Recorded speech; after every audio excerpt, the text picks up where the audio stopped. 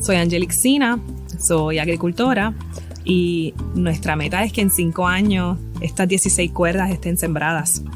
Nosotros queremos crear aquí en Las Marías un lugar donde todo el mundo que disfrute una fruta fresca, un café, pueda venir, pueda entender el proceso de la agricultura y las oportunidades económicas que provee y al mismo tiempo crear un impacto social.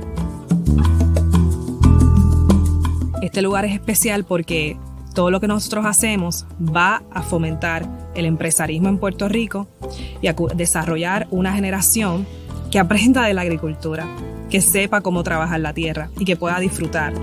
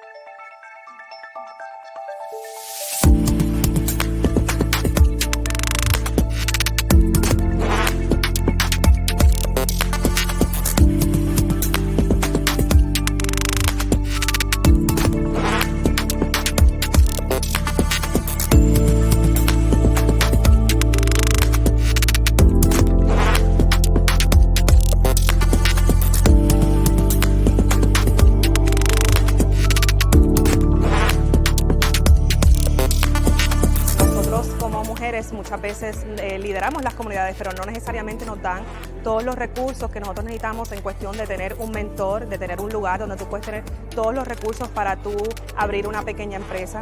Y las mujeres estamos comprometidas con el desarrollo económico y con ser líderes de familia, así que estamos bien contentos de poder tener un centro donde no tan solo vamos a empoderar a la mujer, sino la vamos a capacitar y a conectar con todas las herramientas para que pueda tener una pequeña empresa, quienes son los mayores empleadores de Puerto Rico.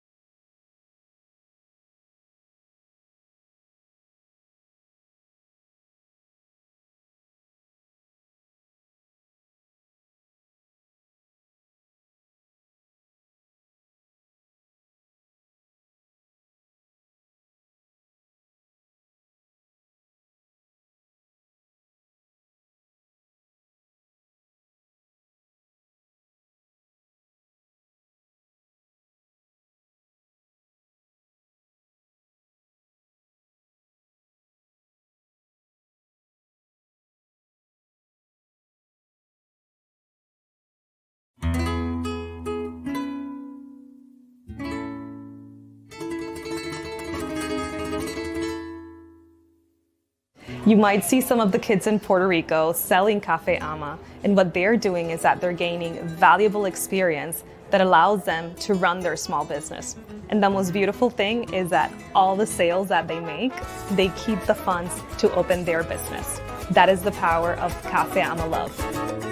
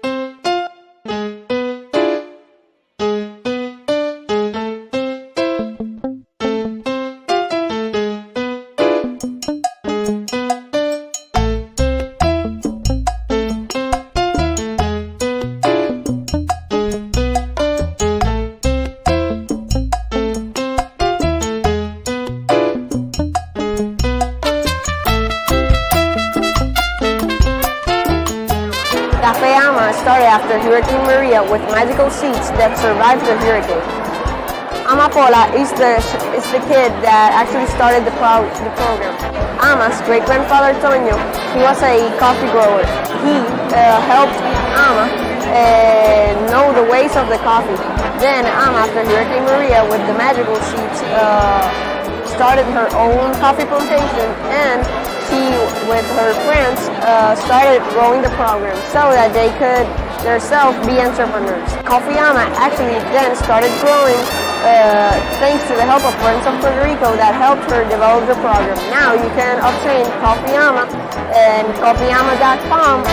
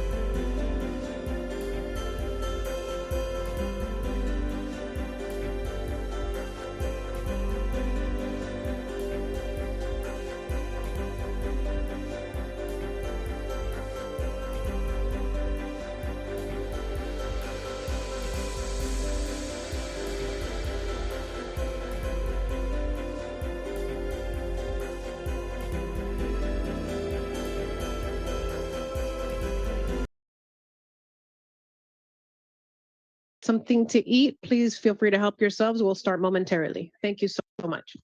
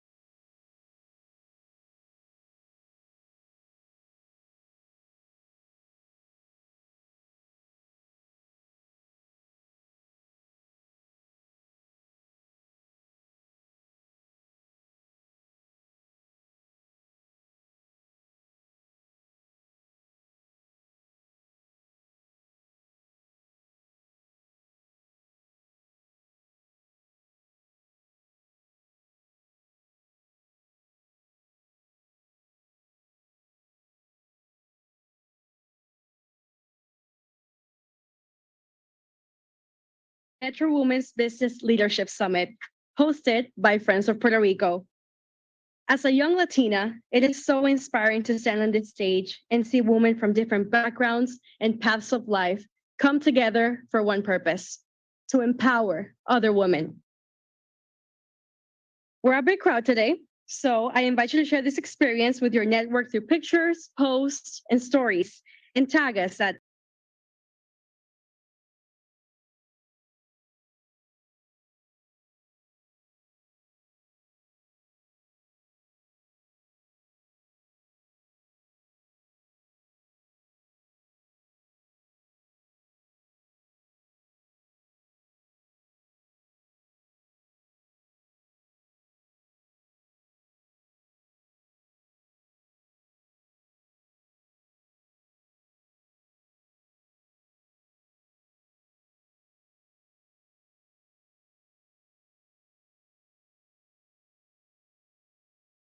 that women, businesswomen, entrepreneurs, and most importantly, role models like you can make a difference.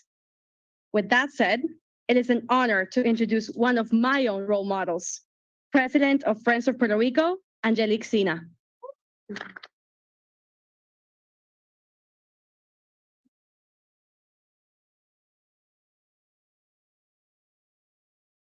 Thank you. I am so happy when I see women like you running the show. Thank you for being with us. This room is glowing. I so appreciate you choosing to be here because I know it is quite the day in DC. Who has other events that we're invited to? Yes, thank you. This means a lot. So as some of you may know, Friends of Puerto Rico was started in Washington, DC in 2015. And we have been committed to creating economic development throughout of these years. We do it by creating our entrepreneurship programs, and we start with the smallest. We'd start with age 9 to teach them entrepreneurship.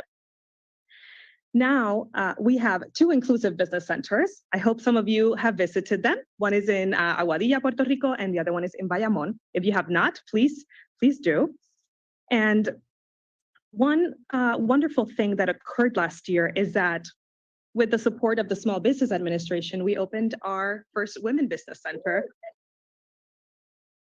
Thank you. Today we have Mark Madrid with us from the Small Business Administration. Thank you for your support and really thank you for being with us today. So something wonderful occurred in this last year. We served over 600 women. Isn't that exciting? And we did that through the support of many individuals, but really trainers and people that have believed in the dreams of these women and have helped them become and launch their small business. Now, why are we here today? I hope we all know that when we opened our first Women's Business Center, we quickly realized that we are falling short. There's actually so many women that want to start a business, and there's not enough services that are provided in Spanish. I know a lot of you speak Spanish or know somebody that does. So what we are announcing today is super exciting, and it's that we are going to be providing this service also in Washington, D.C. in Spanish to serve these women.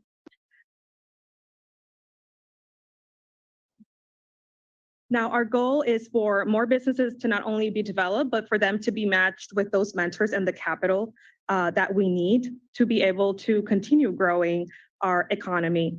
And Friends of Puerto Rico is committed to making this change, but also what we are doing is that we are implementing what we teach our youth entrepreneurs. It's really planting seeds because it does take a long time to make change. So with that, I will end here and pass it out back to Zoe so that she can continue leading the way. Thank you again. Thank you, Angelique. I believe I speak for all of us here when I say thank you for the work you do for Friends of Puerto Rico and the Metro Women's Business Center. Now, I welcome to the stage Celeste Carrasco, Director of Federal and Public Affairs at AT&T.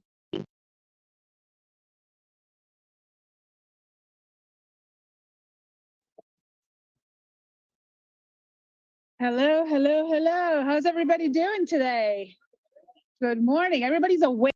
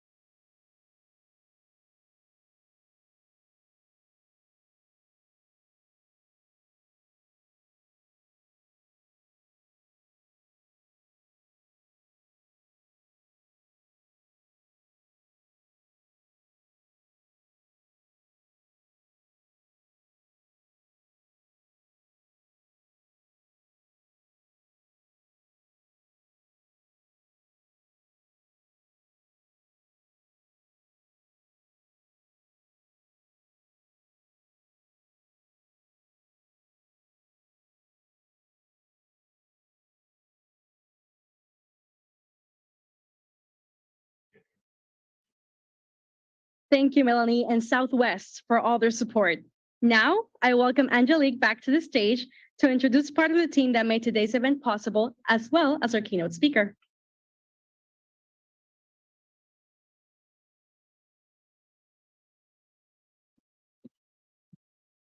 All right, buen provecho. Okay, so I really want to thank Celeste. You met her. Thank you so much for hosting us and AT&T. I also want to thank Activists Connect, Southwest Airlines, which you just met, Paychex, EMD Sales, Banco Popular, Juan and Heather Garcia, Beam Suntory, which they'll be providing the cocktails later, Bitwise Industries and Transportation Institute.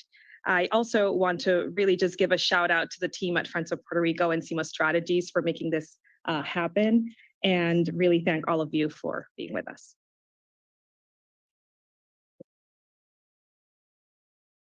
And without further ado, it is my honor to introduce to you to the Deputy Secretary from Housing and Urban Development, Adrienne Totman.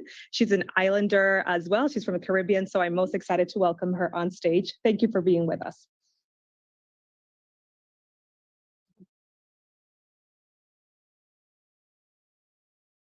Steps in as well.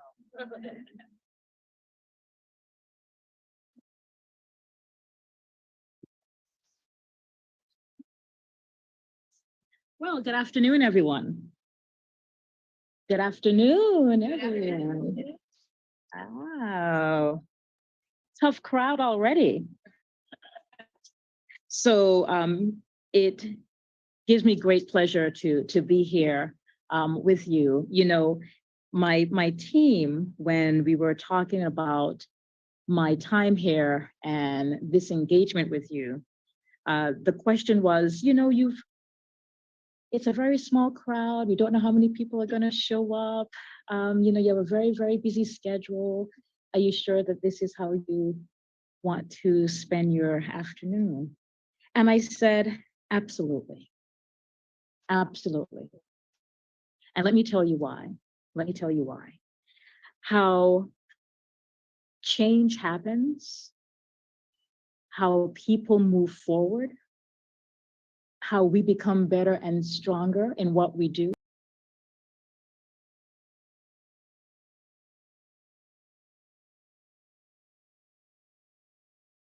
Oriented, who care about a common thing, come together and decide here is the path forward.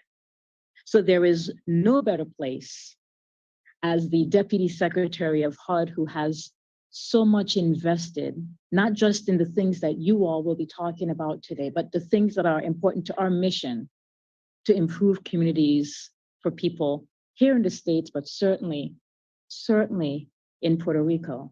This is the most important place for me to be right now. I want to share that as a appointee of this president, I have watched him and the Vice President and Secretary Marcia Fudge, who sends her greetings.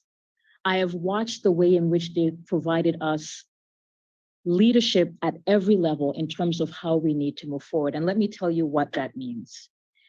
It was this president and our secretary who day one said to HUD, look, the people of Puerto Rico have been provided resources to make sure that they can recover from the devastation of Hurricane Maria. The last administration did not provide them with those resources, but this one will, and we will do it right now. So one of the first things that we did in this administration is make sure that families there, the people there, the businesses there, had access to recovery funds that HUD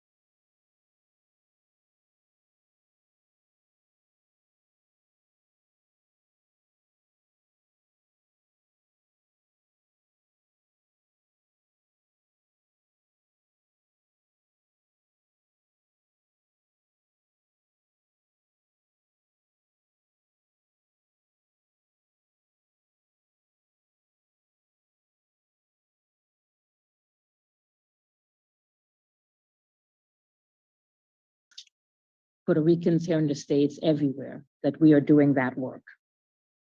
The administration began a gender equity strategy as well, where we brought together staff from across all of the agencies to talk about what are we doing to make sure that we're empowering female small entrepreneurs or larger entrepreneurs. And to that end, all of our Office of Small Businesses have been meeting diligently to make sure that we are hitting the mark and getting to the numbers that the president expects.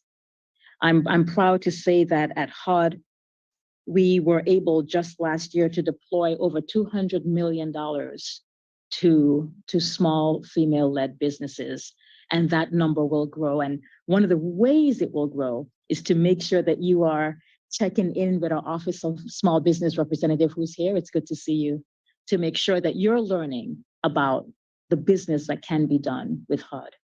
One of the things that is very important to me and the secretary, and let me just say, we know a little something about strong female leadership. I do think that this is the first time in probably any department that we have a female secretary, a female deputy secretary, a female chief of staff, clearly a wonderful female senior advisor for Puerto Rican affairs, a female leader of something called Jenny May, which is a $2.3 trillion enterprise that undergirts FHA, which provides housing financing for first-time owners. We're a female leader who's making sure that our fair housing discrimination laws are being administered in a strong way. So we know a little bit about making sure what it looks like to have female leadership. But we know that notwithstanding where we are right now, history has dictated that we have not done the right thing in this country when it comes to empowering female economic development, which is, I know, one of the reasons you all have gathered today.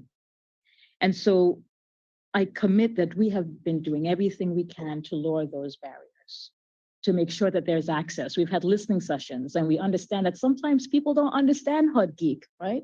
We don't understand all these programs and all these acronyms. Like, what do they mean? What does it mean? And so we've been trying to lower the barriers so you understand our business. You know, this is my something years being in the housing industry. I began many years ago working on the Hill on housing issues. I moved from there and began to work my first tour at HUD. Worked very closely with folks who were helping try to improve the public housing program and improve community development.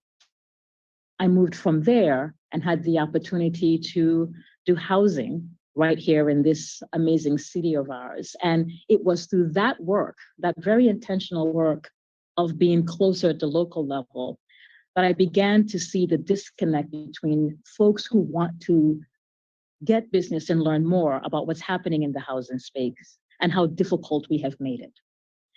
And so from that experience, I was able to talk to more housing partners across the country, leading a group called NARO as their CEO, to talk more about how we can make these local connections. There is so much federal money that surges through our cities.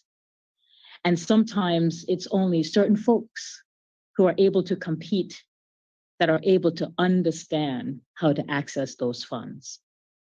And so one of the reasons, again, it was important for me to be here is to say to you, if you are feeling that dynamic as well, where you are, please let us know. It's one of the reasons why we have representatives from our small business here. It's one of the reasons why we have Rosanna to help create those connections so we can close that divide.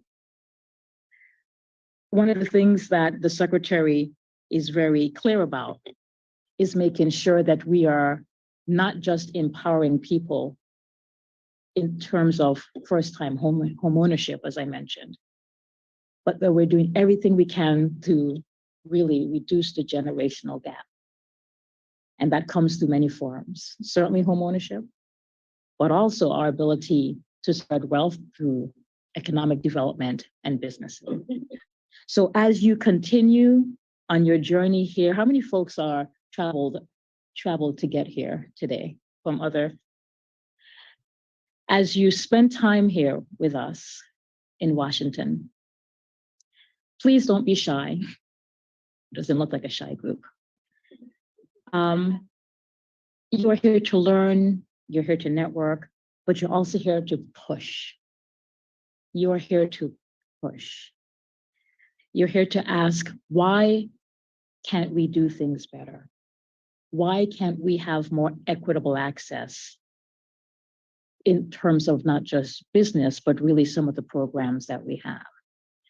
I encourage you to push and demand that folks like me are held accountable, because I know that is my expectation, is to be pushed so we can be better. It is why this president and this vice president and our secretary work so closely to make sure that we are doing the right thing through hearing the voices of folks who are on the front lines like you.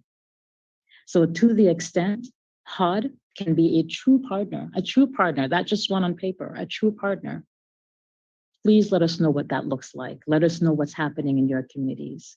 It's why I'm here. It's why our HUD representatives are here. So I encourage you to enjoy your time. I hate to say that the cherry blossoms are at full peak.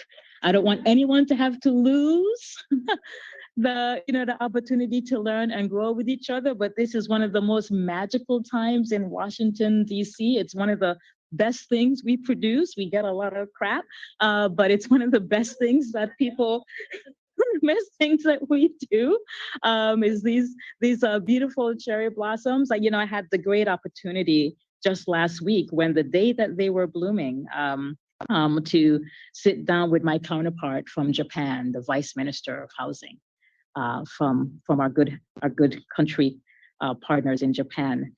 And it was a wonderful opportunity to just remember the importance of connection and the importance of friendship at every level. So I want you to know that HUD is your friend. We care about your success. We care about the success of the families in Puerto Rico. And we certainly care about the economic growth for all. So enjoy your time with each other. Enjoy the cherry blossoms when you have the opportunity. And for the starters, take care.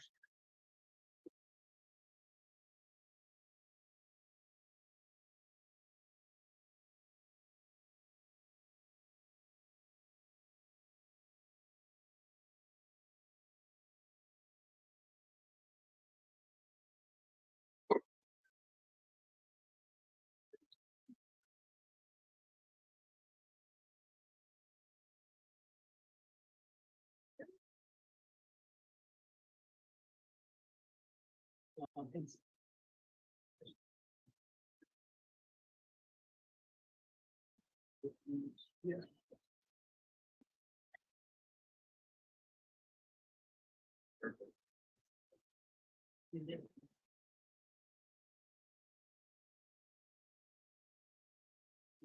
Deputy Secretary Todman, we know you have a very busy agenda, so we thank you immensely for your words and for your time. You truly are an inspiration to every one of us. I hope our crowd got a chance. Yeah. Thank you. I hope our crowd got a chance to share some of those words on their socials. If not, don't worry, there's plenty more where that came from. Just remember to tag us at MWBCPR and at Friends of PR to continue empowering the women around us. And speaking about empowering, I would like to start our first session by introducing Angela Franco, President and CEO of the DC Chamber of Commerce and moderator for our first session, Building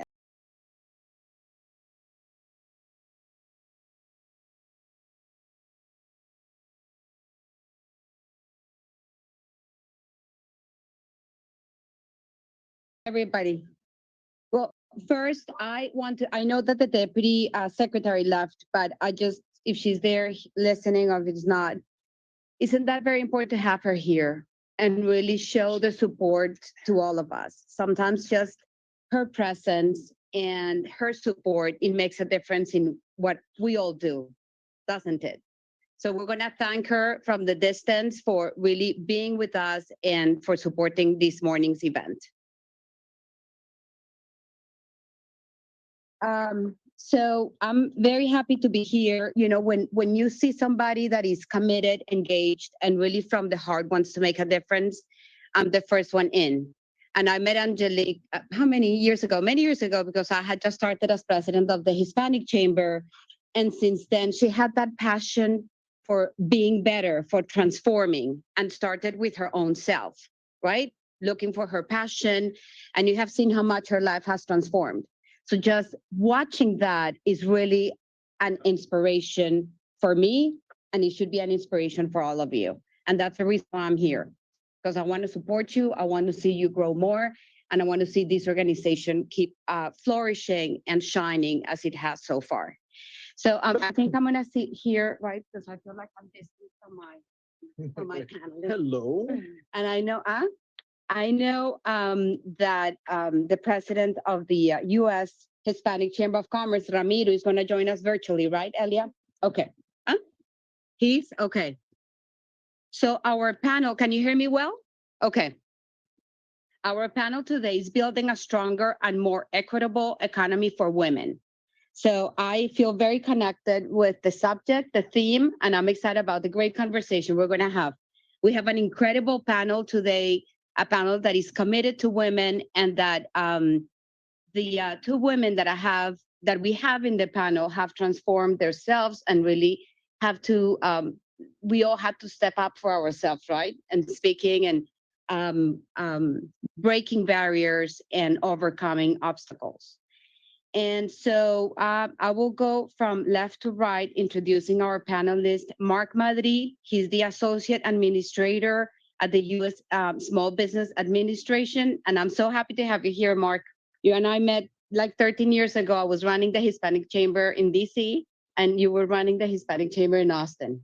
I know we're doing like an educational seminar or something. Talisha Bekavak, she's the Executive Vice President at the U.S. Black Chamber of Commerce. Talisha, thank you so much for being with us. I keep saying this morning, but it's this afternoon. And then Carmen Cantor, she's the Assistant Secretary for Insular and International Affairs at the Department of the Interior. And Ramiro Cavanzos already? Sure, okay, and Ramiro Cavanzos, President and CEO of the United States Hispanic Chamber of Commerce. Ramiro, hola, así. Hola, Ahora sí te buenas veo. tardes. Gusto en verlos a ¿Cómo todos. está? Gracias. Te vimos la semana pasada en la convención. That was fun. Gracias. It was great seeing you. You had a great convention. Thank you for your leadership, Angela. We're so proud of you. Thank you so much. Thank you, Ramiro. I could not do anything without the love and support of my community. Believe me, it really makes a difference in what I have been doing, and feeling the love of the support of my community has been critical.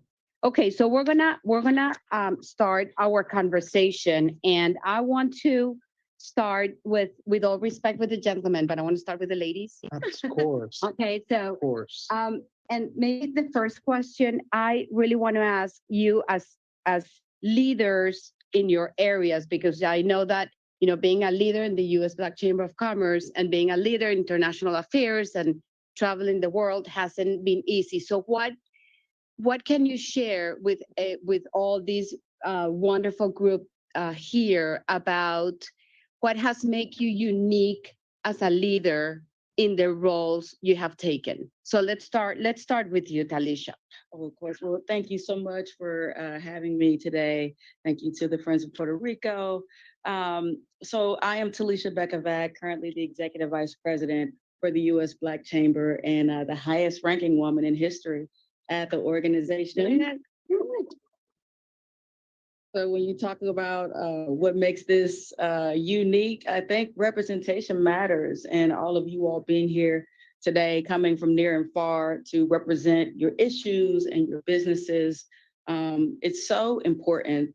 The U.S. Black Chamber was founded in 2009 on our 5 pillars of service: advocacy, access to capital, entrepreneur training, chamber development, and contracting. And when we look at contracting, we're looking at it from 3 ways: where the federal government is spending their dollars, where the private sector is spending their dollars, and where the American consumer is spending their dollars.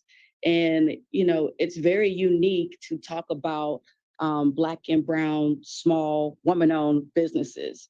Because when we look at the contracting data, our communities are getting, the smaller amount of federal contracting dollars. The data has come out from the SBA that Black women-owned businesses are getting about 1.6% of federal contracts, and Hispanic-owned businesses are getting about 1.7% of contracts. And so that represents maybe $9 billion. And that is a special and a unique moment in time to be able to represent women-owned businesses, Black-owned businesses, brown-owned businesses to the federal government to say, hey, our businesses have the size and the scale to participate in this $600 billion marketplace, which is the goods and services that the government spends. And so it's such an honor to represent a vast community. We have over 140 local chambers and about 400,000 business members. And we are the voice on Capitol Hill and in state capitals, fighting for more procurement dollars, more access to capital for you all. And to be a woman leading that conversation, it's such a pleasure. And it's an honor on Women's History Month as we remember our contribution. And so thank you to the Deputy Secretary who encouraged you to charge and to hold our officials accountable, because it matters. Your voice matters. And Mark will tell you the representation matters. And we appreciate you all being here. And we appreciate the partnership of Hispanic Chamber, my colleague Ramiro there on the line. We appreciate the partnership and the alliance, because we cannot do this alone. It takes all the communities to come together and advance for change. So thank you for having us so much. Now, Assistant Secretary Cantor, would you like to? Thank you. Thank you so much. Gracias, Angela. Buenas tardes. Tengan todos. I wanted to start by thanking Angelique and Friends of Puerto Rico for putting together this wonderful event. When she invited me, I know you wanted to do this last year and then it couldn't happen, and then it got moved, and I put it on my calendar and said, I'm not moving this no matter what. So thank you so much for that. I didn't get the memo about the pink outfit, but I got the memo about the pink shoes. So I hope if you need to borrow them, please go ahead. No, I was thinking about the question that Angela just asked, and if you ever asked me, 30, 40 years ago, that if I saw myself where I am right now, the answer would have been no.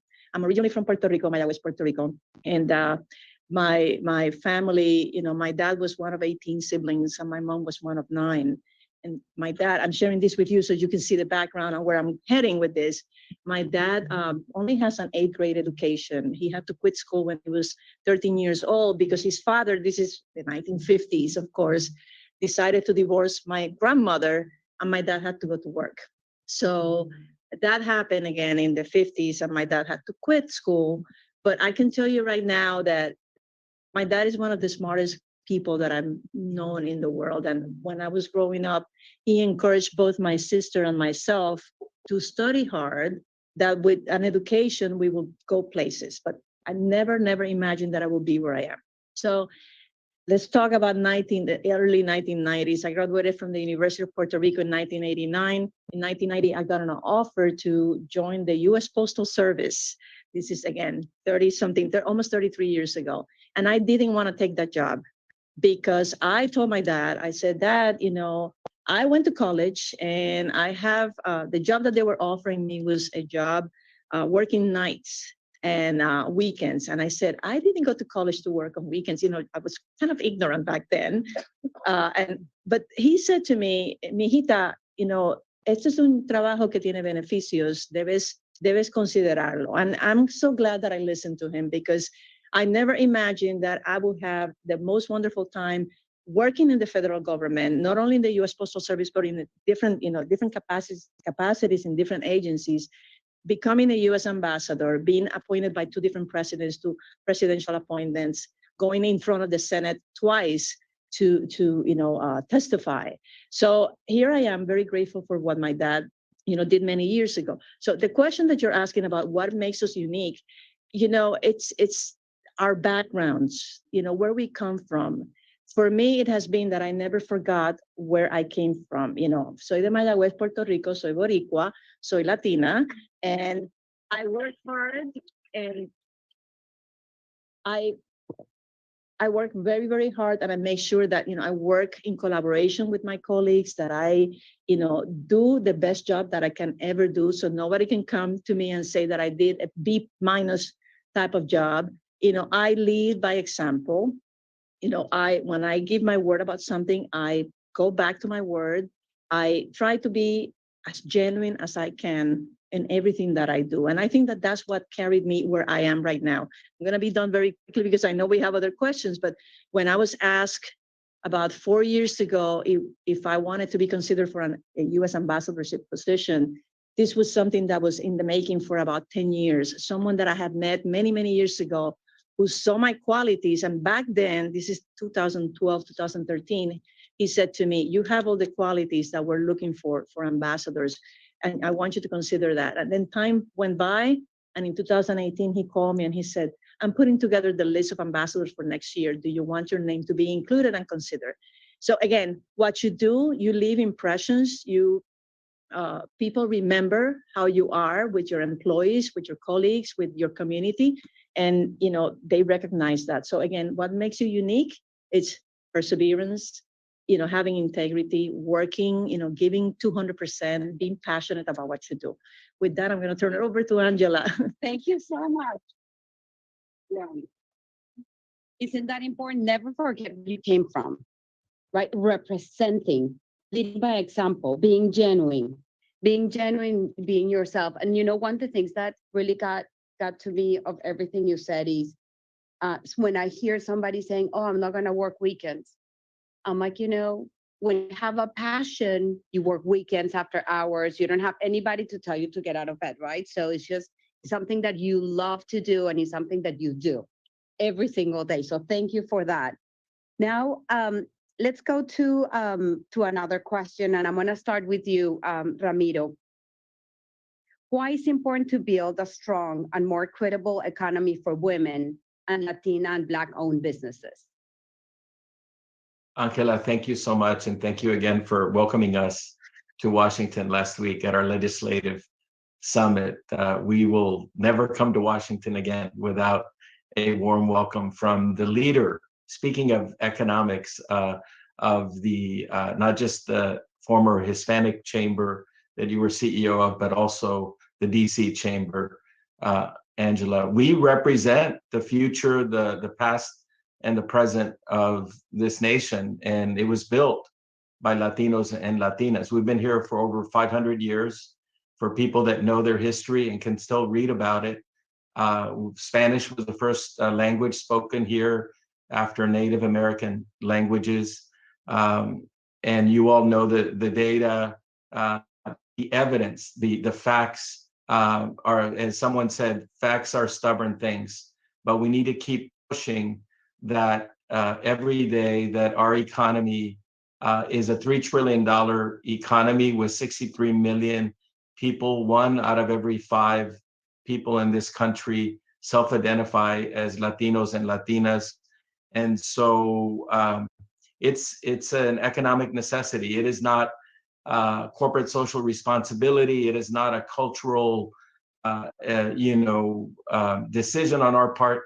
It is about creating wealth and prosperity in a community that it has a higher percentage of business startups and entrepreneurship than any other community.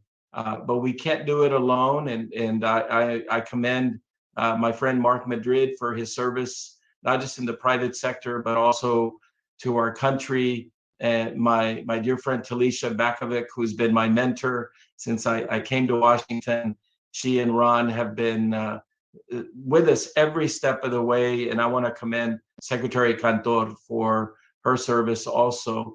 But we need each other. It's solidarity. The last point I would make is that, as we move forward with this economy, it will be on the strength of the Latino community. For the U.S. economy to do well, the Latino community needs to do well. We represent 250 plus Latino chambers of commerce. I myself used to run the San Antonio Hispanic Chamber of Commerce, founded in 1929. I was their CEO for more than 2 years and was very involved with the U.S. Hispanic Chamber of Commerce and the U.S. Chamber of Commerce.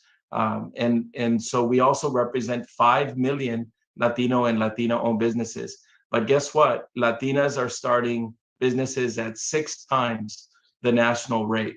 So we need to empower our Latina business community, not because it's the right thing to do, but because it is the smart thing for us to do. And we all know that Latinas make better leaders. They're more thoughtful, more visionary, more precise, and they have a sixth sense that is needed to be successful.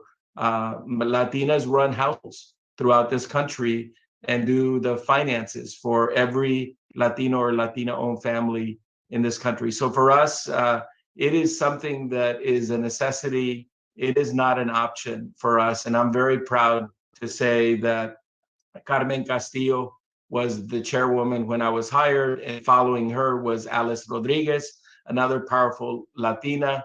We have Nelson Ranieri, who's our chair right now, but following Nelson is the great Jackie Puente, who is another powerful Latina. So in our board, the majority of the leaders are Latinas out of the 20 board members, and that's the way it works. It's not a quota.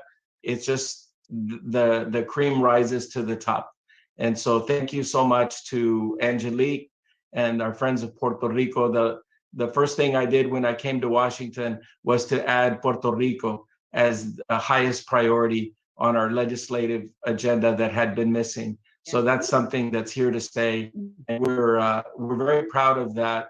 And words matter, but also your actions matter, and we stand with Puerto Rico economically. Thank you so much, Ramiro.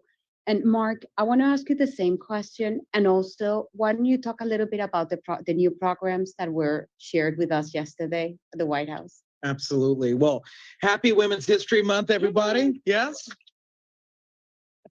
But I've been saying every month it's Women's History Month. Every day. Because and every day I wouldn't be here but for my mother. So that is the ultimate tribute on Women's History Month. And I just thank Friends of Puerto Rico for this opportunity. Angelique, for your stamina as a leader through all the pivots that you've been through professionally and personally, and the team that put this wonderful event together here in Washington, D.C. Washington, D.C. is a complicated place. Mm-hmm.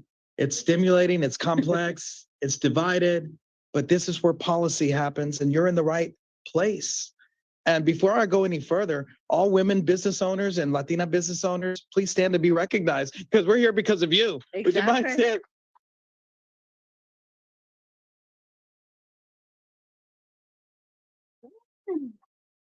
And we have to remember that we're here because of you. It is because of you that I have a job, that I call this gravestone material. You know, the gravestone only has a certain number of characters. This is it for me. I've been thinking about serving the federal government since I was a kid. You know, my parents grew up on the cotton fields. They were migrant farm workers. That's where the jobs were, the South Plains of Texas. And they said, no, we're going to do something better for our family, because that's the only way they're going to get educated. So they opened a welding business there in the Texas South Plains together. They built that business. They did not have a PhD with academics, but they had a PhD in grit and ganas. And that's what they taught us. They said, look left, look right, look forward, look back, and work harder than them. Exactly. And that's what we did. That was the picture that we had. That's the only recipe that we had to navigate through life. And I lost my dad to COVID-19 and almost lost my mom at the same time. They were both on the COVID floor when I was serving Latino entrepreneurs and Latina entrepreneurs prior to this position. And, you know, when my dad died, and luckily my mother survived, it was this room that was with me, Angelique, Ramiro, Angela, that supported me and gave me that abrazo that I needed when I thought I was going to lose my mother as well. So that's my backdrop. But now that's enough about me. What is it about you that we're doing? I'm so excited. And Preston Harch, I'd like to give him a hand. He's my special advisor. He's with me every step of the way. But what is this administration doing? What is President Biden doing? Vice President Harris, and by the way, our SBA administrator, the 27th administrator of the Small Business Administration, Isabella Casillas Guzman, Latina and President Biden cabinet official. What are we doing? Because Ramiro was right. It's wonderful to be with my dear friends for so many years, Talisha, Ramiro, the U.S. Hispanic Chamber of Commerce, the U.S. Black Chambers, and my fellow warrior at the federal government leadership level. What are we doing? Well, first of all, we put a women's business center in Puerto Rico. That's action. And with the president yesterday, we announced other things that we're doing for women entrepreneurs. That historically, we have the largest footprint of women's business centers in U.S. history. Yes. And we're expanding that footprint to 160 women's business centers. That's action. How else are we investing in women entrepreneurs? Well, I was blessed when I started this position as a presidential appointee a couple years ago that something landed on my lap in terms of you're going to run this program with a strong team. It's the Community Navigator Pilot Program. And I'm thrilled that the U.S. Hispanic Chamber of Commerce and the U.S. Black Chambers are grantees for this program. It's $100 million. Yes. And I'll be short because I need to go cliff notes because we want to get to you and have those opportunities for you. So I'll get to the bottom line. The program was erected to reach those businesses that for whatever reason have not been supported. Maybe it's a lack of trust. Maybe it's not only a lack of access to capital, but access to networks, people, Rolodexes, right? Access to knowledge and education, access to contracts. So that program was erected to fulfill that mission. How are we doing it? It's through trusted community partners. I have 51 grantees and over 450 community trusted organizations, including Foundation Puerto Rico, that's helping 150 to 200 rural entrepreneurs in northern Puerto Rico and rural Puerto Rico that have gone through the hurricanes and the pandemic. And so if you look at our largest footprint of the Community Navigator Pilot Program grantees, that should tell you everything in terms of diversity. Because I always say diversity is America's greatest economic development asset. So look at our Tier 1 grantees, the U.S. Black Chambers, the U.S. Hispanic Chamber, the National Urban League, the Local Initiative Support Corporation, LISC, supporting women entrepreneurs, the Institute of Veterans and Military Families, supporting our veterans, the International Rescue Committee, supporting immigrant entrepreneurs. We have OWISTA, servicing small businesses in Indian country. And who am I forgetting, Preston? My goodness, there's one more, but I'm gonna get to, how could I forget? US PAC, serving the Asian American community. Wow. I said, let's get all these amazing organizations and the small businesses that they're supporting. And that is the picture of action. What else are we doing besides increasing our Women's Business Center footprint to 160? We invested $70 million in the Women's Business Center network. And the SBA, in the last 2 fiscal years, over $10 billion to women with our traditional loan products, our 7A and our 504. So that's just a little bit. I could talk for days about action because that's what we're all about. Thank you for this opportunity. And let's keep the conversation going. And Thank you. This is a testament of grit and guidance right here. Angela. Thank you. Well, thank you. That was great. Passion, right? It's all out here. Passion. Okay, so there's something that happens that you won't believe it happens, but it happens. That sometimes the nonprofit, government, corporations, businesses don't talk to each other. So and I want to start with you, Secretary Cantor. Why it's important for nonprofit, government, and elected officials and communities to talk to each other and to work together? And if you can share some examples of how your work in government has made a difference in that communication, in that conversation. Yes, thank you, Angela. If we don't work together, we cannot get things done. It's as simple as that. I learned a long time ago that, I mentioned at the beginning of this conversation that I'm a proud Latina, proud Boricua, but something that I learned when I worked at the U.S. Department of State many years ago is that I'm going to use the example of the Hispanic Employee Organization.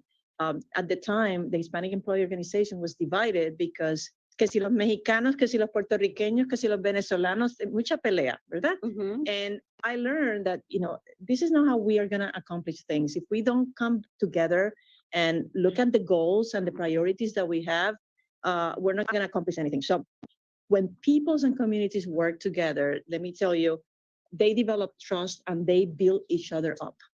So that's very important because we support each other. What happens is that then we have more confidence and we're more engaged with the organization.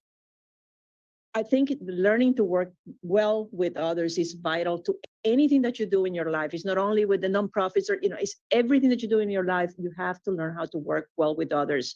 There are many, many benefits of effective collaboration. And one of those benefits is synergy. When organizations, elected officials, communities, nonprofits, the government, when they all work together, effectively together, they are able to come up with good solutions. And when you all those stakeholders are talking, you bring diverse opinions, diverse perspectives, and diverse ideas. So again, it's more beneficial to work together than work against each other. And, no matter, my advice to all of you is no matter how difficult things might be or look in the organization that you're currently at or you were at, just always find ways to engage with others and see the benefits of that collaboration and that, you'll see the synergy. So again, you build each other up together and you find effective solutions for any problems that you're working on. Yeah, and I want to ask another question there, or maybe a comment and see if you can. Sometimes when we're in the private sector and we have never worked in, I had the opportunity to work in government for a short time, but when you're not in government, sometimes you don't know how to approach it. But government is really what they want is for you to reach out to them, right? Because that's what I see and what I feel. What are your thoughts? And then I'll talk about to you. Absolutely. Sometimes when people talk about government, they think about bureaucracy and they think about, everything takes so long. And sometimes they're right. Mm-hmm. Things take long and we have so many clearance processes but we also have we have money.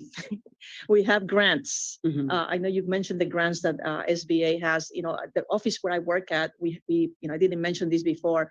We provide all the oversight and the policies and the support that the territories, with the exception of Puerto Rico, they need. We work with the USVI, we work with the Commonwealth of the Northern Mariana Islands, American Samoa, and Guam. And we also work with the freely associated states. And you mentioned international portfolio, but we have money, we have grants, hundreds of thousands of dollars. And I think they're there just waiting for people to go, apply for them. So my advice to all of you is no matter how complicated or convoluted or it's going to take time, try, look at what we have to offer because, we believe in what you're doing. You need to believe in us and you need to, again, be a little bit patient with us. You asked me, there was a question that you asked Angela before about contributions. This goes back to the original question. You asked, to provide examples about how I contributed, going back to the original question. When I was at the State Department, and I mentioned the State Department because it's the agency that I worked for the longest. I worked there for 17 years. I worked at the Postal Service for 11 years, worked at the Federal Maritime Commission for 2, Foreign Act Service for 2, and now work at the Department of the Interior since last August. No matter where I work, everything that I did, I reach out to others and I ask for their help and I help them when they needed the help. I work with the Hispanic Employee Organization. In my community, I'm working with Girl Scouts because I thought it was very important to empower young girls since, they're very, very, very young. While I work in Micronesia for almost 2.5 years, Micronesia was one of the few countries in the world with no women in its legislature. Just imagine the government, it was all men. The president, all the cabinet members, the senators, the representatives, all men. And I thought it was very important to demonstrate that women, had the capacity to do the work. So I helped them establish their first Girl Scout troop in the country of Micronesia. So something that, now that I've left Micronesia, now they have 2 women who are senators. And I'm not taking the credit for that, but I am going to take the credit for putting that in front, front and center, that it's very important to have women because, we have opinions and, when you have women in, your organizations, there are studies that will, corroborate this, that things work out better, things get done. So again, very, very happy that Micronesia now has women in its legislature. With Yeah, that, back thank to you. Thank you, thank you. Yeah, and I want to ask that to the Chambers of Commerce as well, Talisha. I know Chambers of Commerce play a critical role in being that convener. How do you manage that, and how do you work around it, and why it's so important to really create that synergy with all the different players? That's a great question. And as I was thinking about Puerto Rico and the importance of partnership and alliances, my memory went back to May of 2022. We were thinking about the $1.2 trillion bipartisan infrastructure bill that had gotten passed, a once in a generation investments in roads and bridges and shovel-ready jobs. And we were excited at the Black Chamber about the economic opportunity that was going to come down for Black and Brown businesses, but we knew we needed some sort of alliance to continue to convene folks in the future on the importance of inclusion of small business contracts in that 1.2%, in that $1.2 trillion. And we worked with Bibi Hidalgo, our colleague at the Small Business Administration, to put together an MOU, let's call it the MOU. We put together an MOU with the Puerto Rican Chamber of Commerce to come together and say, how can we ensure that there's inclusion in the government spending that is going to come down. And it was a wonderful celebration and ceremony to see the Puerto Rico Chamber of Commerce and the U.S. Black Chambers come together in this MOU just about equity. Because here in Washington, D.C., we work really hard to come up with solutions to very tough problems. And the Deputy Secretary mentioned it earlier. It is in rooms like this that very tough policy issues are determined. But once the policy leaves Washington, D.C., and it's in the community, and it's in the states, and it's in the counties, and it's in the cities, we depend on our local chambers of commerce and the businesses that they serve to let us know how it's going. Because we know that once things get on the ground and you start to work through programs, sometimes we realize, hey, there's a language barrier for this community, or there's an access barrier for this community, or there's a skills gap here. We need more training to help people understand how to get on the other side of these federal contracts. It's not easy to do business with the government, but the economic opportunities are just bountiful if you can find a way to become a government contractor. And so the alliances that we build is to just make 1 + 1 = 11, because that's oftentimes what we have to do in the small business community. And as women, we have to join and create alliances like the one that we did with the Puerto Rico Chamber of Commerce, like the alliance that we have with the U.S. Hispanic Chamber and the U.S. Pan-Asian Chamber and the National Gay and Lesbian Chamber of Commerce. We all have alliances, both here at the national level and at the local level. And so I encourage you, as you go back home, if you don't see your colleagues to the right and to the left of other communities, invite them to your Chamber of Commerce meeting, because it's the consensus of all of these communities that's really going to get us good policy that works and that's having impact and that's developing economies. That's what we stand to do with this. And so that's the importance of the alliances. It's the importance of chambers to be your voice. The hairstylist who's doing hair, she doesn't really have time to look at 800 pages of legislation, or the welder that is owning and operating his business. He may not have time, but the local Chamber of Commerce is there to support you. And the meetings are in accessible places. Many of them are virtual. Many of them are in your community churches or in your local libraries. And you can go and you can attend these meetings and be a part of the change that you want to see, but you've got to get in the game. We don't know the challenges. We don't know that you're not getting access to capital. We don't know that the $1.2 trillion didn't flow down to the community level unless we hear it from the community, and we use our chambers of commerce to be the voice back to us here at headquarters in DC on what's working. And we're going to advocate. As you can see, our partners here at the SBA, we've gotten ear. This administration has been the most inclusive that I've ever seen in history. You talk about Angelique being at the White House yesterday, a room full of women in the White House. I mean, come on, y'all, we have made it.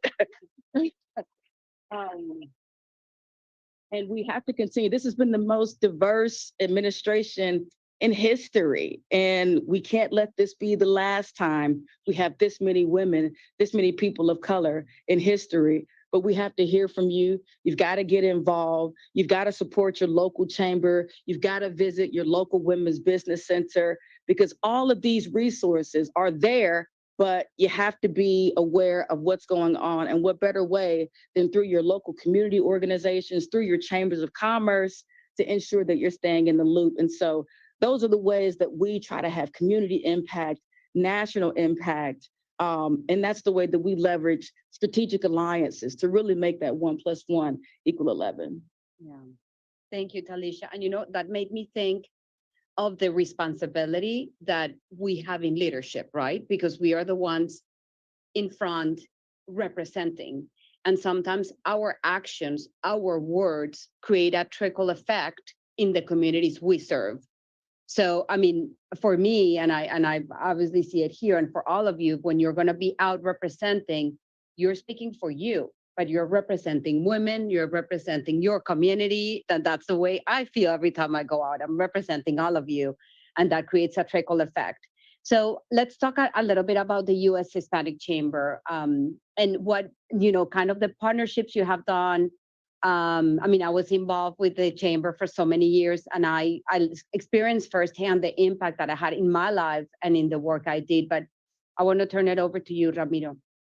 Thank you, Angela. And I want to say that, you know, we need, as a team, to realize that we're stronger when we have each other supporting each other. And the chamber, our work, we're only as strong as our weakest link. I know it's a saying that's been overused, but we have 260 chambers, and each of them is an economic oasis in their community.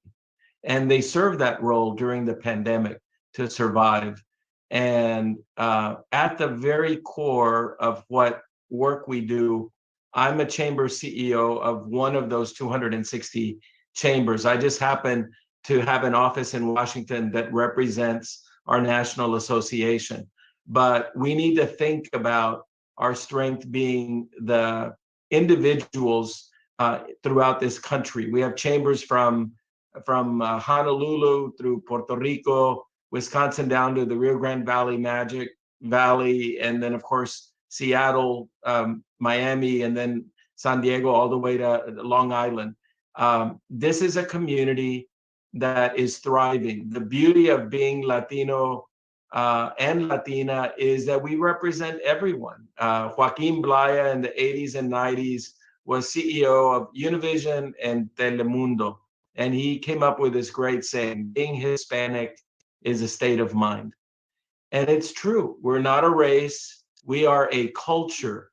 And 20% of us are Afro-Latino. We're Asian Latinos. We're LGBTQ Latinos. We're Native American Latinos.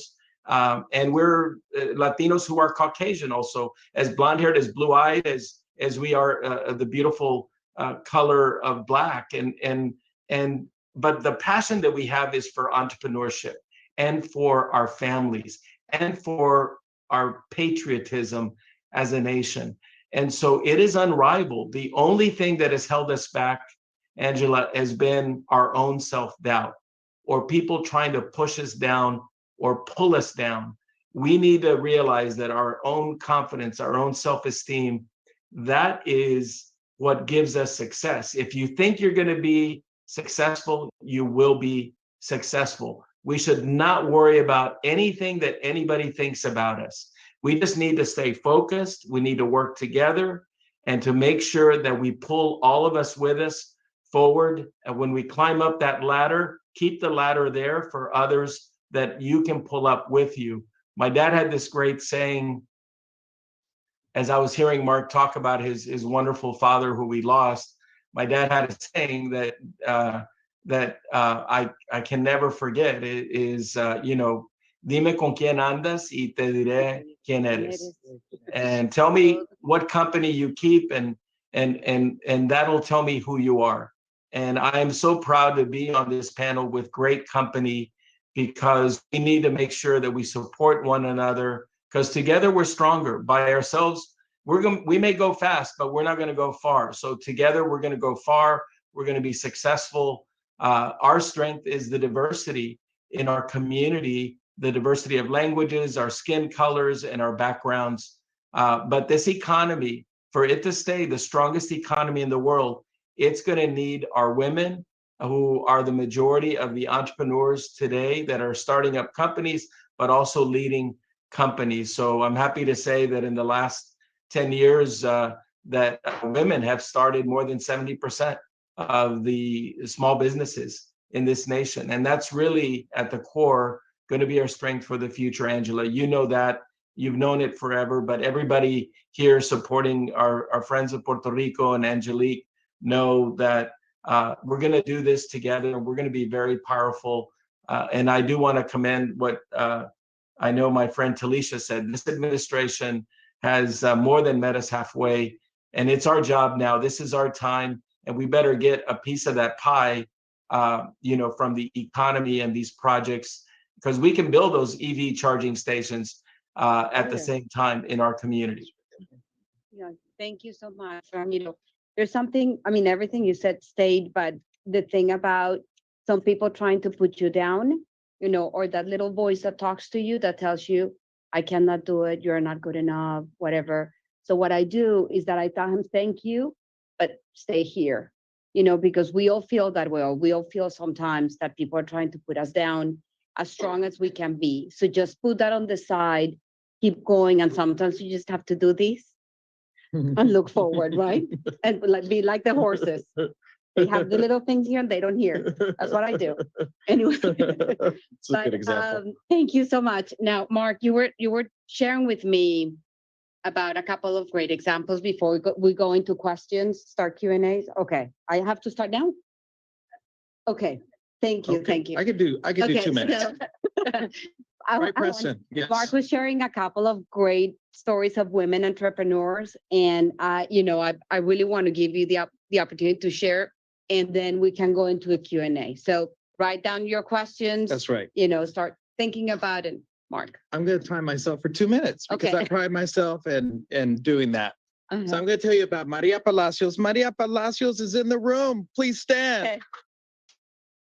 Maria Palacios called me. I'll never forget it. When I was serving this country through the former position I was in, and it was Latina and Latina entrepreneurs.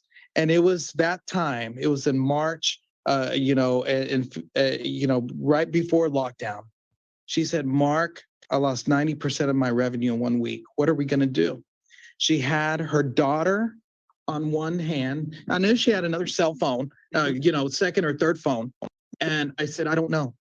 I said, but what you have is you have grit, you're well packaged, and you're a solution driver, and you want to take care of your family. And the other thing is that you're a strategist. So we're going to be here, do what we can, and it's going to be unrelenting. Fast forward.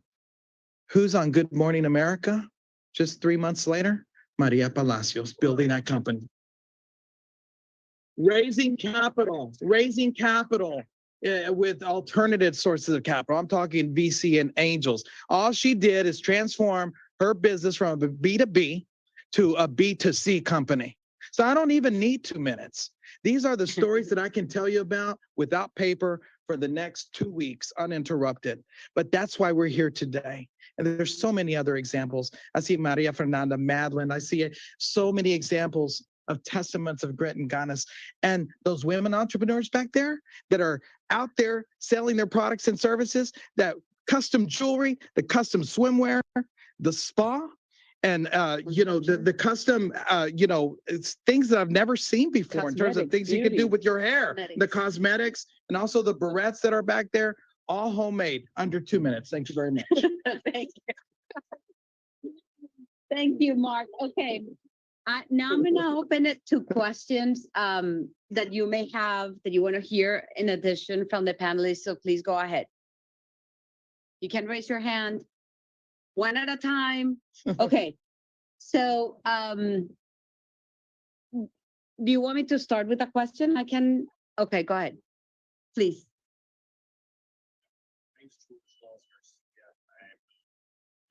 Myself, I've got a affairs consulting firm, and we're actually supporting Friends of Puerto Rico, so very proud to be here today. And I actually want to ask a question about how us as men, we can serve as better allies to help women develop their businesses, and what we can do as male entrepreneurs to make sure that we're doing our part to support women businesses to grow and to develop to their full potential.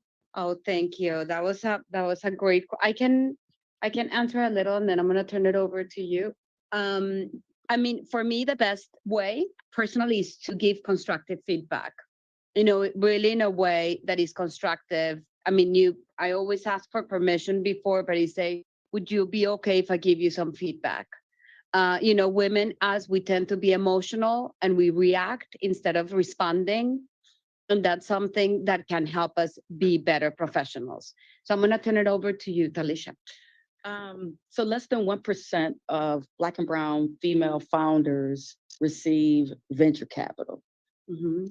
And when Mark was talking about the businesses in the back, I looked at the young lady who has the cosmetics business, and I just thought about how women own the beauty and wellness industry, and how there was a Black woman, Mael, who's just sold her hair care company for $100 million to Procter & Gamble. There's another Black woman, Melissa Butler, who has a company called the Lip Bar. It is now the largest or the biggest growing or fastest lip and makeup line in Target. And so men, you can put your money where your mouth is, because we know that there are certain industries where women do really well, but we need the manufacturing, we need to test the skin colors, we need to test the products, and those things require access to capital. And we know that that's the concern for all businesses. But again, women founders, Black and brown women, women like the folks that are in this room and like the young lady in the back, has less than $1 million to get her product created, to perfect it, and to get it on the shelves of consumers. But we know that Target and Walmart and Sephora and all of the Estee Lauder, we know that the money that is being made in this industry, and I've seen some recent data that made me focus on this particular industry, but I think just supporting more founders with the capital that they need would be such a wonderful way for the men to be allies in this quest. It's really about the financing. And I mean, just moral support. You know, I think if you have a sister or a mother or a colleague, you know, always having that emotional support, because we heard the story about the young lady that's on Good Morning America, baby in the hand, phone, work phone on this hand, work phone in this back pocket. I mean, women business owners have had the toughest time through the pandemic, being mom, being business owner, being wife, being sister, being daughter. You know, women business owners really need the support of the community, because we are the backbone of the economy. And so those are ways that you could be supportive, men. Open up that pocket. Thank you. The secretary. I'm just gonna say one thing: help women expand their networks. You know, many people introduce women to those people that might have the money, but also, will help them in other areas as well. Okay. Can I mention one thing? I have to step in here. We have to have equality of pay. So if you're in a position, yeah, and you're hiring that COO, and there's a gradient of difference between pay. That should not be the case. I agree. I mean, you're talking to me. I'm like, you know, I don't, in my mind, it's like, you know, I deserve like whatever comes to mind. Seriously, but it starts with you. You need to feel that you're there, that your value is there. And we all have a place, right? We all have a place. So we don't have to fight with each other. We all have a place. And then, Ramiro, would you like to add something to the great conversation we're having?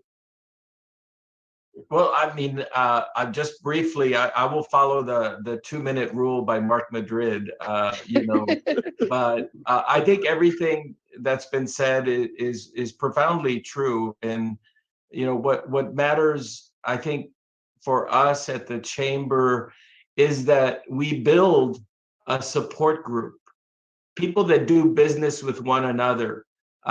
You know, I love the mantra of the Latino Business Action Network that you give and you get. And that support group that Mark had a big investment in, so many people, is really what we're doing. I mean, that's how economies work. That's why we have USMCA. And so, you know, no one can survive on their own. The greatest thing that we learned from the pandemic is that we need each other. We learned that more than anything. Even a non-Latino or a non-African American owned business owner that had 5 tenants in their building that could not pay rent during the pandemic, because all businesses, we put ourselves in a self-imposed recession to save lives and to save our economy for the future. But they had to realize that they needed to extend credit on their own to maybe delay tenant payments for 6 months or a year, knowing that after we would come back together, they would have those same tenants waiting and catching up with their own revenue and their own prosperity when their customers would come back and the economy would reopen. But that really taught people that it's not a transactional world anymore. It's about showing empathy and compassion, and business and access to prosperity and wealth can be compassionate. And we learned that through the pandemic. Thank you so much. Okay, we have 5 minutes left. So we have, Yeah, I'm going to take one question that we got via live stream. okay. Is there help? Are there resources that will help businesses start and expand into Puerto Rico? Yes. We talked earlier about the Community Navigator pilot program. This is a wonderful program that the SBA started because of what happened in the pandemic, where we saw that Black and brown businesses weren't getting access to the Paycheck Protection Program. Many of them did not have the banking relationships. Many of them could not translate the forms to get the capital. And so the Community Navigator pilot program is a wonderful way to work with the U.S. Black Chambers, or with the U.S. Hispanic Chamber, or with the U.S. Pan-Asian Chamber. I'm not sure which community this question is, but all of us are there, no matter what your race, creed, or gender, to help navigate the labyrinth of programs that are available. There is not a dearth of resources under this administration for small businesses, but you have to be connected. You've got to get in the game. You've got to get involved with your chamber, with your Women's Business Center, with your Small Business Development Center.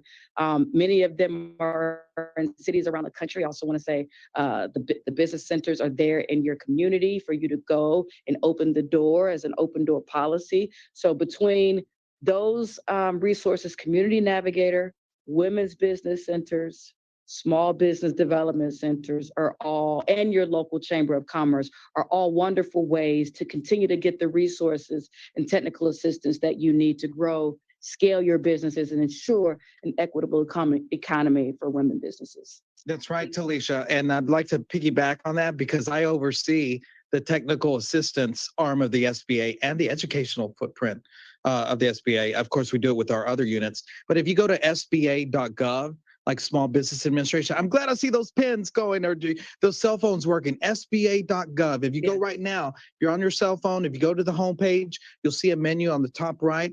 you'll hover down to where it says find local assistance, and everyone that Talisha mentioned will be listed there if you type in your zip code. So whether it's a small business development center, a women's business center, a SCORE chapter, SCORE's mentorship, if it's our community navigators, we're fortunate to have 2 of them here, our Veterans Business Outreach Center, our VBOX, and of course our district offices. We have 68 district offices, including in Puerto Rico, that will also serve you. Also, if you go to our Office of Entrepreneurial Development, the office that I run, there's free resources there, including Ascent, which is a digital online self-paced curriculum for women entrepreneurs. It's called Ascent. Thank you. Okay, we can take one more question. Actually, Hi. Oh, okay.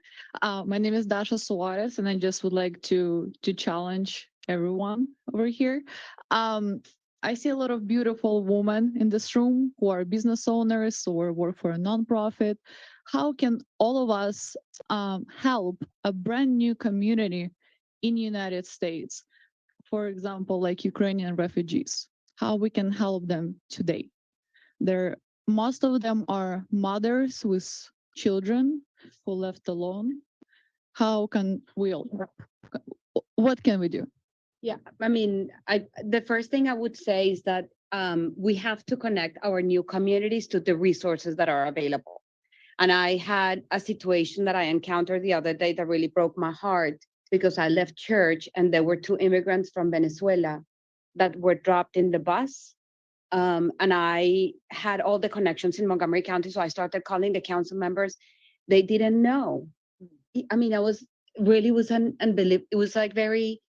So the next day, so I put them in a hotel that night. So I think that, we all have to do what we need to do in the moment. And then the next morning, we were able to connect them with resources and, we put them in one of the programs that were available.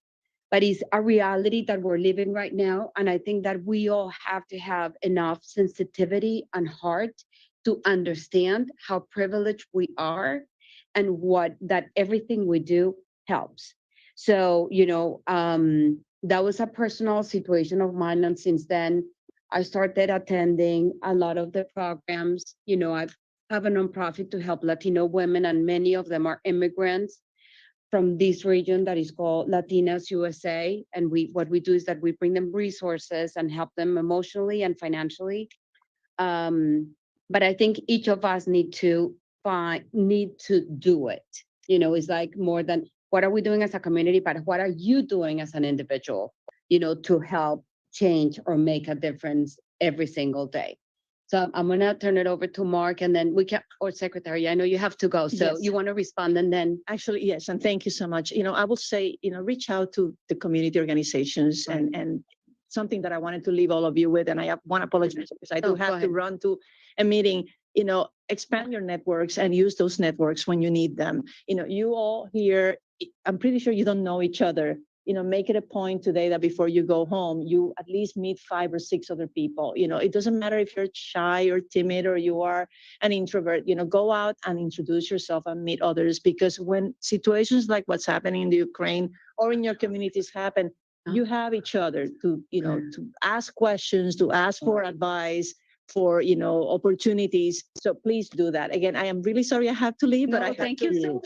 Thank you so you. much, and good luck, everyone. It's a pleasure to meet you. And I'll close right quick with an example. I met a Ukrainian entrepreneur just the other day in the Americas Pacific Northwest. So thank you, Dash, for the question, Gustavo. And I want to talk to you about what a microlender was doing to help her start that driving school. And what I said that I was going to do is introduce her to another driving school, Latina entrepreneur in Chicago, Illinois. Yeah, that's what we need to do. Yep. But anyway, I think we have to conclude now. Thank you very much to all of you for being here, to our great panel, and for being here this morning, and Angelique, for you to invite us to be here and spend time with you and this great group of women. Thank you. Thank you.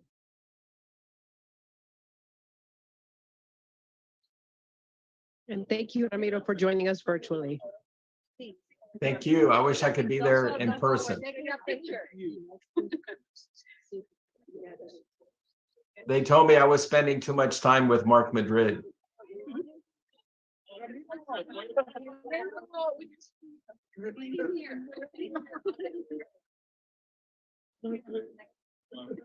Stay for the picture, Ramiro.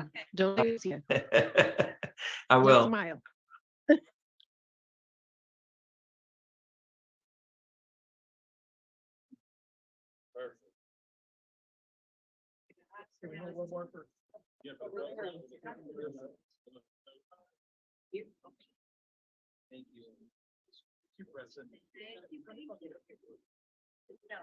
Thank you again. Thank you, Ramiro. Thank you. Thank you for everything.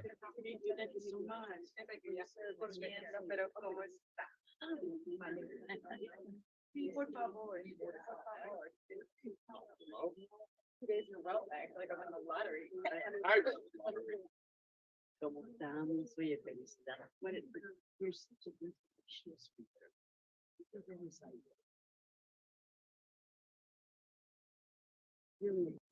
Thank you all. That was an amazing session. Another round of applause, please.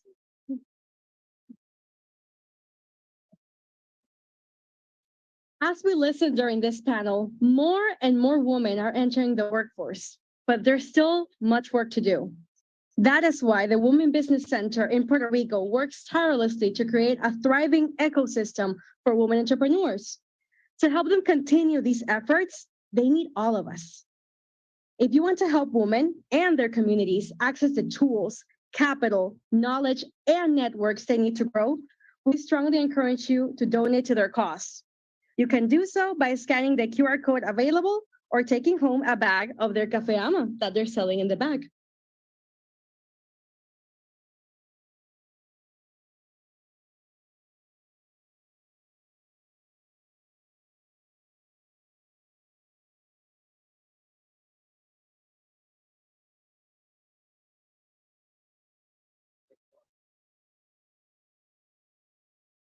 Thank you, Soy. What a super exciting discussion. I feel that you're super energized.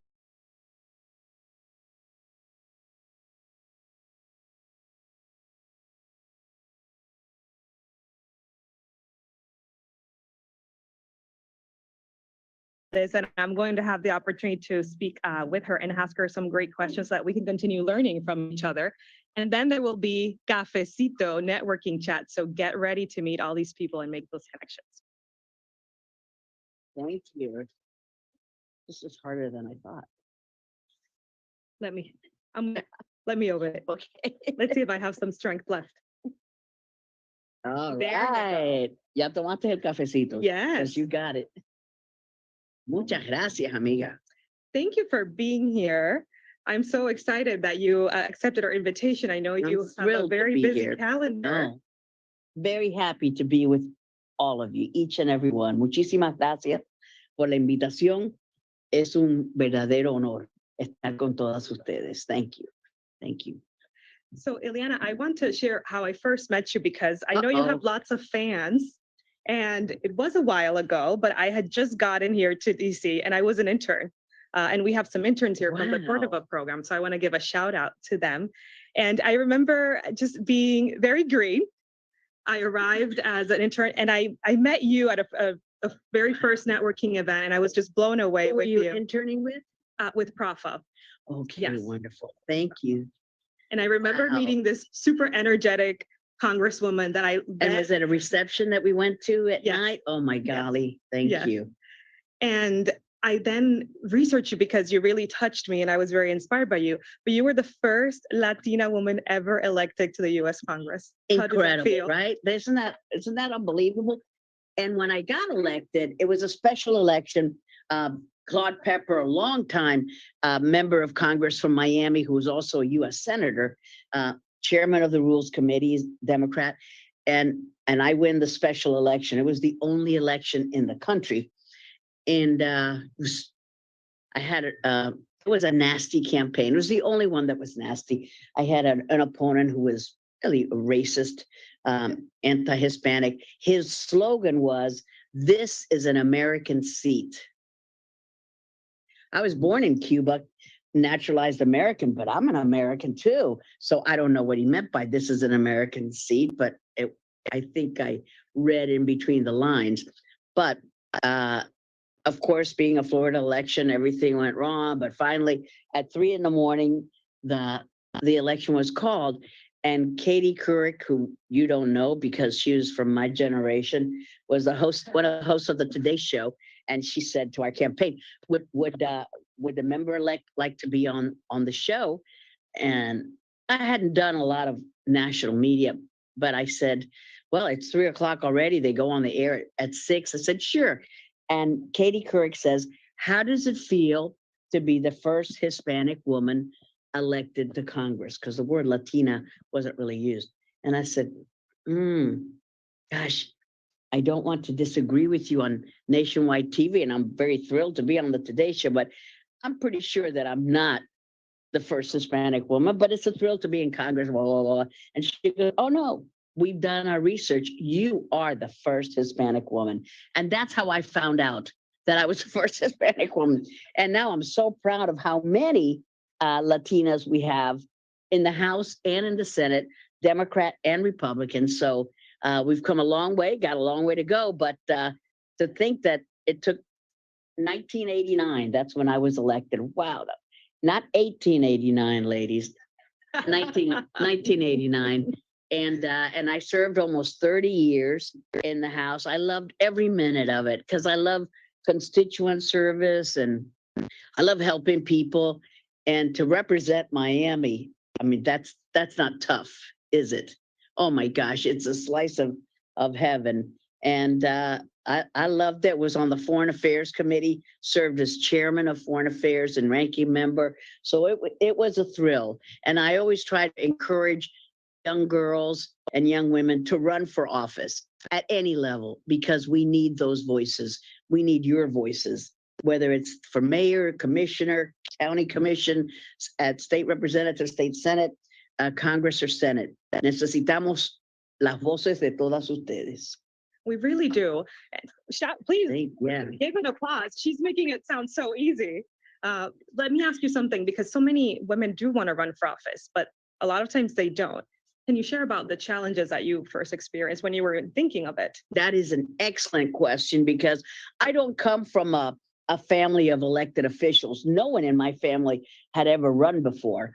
You have the family like the Kennedys, and in our Miami community, the family of the Diaz-Balards, they're like the Cuban Kennedys, because their father was majority leader in the Cuban Congress, and Lincoln and Mario. I mean, they're just really a political family, but we were not.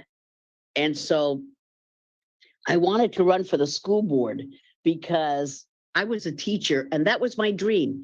When I became a Florida certified teacher, I said, wow, this is the dream job. And I loved being an educator, had my own private school with my parents helped me with, and all the family members. And then I got to help Maria y Jose y Pedro. My school was in Hialeah, a working class neighborhood of Miami. And somebody said to me, rather than help Maria, Jose, y Pedro, you could run for office and establish the policy so that those folks, those parents in your school would not have to struggle so hard to figure out all of their problems. And I said, well, how do you do that? She go, well, you run for office. And I had no idea how to run for office. So I'm a Republican. So we saw my father, who was my campaign manager. This was a very grassroots campaign. And we saw that the GOP was having a candidate training session a weekend in Orlando. Nice reason to go to Orlando. My dad went to campaign management school and I went to candidate training school. And if you see our first brochure, when I ran for State House, I didn't run for the school board because it was countywide and it was partisan. And at that time, it was too difficult to get elected as a Republican and Hispanic back in the day. Now it's a lot easier, but my brochure looks exactly like the brochure that they gave us as a sample. I mean, the words are all different, but I mean, the layout, because we thought, okay, this is a campaign brochure. I mean, you ladies are probably well versed about campaigns, but that was a foreign world to me. And so I became a very good candidate because I followed what they said to do. I was always a good student at school, so this was a candidate school. I did what they said. Knock on 15 doors every day. We did that. Make 10 cold fundraising calls every day. We did that. So we did everything by the book, and it was a really grassroots campaign. And you don't need a lot of money if you're disciplined, you've got a good message, if people see you as an honest person who's going to help them with their problems, and that you're not doing it to, become famous. You're doing it to help your community. So I know that you're thinking it takes a lot of money to run for Congress. Sadly, that is true. That is a big change from when I started in 1982 to the State House, 1986 to the State Senate, and 1989 to Congress. Now it's very expensive, but you have seen people get elected with very little money. So it depends on your message. It depends on how you connect with people. You can really, I recommend that you start not at the congressional level because it's just a little bit tougher, but you are all involved in your community. Otherwise, you wouldn't have been invited. You're here because you care. So you already have half la mitad de la tarea ya está hecha por ustedes because you're involved and you want to help other people. And then the next thing is work hard. And then you do have to make a lot of fundraising calls. I didn't even mind that. You talk to people, and I'm kind of a people person, so I didn't mind it. And then every year it got easier. So by the time that I ran for Congress, I had already been State House and State Senate, and I was pretty good at doing what you need to do. I know people like to say that they don't like fundraising, but look, at a fundraising party, it's a cocktail. They're serving you mojitos. You get to have finger food, which is my basic food group. And then people give you contributions. What's not to like? So I like everything about being a member of Congress, even the dreaded fundraising. So come at this with a servant's heart to help others, and everything else will sort itself out. I found that to be true. I also got to meet my husband at the State House level, and we've been married now 40 years. So there's a lot of fringe benefits to politics. You never know. I love it. I love it. So those are great tips. So you had a lot of historic firsts. I did. It's extraordinary. But then you managed to, was rereading your bio a few weeks ago, I saw that you were at a point that people weren't even running against you. For a few times, this was unheard of. I think now it's almost unheard of, but because of the popularity, not just me, because Mario and Lincoln were unopposed, and then I got the fringe benefits of being unopposed. So a few times I was actually unopposed.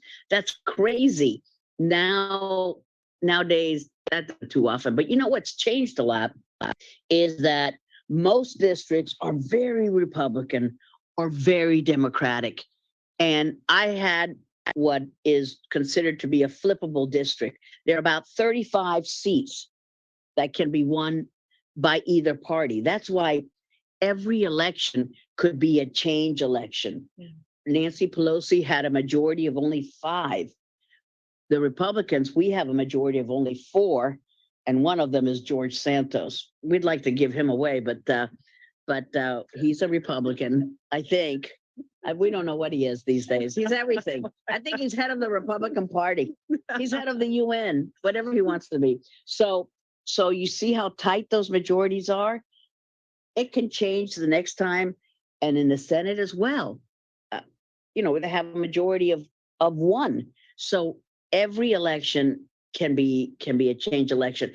I liked my district because it was more or less a third Republican, a third Democrat, and a third independent, loosely speaking. And I think it made you a better member of Congress because you didn't take hard right positions or hard left positions. You looked at an issue and see how it impacted you, and and you made a decision about how you're going to vote, and you owe your constituents an explanation of why you voted a certain way. But I had the kind of district where I had the freedom to really think about an issue and not just vote party line. And that's why I was happy that I have been rated in my last years as one of the most bipartisan members of Congress. And Henry Cuellar, he's another one who was always bipartisan. I don't know if you know Henry. He's a Democrat from Texas. And so we have flippable districts. So they're kind of tough. But when I retired from Congress, my district went Democratic with Donna Shalala, and then she was defeated by the current office holder, Maria Elvira Salazar. So it can change, and there are lots of seats around there for all of you ladies. So think about it. Think about it. Listen up now. Yeah. So Ileana, 30 years is a long time. How did you continue growing, ever evolving? You mentioned the variation in the districts. That's much more complex than an Very easier complex. district. Yes, for 30 years that I was in Congress, almost 30 years, 29 and change, I had a district that was ever changing. When I first got elected, it was, I know that this is not a great term to use, but Anglo. It was a very Anglo district, very not really a traditional Hispanic district.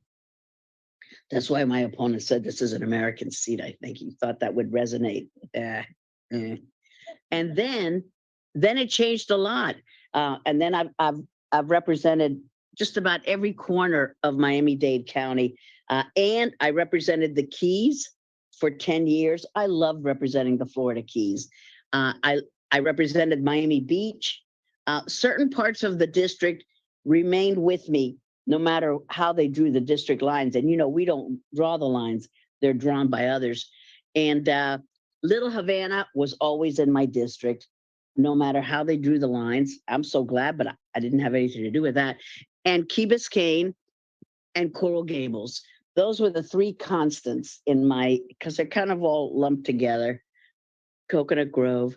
But it was a beautiful chunk of real estate. I represented very wealthy areas like Fisher Island. That's when you take your car on a ferry to take you to your luxurious home or apartment. And I represented Hialeah and East Little Havana, really an under socioeconomic level communities. So I think it makes you a better member of Congress because you don't represent just a homogeneous group.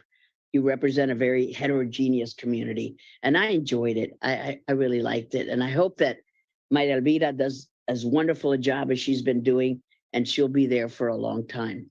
And, just get out there and vote, whether you're Democrat, Republican, Independent, whatever you are, vote, vote, vote. It's important to encourage all Latinas to vote. And I hope that you run for office again also. Hey, how are you? Is this George Laws Garcia? What are you doing? Hello, George. I'll be in Puerto Rico on Friday, and I'll be seeing George there. What? Have you been here the whole time? Yes. He's wonderful. Thank you, George. So, Jose, I say hello. George is stellar. So I interned for George when I met you, and then I interned for you. Ay, qué pena. I've had so many interns, and we like to give all young people an opportunity to intern because then it's a good resume builder line. And so we always say yes, yes, yes. But it's hard for me to have kept track because there were a lot of interns, right? Yes. Yeah, we had like 17 interns every day, and it was hard to find something for them to do. We'd send them to committee hearings, and you would write up what's been going on. I knew so much about Congress because of my interns. They fanned out everywhere, the Senate and the House. I knew everything that was going on thanks to the memos that you wrote. No, and the opportunity was life-changing for me. Wow. I learned about policy. I was one of the few Spanish speakers, and I learned how to make Cuban coffee. That's a requirement. Eso es un requisito. La primera semana y con espumita. Yes. Yes, it was Yes. wonderful. It gave me a lot of trouble at the beginning, but now we have our own coffee company. right. So now, Puerto Rican coffee, though. We're trying to make was that it the up one to where the somebody level. was saying was holding it Yes. up and Cafe Ama. right. Yeah, so you see, that's all of the many contributions that you've had. Great. Well, So- thank you. Thank you. So if you want to intern, go to the Hill, and they're really they're hungry to have young people come and help them out. But thank you for that. Yes, no, it was Good. really, really special for me. And you were at the time, and you were the chair of the Foreign Affairs Committee. So you were doing incredible work. That was, I still can't believe that. And they've got this beautiful portrait of me in the Foreign Affairs room. And then when I die, but I have to die, I will have a portrait in the Capitol because I'm the first Latina. They have these beautiful, I know, I won't have anything to do with it, but have you been there when there's this great, I think it's the best portrait, it's a painting of Shirley Chisholm, the first Black woman in Congress, and it's right there in the Capitol, and she's like this, won't be bossed and won't be bought. It is just an iconic portrait. So when I die, pass that word on that I really like that Shirley Chisholm portrait. And so no, it just We I'm want just you with us glad for for a my very long grandkids. time. I'm just glad for my grandkids that they'll see it. It'll be very special. And while you had this really important role as a congresswoman and chairing the Foreign Affairs Committee, you were a true friend for Puerto Rico. I remember you, without really having the obligation, really going the extra mile for us. What Puerto led Rico. you to do that? Bueno, como dijo nuestro apóstol José Martí, he said about Puerto Rico and Cuba are one bird with two wings. And Puerto Rico has always been very special to me. And I'm a statehood supporter, but I recognize that not everybody is.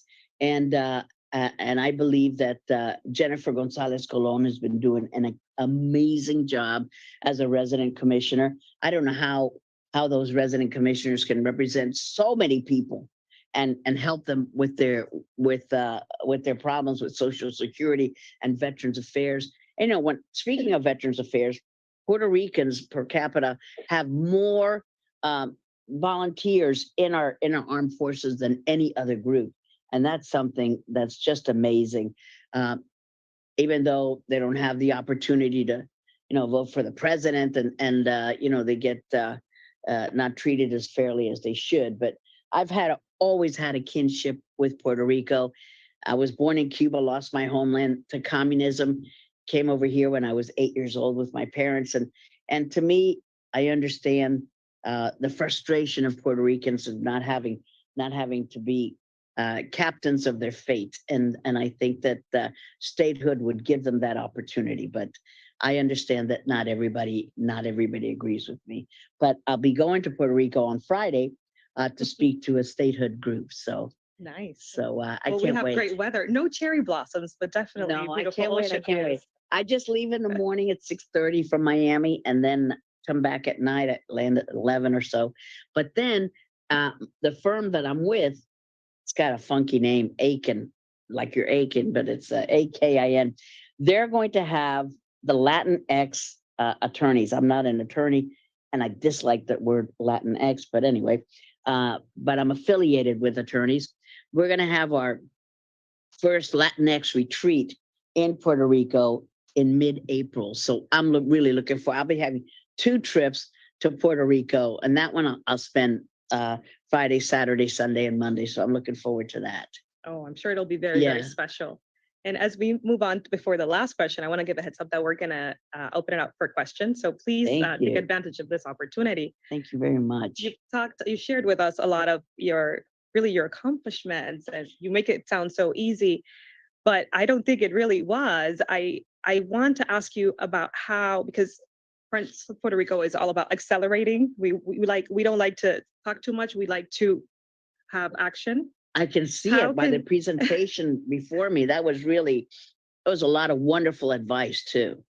Thank you. Good speakers. What should we be doing now to achieve let's say a portion of what you have? Well, I think we all have to be ambassadors for ourselves, ambassadors for the causes that we believe in. And we can't let, let Maria do it, let Pedro do it. No, the responsibility is on you and on you and on you. We have to be those ambassadors, whether it's,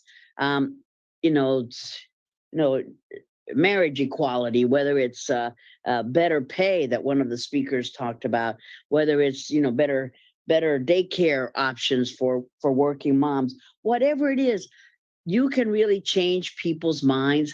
You never know who's sitting next to you on the metro, on the plane, and tell them, if you're from Puerto Rico, tell them, have you been to Puerto Rico? And just give them some fun fact about Puerto Rico, and that'll start the conversation going.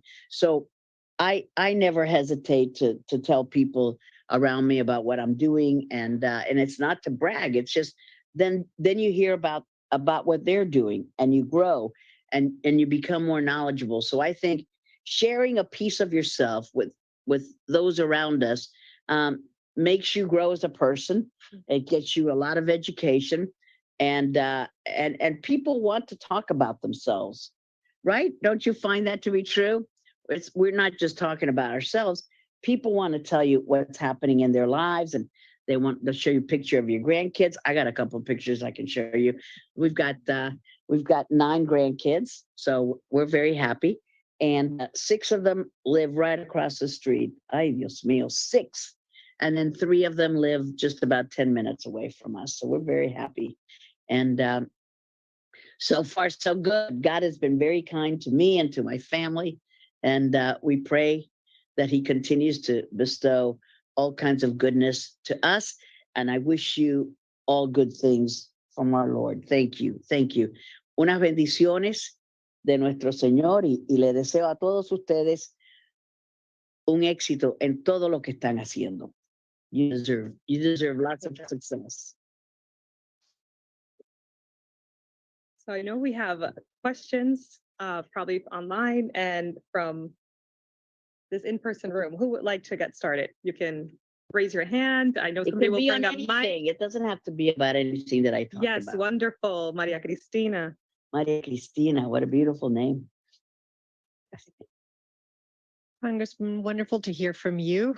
I'm one of the women who observed you from afar when you were in Congress, and I had several friends work for you, and so I know the good work that you did. Always firm, but very practical. Those were probably the 2 words that come to mind when I think of you. When you think about the upcoming election, can you talk about 1 or 2 issues that the Hispanic community can rally around and advocate for, regardless of party? Right? What are the 1 or 2 issues that it doesn't matter whether you're a Republican or a Democrat that are really important to our community? Thank you so much. That is an awesome question. I would say, first of all, I'm a proud Republican, but I don't like the tone of the rhetoric sometimes that you hear in the House from both parties. And it's because of the closeness of the races, 4 seats, 5 seats. So people are trying to be getting somebody in trouble and getting them in a gotcha moment. And that I'm not that kind of person. And I'm proud to be a Republican, but people need to chill a little bit and not fight over every single, grain of sand. I always say when people ask me if I miss Congress, I don't miss the circus, but I miss the clowns, because I serve with great people. I go and clap, but they're wonderful people, Democrats and Republicans, but there's so much that we can do as a community.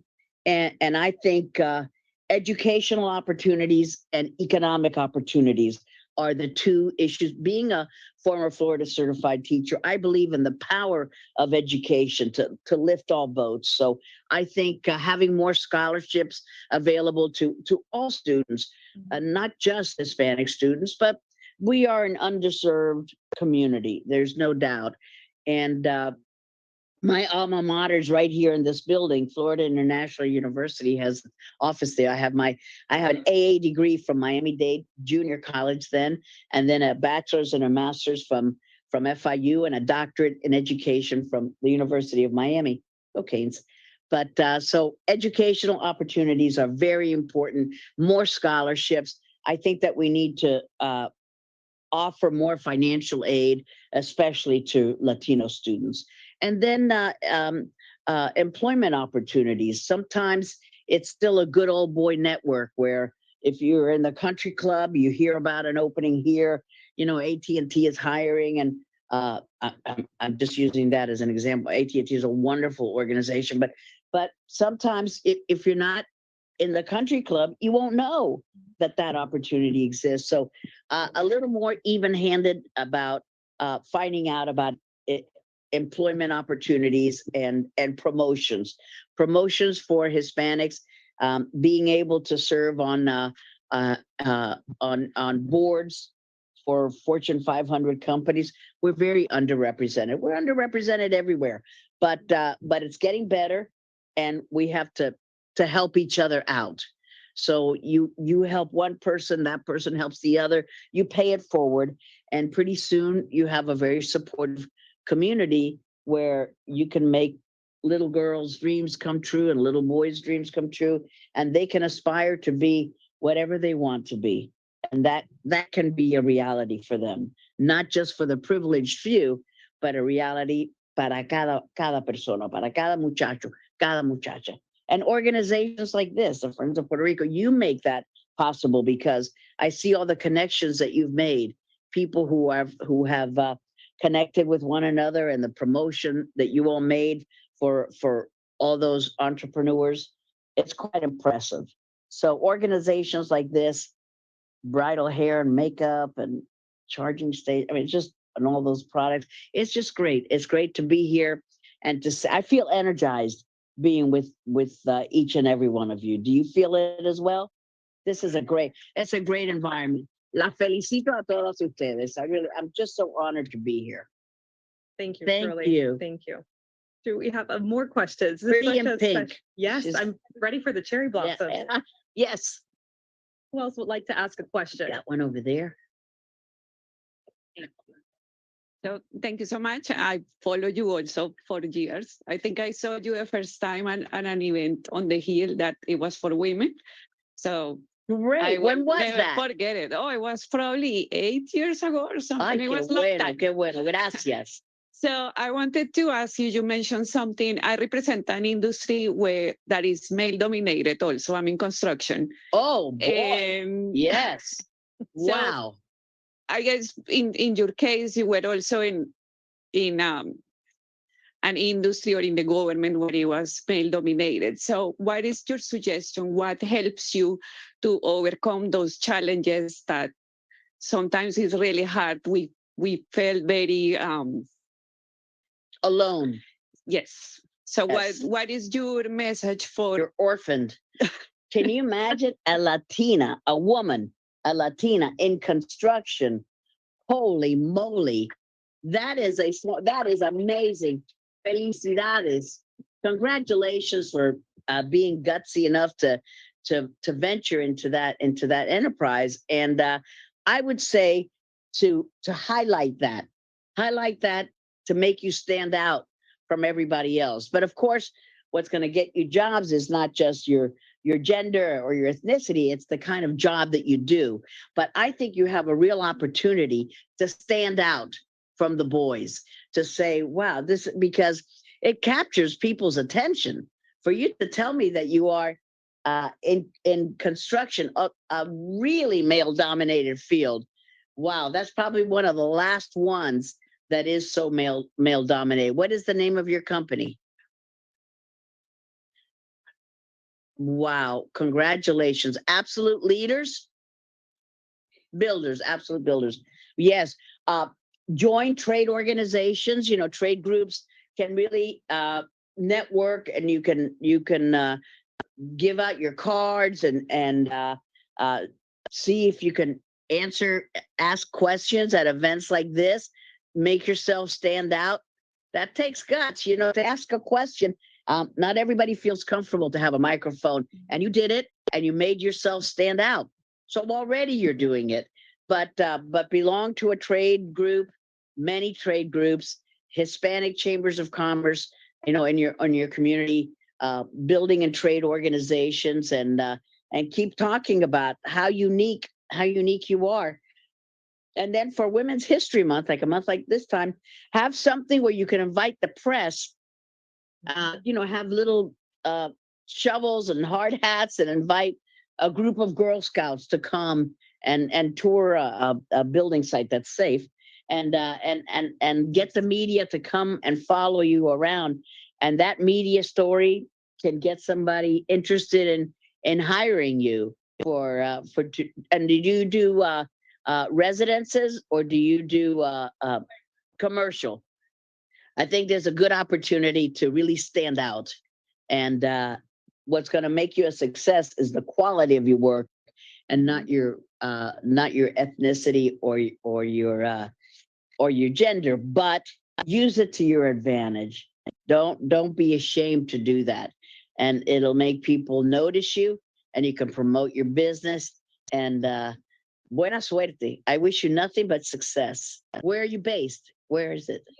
Here in DC. Okay, you've got to invite me. I'll go shovel some dirt with you and give me a hard hat. There you go. That would be great. Felicidades. That is the last bastion, I think, of really male-dominated field, construction. How many women-owned construction firms do you know? Think about it. Not many. Not many. Not many. And I Even- know she's very successful also. Yeah. Good. Okay, thank you. My name is Ilya. I have Wait, hold on a sec. Let me see. Oh, sure. My name is Ilya. I have a corporation of education. And I wanted to know how can in Puerto Rico we can build, like, we're so underpaid, the teaching, all the teaching so true. Therapists, special education. How can I like help like people you know, get knowledge that it's a very important job, and it has to be well paid also.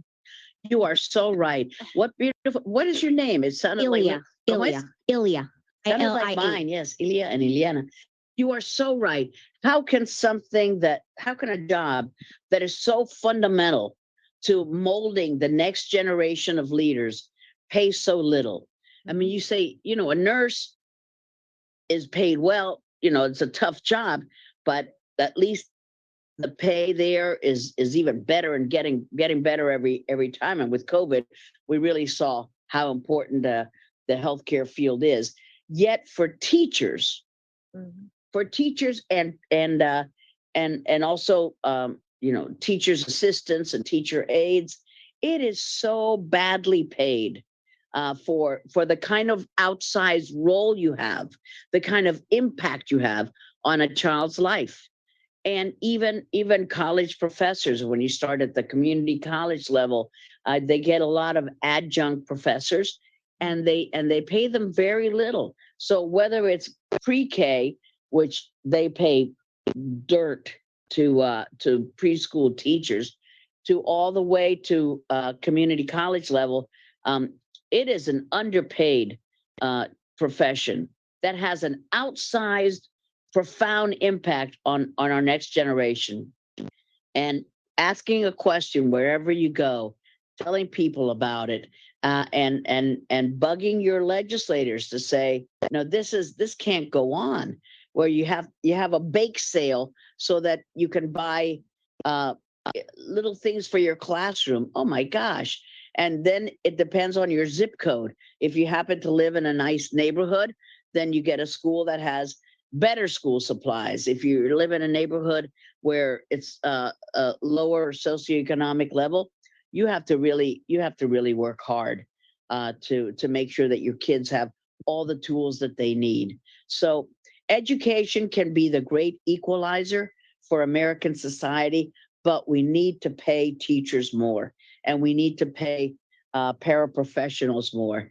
And you just got to keep on your school board at the local level and at the federal level, even though schools that's directed by the locals, but so often the pay is done by the state legislature. So and more professional development, right? To give you the opportunity to get your teaching certificate and not have you be in debt for years, and more scholarship opportunities, and get certified in other fields. And teachers want to learn more about how they can do a good job. Teachers are so involved in their community, and we need to do better. We just need to do better. You are doing God's work on earth to be a teacher. You influence, for good or bad, so many young people, and you have a profound impact on a child's life. So congratulations for choosing such a noble profession. Thank you. Thank you for that great advice. I know we have an additional question. Okay. Here in front. Very quick. Thank you so much for these spaces. I really appreciate the spaces when it's help to uplifting women, you know. Thank you. So yes. my name is Catherine. I moved 1 year ago to USA. I used to work in Latin America, support women to running for political campaigns and to run for offices in That's Latin what you America. did? In Latin America? Yes, I'm a political Wow. consultant, and my area is digital media and everything related with digital. But was rough, was a big challenge, but I love it. I love it, just uplifting women, more for And so running for now you're office. living here. Yes, I am. Wow. And where are you working? The same. Actually, I work for a video production company, and just I'm working Wonderful. with my digital skills and my digital communication. That is but I great. would like to move forward to work behind support women to run into the office. And I would like Amazing. to ask you, because you are the perfect woman for Yes. advise me, how do you see this path for political advisors, women, just support women Yes. to run Well, for office? congratulations for picking a wonderful cause to encourage more women to run, to help them in running, fundraise for them, give them the materials they need to become knowledgeable on the issues, you know, the deficit, the debt, you know, whatever it is, foreign affairs. And you are an expert in digital media. My gosh, you know, if I order an Uber, I feel like I'm Mark Zuckerberg. I am not very good with modern media. You can teach an old dog new tricks, but I just need to be more open to it. And I find that that's a real challenge for me. But you combine two great things, empowering women to run for office, especially Latino women, and you did it in Latin America. Oh my gosh, that is a real challenge. And that you are knowledgeable on modern media. Wow, you are a powerful lady. You have great skills, you have great talents, and I hope that you put it to good use, because who doesn't want to be better with media? We all do. I mean, you're not as low level as I am, but everybody, even if they're very good with media, you can always learn new things. And to use that to channel into the women's empowerment, into public office, that is a great combination. So I wish you much success, and keep at it. You can really make a real impact and a real change in American society. So welcome to the United States, and put your power to use here. I will be working, just try to figure out what is the way. But yes, I'm my way. So Yes, and go to events like this, and you become aware of, oh, this one is in media, and this one is in politics, and soon you will be very much a part of this community. But groups like this, Metro Women's Business Leadership Summit, it's a lot of words, but there's a lot of power in this room. So good for you for asking the question, and good for what you're doing. Congratulations. Felicidades, amiga. ¿Cuál es su nombre? Catherine Mora. Mora, Catherine Mora. Gracias. Felicidades. The power of relationships. Yes, it's all about this, and this is a relationship town. Yes. Yes, Ileana, we can't thank you enough for spending time with us. We wish you a wonderful time in Puerto Rico. Thank you. Lots of piña coladas. I don't know, I'm you. there to work, but the second trip I'll have some piña coladas. Wonderful. Or mojitos. Well, thank you Gracias. again. We're going to give you a round of applause. Gracias por todo. Pero I'm very happy. Thank you for being a wonderful audience. I really enjoyed my time and invite me el próximo año. Gracias. Así Okay. será. We're gonna. Así será. Gracias. We're gonna take Thank her word. you. Friends of Puerto Rico. Thank you very much. Okay, thank you.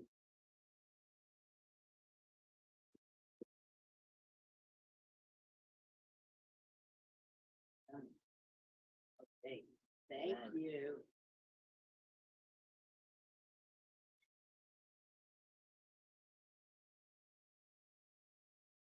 Let's get a picture with the ladies who asked the question. The lovely ones. Come on over here. Come on over. If you ask the question. Oh, I'm big. Like it, yeah. Come on over. Thank you. Got that one off. Wow. That's beautiful. ¿Te puedes quitar eso? Para so it doesn't look like a bill. Oh, yeah.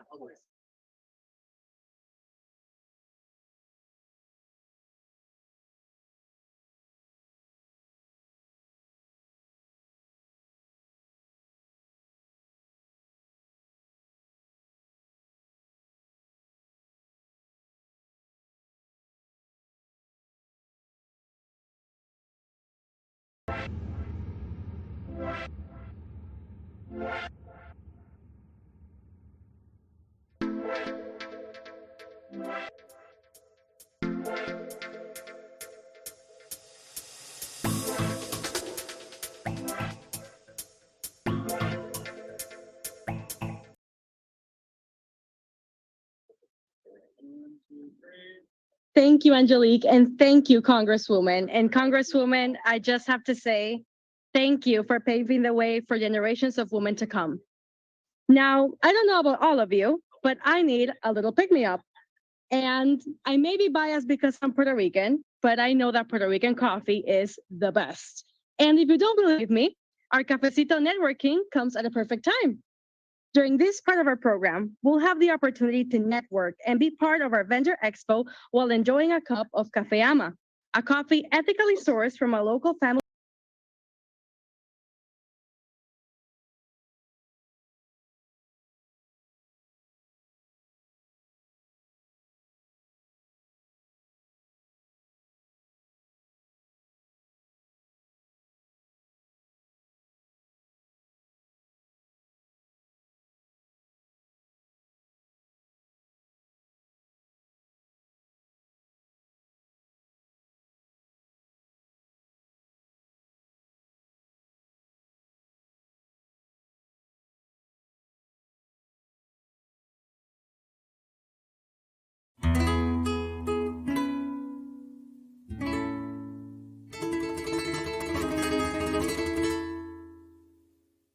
You might see some of the kids in Puerto Rico selling Café Ama, and what they're doing is that they're gaining valuable experience that allows them to run their small business. And the most beautiful thing is that all the sales that they make, they keep the funds to open their business. That is the power of Café Ama Love.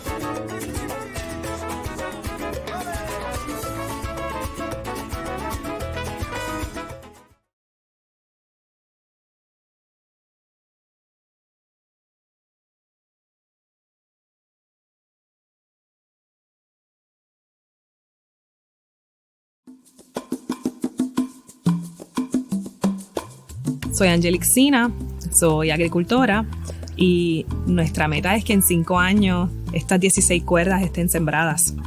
Nosotros queremos crear aquí en Las Marías un lugar donde todo el mundo que disfrute una fruta fresca, un café, pueda venir, pueda entender el proceso de la agricultura y las oportunidades económicas que provee y al mismo tiempo crear un impacto social. Este lugar es especial porque todo lo que nosotros hacemos va a fomentar el empresarismo en Puerto Rico y a desarrollar una generación que aprenda de la agricultura, que sepa cómo trabajar la tierra y que pueda disfrutar.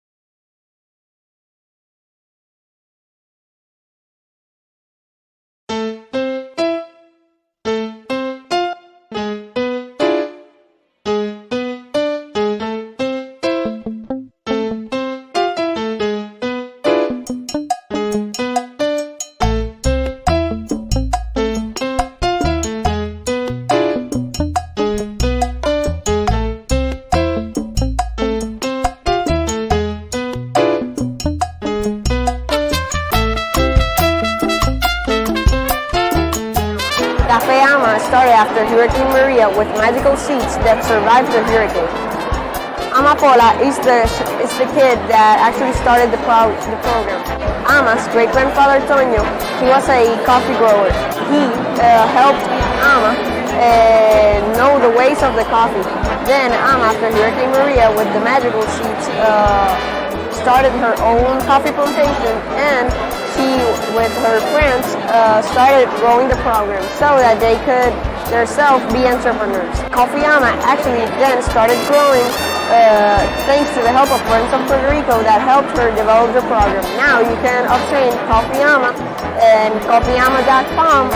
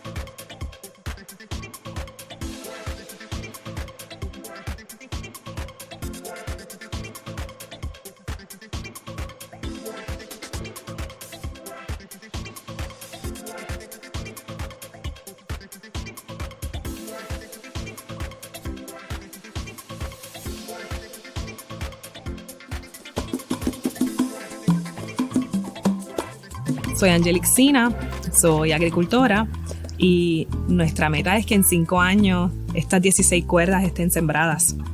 Nosotros queremos crear aquí en Las Marías un lugar donde todo el mundo que disfrute una fruta fresca, un café, pueda venir, pueda entender el proceso de la agricultura y las oportunidades económicas que provee y al mismo tiempo crear un impacto social. Este lugar es especial porque todo lo que nosotros hacemos va a fomentar el empresarismo en Puerto Rico y a desarrollar una generación que aprenda de la agricultura, que sepa cómo trabajar la tierra y que pueda disfrutar.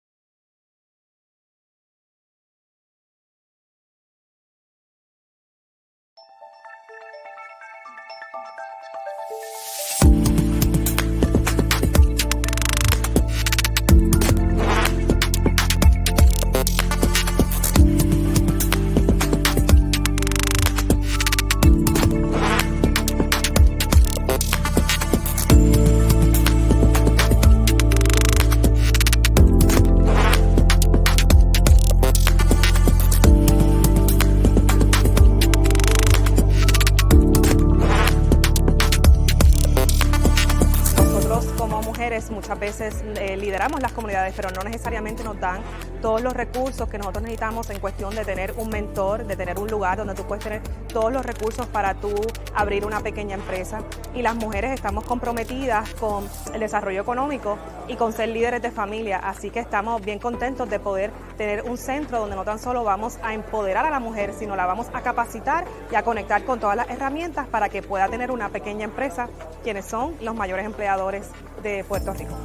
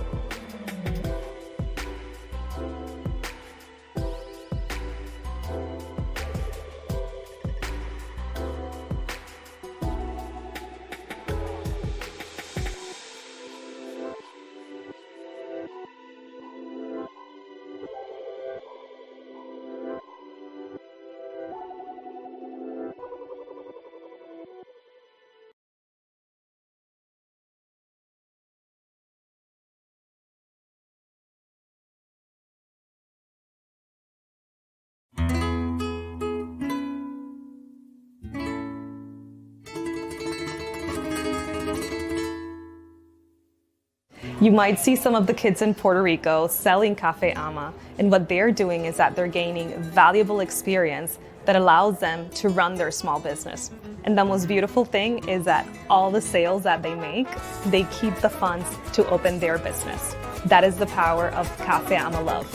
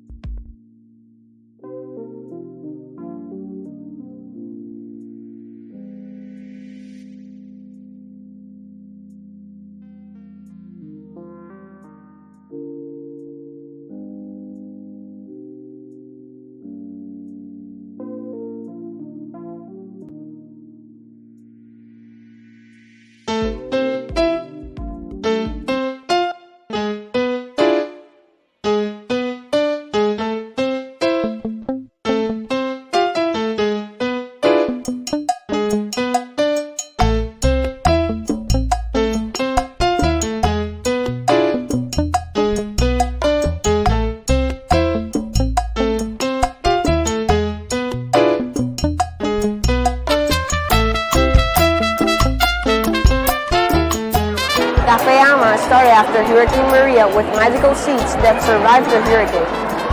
Amapola is the kid that actually started the program. Ama's great-grandfather Toño, he was a coffee grower. He helped Ama know the ways of the coffee. Then Ama, after Hurricane Maria with the magical seeds, started her own coffee plantation, and she, with her friends, started growing the program so that they could themselves be entrepreneurs. Coffee Ama actually then started growing thanks to the help of Friends of Puerto Rico that helped her develop the program. Now you can obtain Coffee Ama and coffeeama.com.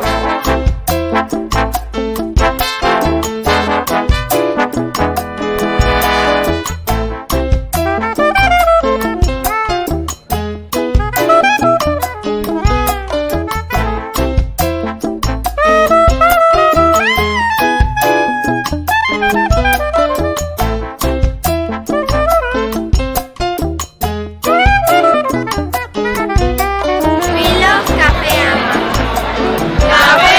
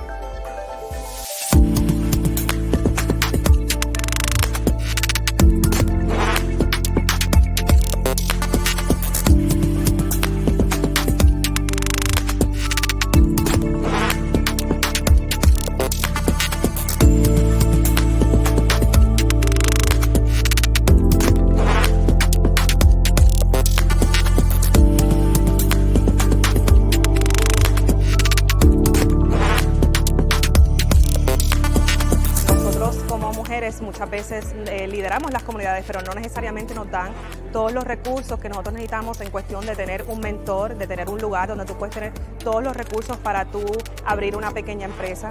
Y las mujeres estamos comprometidas con el desarrollo económico y con ser líderes de familia, así que estamos bien contentos de poder tener un centro donde no tan solo vamos a empoderar a la mujer, sino la vamos a capacitar y a conectar con todas las herramientas para que pueda tener una pequeña empresa, quienes son los mayores empleadores de Puerto Rico.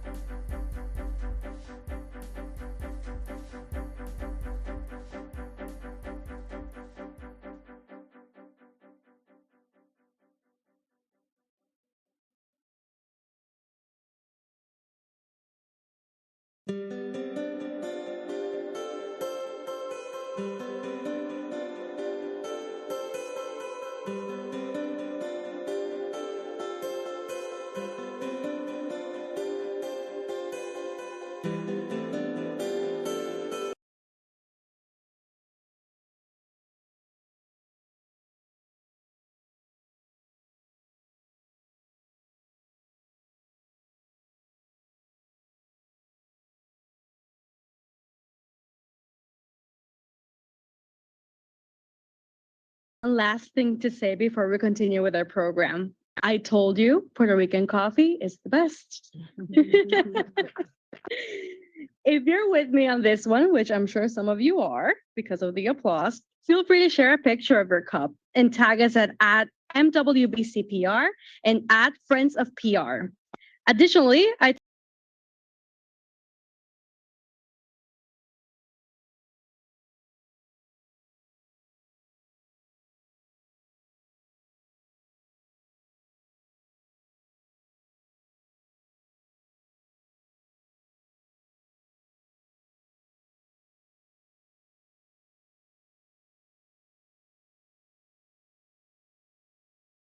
any given time. Now, help me welcoming our moderator, our Latina Trailblazer.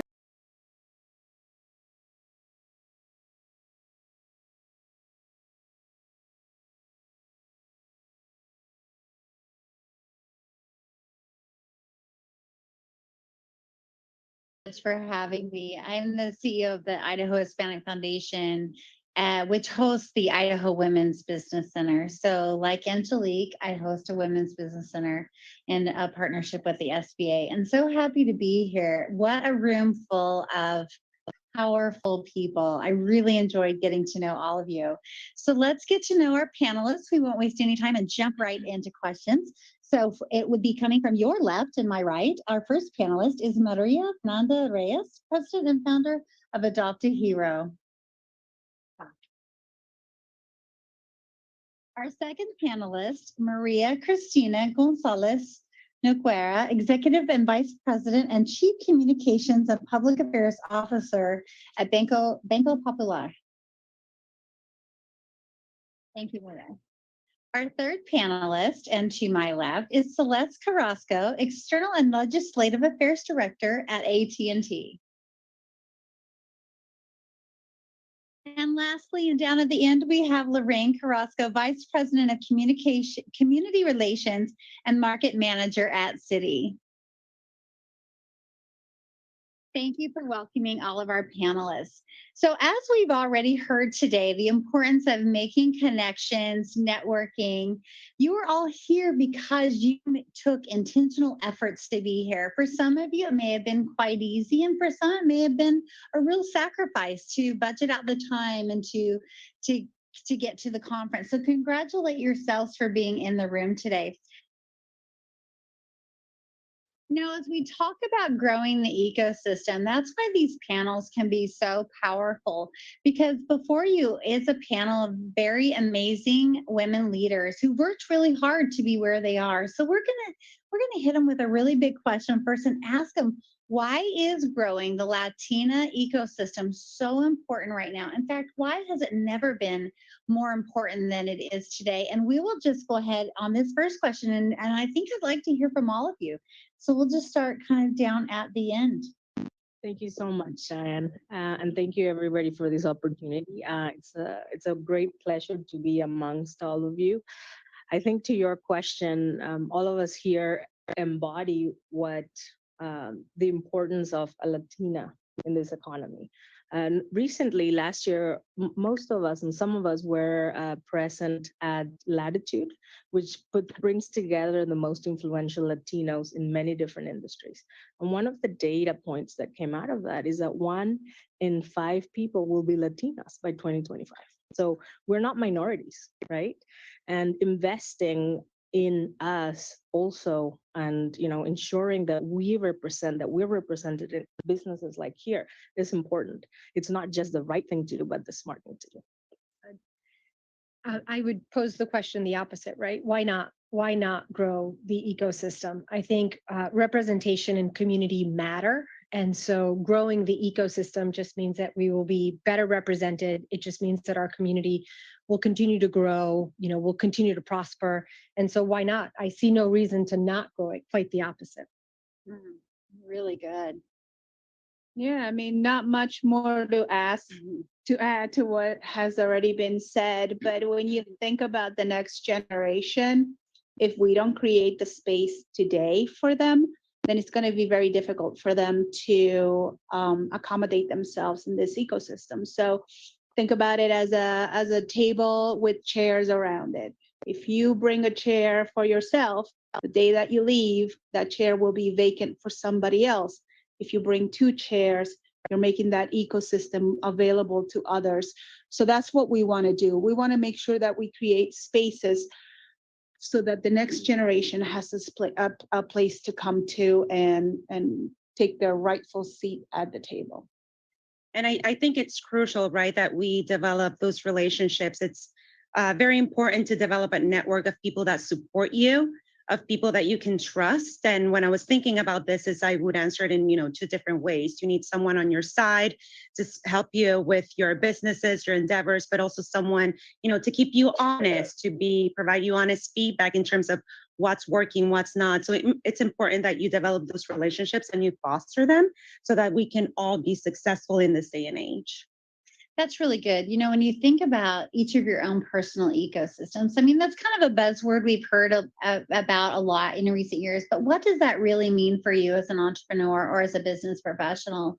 And it is not only thinking about who you know, who you would like to know, but also who would you like to connect to others. And I have found that the fastest way to truly build a valuable ecosystem is in every networking opportunity that you have. As you're meeting someone new, think about who you know in your ecosystems that would benefit them. And I think that as you pay it forward in helping others build their ecosystem, organically, it actually builds yours even faster, because then you are known as a trusted individual that is a resource and is helping others grow their access to a larger network. And so I think it is so vital. And I love that you said, why not? Why ask ourselves why, but say, why not? If not, I always say, if not now, when? If not me, then who? And so I think that was just a really great way to reverse engineer that. So when we think about planning the future, as you are all thinking about growing your businesses, and I would love to pose the question is how, we hear so much about life and balance, right? We're all busy. Like everyone's busy. I think we all came out of the pandemic on a freight train going super fast. And I thought at the end of 2022, that was going to slow down. And it has proven just to be the opposite. Is everybody with me on that? Do we all just feel like, I just want to slow down for a moment? But so Make it stop. Make it stop just for a moment. So I have a question I'd love to hear from our panelists today is, how do you balance planning for the future but still being present in this ever-changing world? And I know that sounds like a really simple question, but it's actually fairly deep because we're so busy being in the moment. But to really be an effective leader and to be a successful entrepreneur, you always have to be thinking several steps ahead, whether it's, a 5-year plan, a 3-year plan. So we'll start down on this end. And so, so the question is like, how do you balance planning for the future when we're so busy today? Yeah, and it's a very timely question. I feel like everybody has a lot of priorities. Everything needs to happen yesterday. And I think you have to really be honest with yourself, right? What can you achieve today? And outline what you need to do for you to get to that next step. Also, if you have a manager or a boss, right, like ask them, out of all of these priorities, what do you need to get done right away, right? Like, let's just think about deadlines. What needs to happen for me to get to that deadline, to get to that goal? And, in your personal life, I think personal and professional, a lot of people say, you have to mix them together. I'm of that philosophy that they go in parallel. You do have to work and you have responsibilities, but it's also important, if the pandemic has taught us anything, right, is that we have to think about what's truly meaningful to you. Think about your family, your loved ones, your friends. They also need, your support. They also need you to show up and be present in the moment. So that's something that, I always think about now after, 3 years of doing this hybrid work. It's like, you need to know when to stop. You need to be honest with yourself in terms of what can you accomplish? Because if you don't take care of yourself and your family, how can you get your business where it needs to be if you physically cannot do it? And so that's what I would say. It's just try to find, speak up and make sure that you prioritize. Don't stay quiet, but also be true to yourself in terms of what you can accomplish realistically. Really good. I think what I have spoken in the past, and I'll bring it up here again, is understanding the value of time and how you invest it. Because time is a very limited resource, but we all get 24 hours in the day. How we allocate it and how efficient we are with that time is incredibly important. And it's the difference, at least for me, between my happiness and my I'm stressed out beyond belief. When I manage my time wisely, I am the happiest. When I let others manage my time for me, I am not so happy. So, look, everybody's going to be different, but that's my one advice. Understand that you get 24 hours in a day. If all of a sudden you are investing into someone or something that is draining that time away from you, evaluate how important that is in your overall priorities, whatever that may be. And that is how I manage my happy place. It's just, there's some things that I choose to do on my own. There are other things that I don't. For example, and we may or may not, right? Like I may choose to clean my house. Others may choose to pay for somebody to clean their house. I happen to find peace in cleaning the house. I put the music, I relax, I disconnect, but there are other people that may use that time in a different way. So there's no judgment. You just need to figure out what makes you happy and how to best balance your life. I love that. When you talk about the value of time and how you invest it, I thought that was a really great description because I actually have to get in my zone to clean. I have to fix myself a cold soda and just like put on the music because I do find some therapy and there's cleaning in what we call at my house mom clean. So mom clean's usually a little cleaner than kid clean, but I love that. So thank you so much for sharing that. What are your thoughts on balance? I think the notion of time is so on point. That really resonated with me. I don't know. I think planning for the future, versus managing today. I recently made a life decision to move back to San Juan, Puerto Rico, where I am from, where my husband is from, to make sure that our son, who's now 11, had some of his formative years in Puerto Rico, right? I don't know that I knew that was in our future 10 years ago when our son was born, right? So I think planning for the future has to hold the space for what you actually can't conceive of right now, but understanding that every, without putting too much weight into this, but almost every decision that you make on any given day is taking you in some direction. And so finding the right moment, whether it's in the day, in the month, in the week, to sort of take stock and perspective about where those decisions are leading you, so that if you need to course correct in some way, shape, or form for the future, you can do it in a timely manner. And if you are not able to course correct, that's also okay, because it just means that you're going to lead to a different direction, right? So I hope that made sense, but it's more about the future for me is leaving space for the unknown, and then also making sure that I know that every decision that I take is going to lead me in some direction. And if it's not, if the sum of those decisions are taking me off course correct. Find a way to course correct in a way that's going to, make me happy or my family happy, or make me feel like, okay, this is worth it. This is worth the time, the energy, the exhaustion that is happening right there.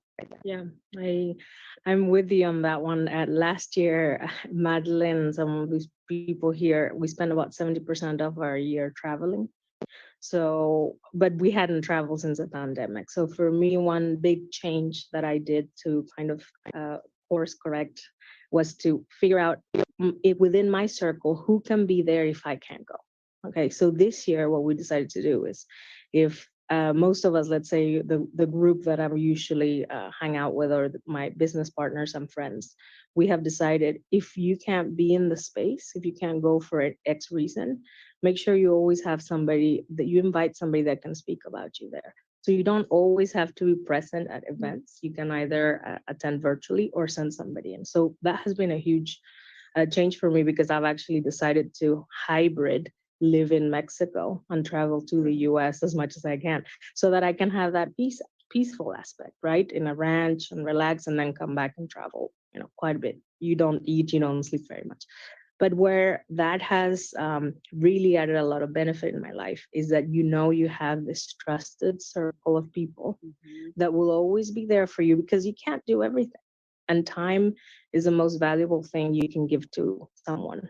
So my big change this year has been to give my time to people to help elevate them, but also to kind of plant a seed and then they can help me spread out, the message that I want to give. So that in itself is investing in the future as well.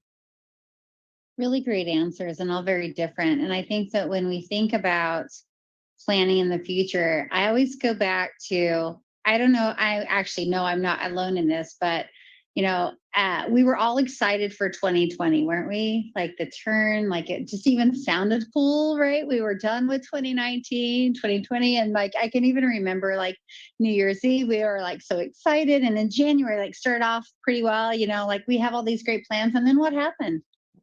The whole world shut down, right? And so when you have those plans, you have to be willing to pivot. And I love that you said, I don't know if I knew so many years ago that we would be moving back to Puerto Rico. And so I love the fact that you have to be adaptable and you have to be willing to assess and say, invest in my time and think about, what does planning for my future look like? And I think that whether you're a business professional or an entrepreneur, it's so important to think about what does success look like for me today? And what does success look like for me even 3 months from now or 6 months from now? And challenge yourself to invest a little bit of time into that planning for the future, whether it's who can attend an event instead of myself, who can, so that you can continue to go forward. So we're going to kind of now shift a little bit into talking about challenges and maybe some of the, I would love to hear some examples of maybe a time when a challenge actually ended up being more of a blessing. We hear about that, right? A trial becomes a testimony. At the time when we're in the moment, we're thinking, oh, will this ever be over? And then we look back on that going, wow, I'm sure glad that happened. And so I think we'll start in the middle this time. We have two Marias over here. So we'll start with you first, and then we're going to go over to you, and then we'll go to you, Maria, and then back to you. Okay, so we'll go in that order. So start here. We'll start with you. So mine is my example is many, many, many years ago. And when I moved to the United States for the first time from Puerto Rico, I was 5 years old and I did not speak any English. And I vividly remember getting to the United States, getting to my kindergarten classroom and the teacher speaking to me. And I didn't understand what the teacher was saying. And so, the 5 years, those next 5 years where my mother and I lived in New London, Connecticut, for anyone who knows New London, were certainly good years. We had good times, but they were very challenging times because I didn't speak the language until a year later. We were far away from family. My mother was doing really good work. She was a social worker, but it was trying work. It was difficult work. And when I look back, now I'm 48 years old. When I think back to those formative years, that's who created the woman that I am today, right? That's those moments of heartache when we would get on the plane and leave Puerto Rico and go back to New London where we were alone, where we didn't have any family. That was my way. That's where I learned to adapt. When I think about why am I empathetic? Why do I look to connect with people? Well, it was because for a good moment in my life, I didn't speak a language and I valued those who actually reached out to me and really tried to help. When I think about, my quest to help women, it is because I saw with my mother's work as a social worker, how we were really taking on women who were victims of domestic violence, women who had just come to the United States and didn't have, jackets, didn't have shoes. There were times when my jackets, my shoes were given away. I learned through those 5 years, right, many, many years ago in my life, to be the person that I am today. I don't know if that resonates with some of you, but it's certainly the older I get, the more I think about my formative years and how those were so important in creating the person that I am today and how I navigate through some of the challenges. I mean, I'll tell you, I started a new job 2 years ago in a new industry for me. So in finance, I came from the Estee Lauder companies, a beauty company. Prior to that, I was here in DC in government. And I get to San Juan, Puerto Rico to work to head up communications at the largest financial institution. All of a sudden, I'm supposed to be a banker, right? I'm not a banker. I've never been, yes, I was an analyst when I started my career, but never been a banker. So when I think about how did I take on that challenge, it was with, number one, a lot of empathy for my colleagues who were having to also adjust to me as I was having to adjust to them, right? A lot of patience with myself as I was getting frustrated because I was learning a new operating model, a new business model, and sort of trying to be human about the change. But I don't know that I could have done that if I hadn't had the challenges and the struggles earlier in life. Oh, so good. And I also moved to Guilford, Connecticut, the day before I started my freshman year of high school from San Juan, Puerto Rico. So talk about overcoming a challenge there as the only Puerto Rican in Guilford, Connecticut with my mother. That is amazing. I mean, we truly are the sum total of every decision that we've ever made. And we think about even just the small decisions that if you take out that one decision, if that, you think about dominoes, right? And as they fall, if you take out one, if you still would have ended and landed where you are today. So thank you for sharing that. I'd love to hear your thoughts on that question. So the one story I want to share with you, some of you in the audience kind of know it. So life throws lemons at you. That's what we know, right? And but I don't want to call my daughter a lemon, but the pregnancy was definitely unplanned. I'm a single mom. And all of a sudden, 2011, I found myself single, pregnant, and just like wide-eyed as to how I was going to do this. And it really is in how you see what's placed in front of you. It's your perspective is everything in life.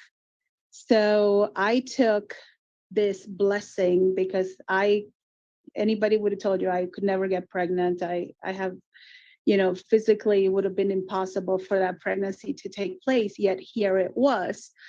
And I spoke to my parents and I was like, what are we, I'm like, what are we gonna do, right? And my parents really said, don't worry about it, we're here for you. And that made all the difference because now they are opening up their, help and support, which in turn I said, great, thank you. Let's figure this out. My grandma had passed. My parents started going down this depression for not having my grandmother, but now they have this pregnancy in the midst of it all that allowed them to have purpose again. And so I was getting all the help that I needed in order to continue to succeed in life. And they were getting what they needed in order to have purpose in life. And you fast forward 11 years, my daughter is 11 years old right now. She was, it was the most blessed, young woman because she got to be brought up by two amazing individuals. I got to have a career that I've always dreamed of here in DC. And if you know me, I'm half in New Jersey, half here. I make it work. My parents live over there with my daughter. The idea is that everybody is in the place that makes them the happiest and the most successful. So when we think that there's an obstacle in front of us that we need to shoulder, sometimes it's the biggest blessing that you could possibly maybe never could have imagined or planned yourself. So I wanted to take this in a different, slightly different angle, that it's like, when life throws you something, look at it as an opportunity to benefit not only you, but everybody else around you. That ecosystem that we have, sometimes our ecosystem is our family, sometimes it's our friendships. And it's about how do we maximize the impact of what's happening so that it benefits everybody. So I'm happy to talk, this is like a, 11 years reduced into a very, very short story. So if you want to talk to me after, I'm happy to chat, but that's what I wanted to share. What a great story that you probably could have never scripted, right? Never Never. in a million years would I have been able to say, oh, I'm going to get pregnant and I'm going to, I have a deformed uterus that a baby should never be able to attach itself to my uterine wall. And it was just kind of like that one in a million. I call her my miracle baby. Yeah, that was the word coming to my mind too, is that miraculous. It was a miracle. Such a gift. And a blessing to your parents. Absolutely. Everybody benefited from it. Yeah. Oh, thank you. Maria. Yeah. So for me, I would say I moved to the US after living in England as really, really the only Latina in town, probably in I know what it feels 1999 like. in England, and I didn't speak English, so I fainted the first day because I actually went to school in English without speaking English. So I was always the first. And then fast forward about 15 years, we opened the first biotech company for agriculture, organic ag. So I was the first farmer to go to California with biological or organic fertilizers, the first Latina to raise $600 million. And then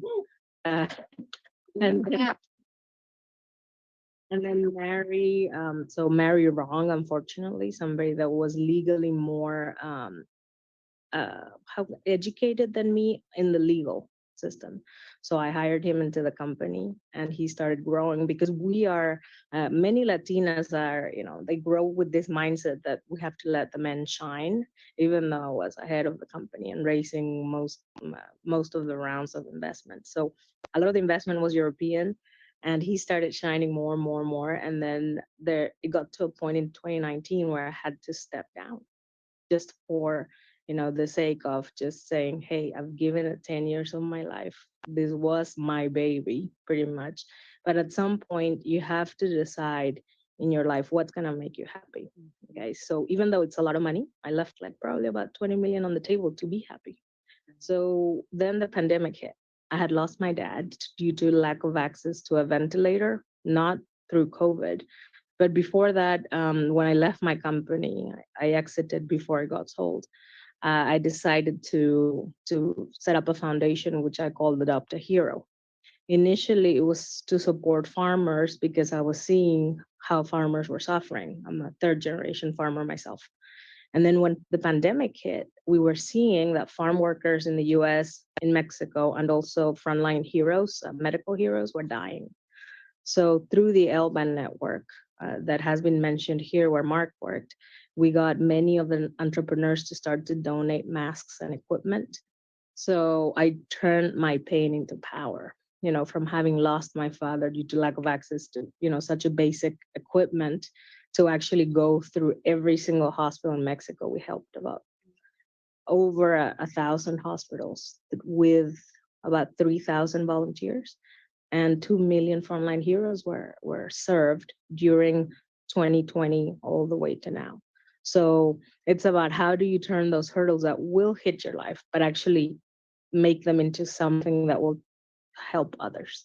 And it helped heal the pain. Thank you for sharing that. You may never know the ripple effect of those moments and the number of families that just through resources that weren't readily available at the time may have saved lives. In fact, it probably did. And so thank you for that. And just being able, like you said, turning that hurdle into, it was driving you, right? It was driving you to make a difference. And so thank you for sharing that. And Lorraine, we don't want to forget about you down here. We would love. Yeah, tough act to follow here, but I think I'm going to shift gears a little bit. So I've built my career across different sectors. I'm from Puerto Rico. I'm from Mayagüez, 2.5 hours from San Juan. And I left everything when I finished my undergrad and come to DC to work in Capitol Hill. And if many of you know DC, you try to work in Capitol Hill government, you're underpaid. There's a lot of pressure for you to succeed because you're leaving your family, number one, right? You're leaving your job there and you have to make it work. So when I moved here, I barely knew any people. I didn't have any network, nobody, but I was determined to really make it work. So I worked on Capitol Hill, then moved on to the nonprofit sector to do a lot of corporate development communications, which is something that I'm, very passionate about as well. I have an opportunity there to get into grad school. So to advance my career, DC is a very, very competitive city. Everybody here is qualified. Everybody here is really, really smart, right? So there was that pressure of what are you going to do next, right? You need that next salary bump. You need to make sure that you're doing well because at home, again, they're still reminding you, you left everything. So you have to make it work. So I get into grad school and, during that time, I'm approached by a company to the job opportunity and do external affairs with them. And while it was a fantastic opportunity, I was already enrolled, right? I'm in my first semester, and the kind of work that external affairs, public affairs, all of the GR work that we do here in Washington, and involves a lot of after hours commitments, right? Like a lot of events, receptions, political action committee trips, a lot of things that need a lot of your commitment. But in the program that I was supposed to be for, working adults, professional, it should be easygoing. No, it wasn't like that. So, I spent 2 years doing my master's while navigating my new job. I was trying to impress, my new managers, my new bosses. I try to make them understand, hey, I cannot make this work function because I actually have to go to class, took summer school so I could really get ahead, and not fall behind, I should say, with some of the classes. But I share that because when people say like, oh, you're going to grad school, and you have your family or you have friends, you really need to put everything aside to actually, do well. And I'm the type of person that if I do something, I want to do it well. My mom quit her job, raised 3 kids. We were not allowed to fail, right? Like they gave everything up for us. So that always was in the back of my mind in terms of I need to succeed. I need to make sure that I make this work.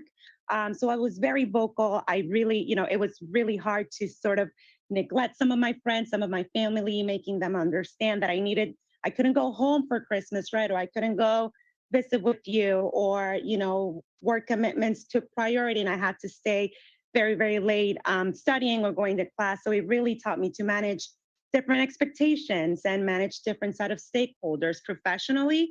And of course, with your friends and family. And if you surround yourself with people, that they support you and understand and want you to do well, they're really going to be by your side at the end of the day, even if you cannot see them as frequently, or, foster those relationships. So when I tell people, it's like, if you want to go to school, I'm not going to say anything here. If you're already in school, great. But, think really think about, your priorities. It takes a lot of time to do really well, in your job and career. And if that's something that it's like me, I was like career first all the time. I succeeded, I graduated ahead. But then, COVID hit too. I'm thinking about my family, some of the relationships that were really meaningful. And when you're not seeing people, you're not allowed to, be next to each other. I have to wave to my sister, from the window because she's high risk and I cannot see them. Like I lost my grandparents and all of these things that I wish I could have spent more time. If you really, spoke up and found that balance when you're trying to do and juggle your career, your family, and, all of your endeavors, whether that's, your business, your hobby, whatever you're passionate about, or even school. So I just wanted to say that just because a lot of people think it's, it's easy, it's, easy going, but you have to have really that support system that understand what you're doing.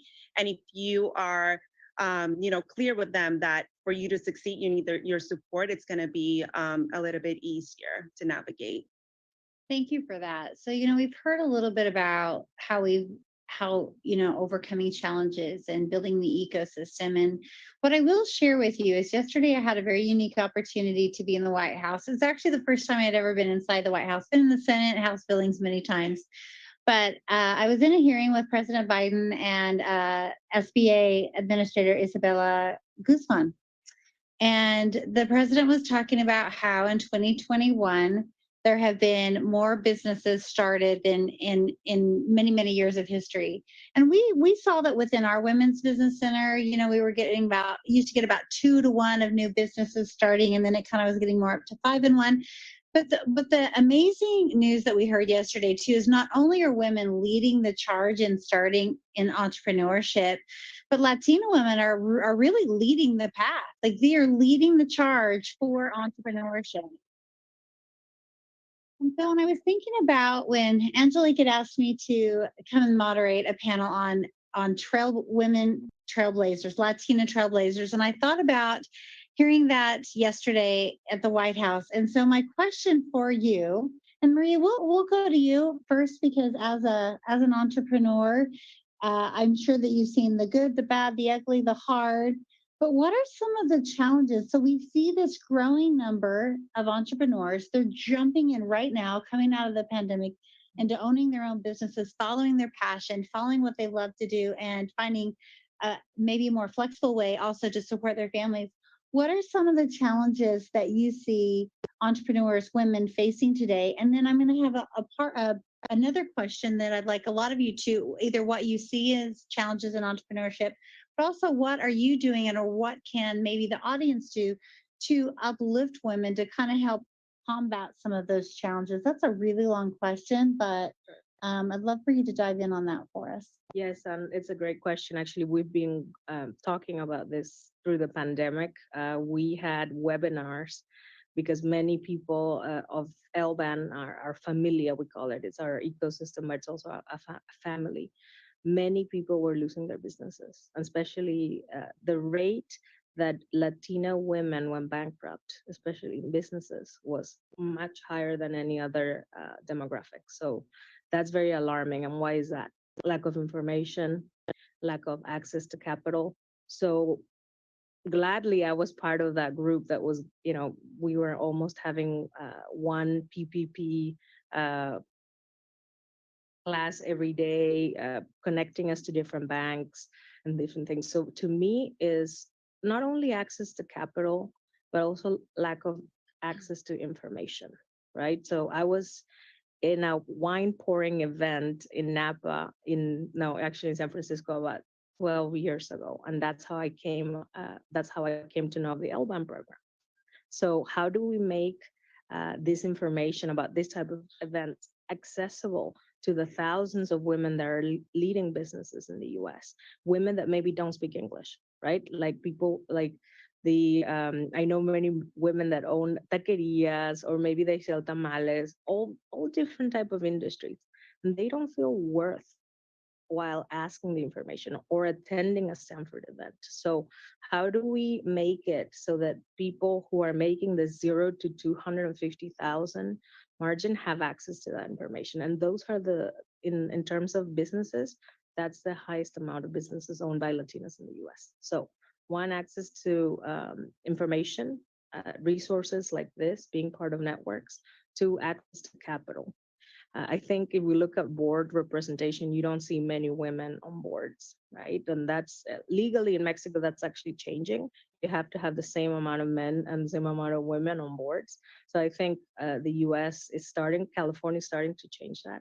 So if we have women on boards, women will invest in other women as well.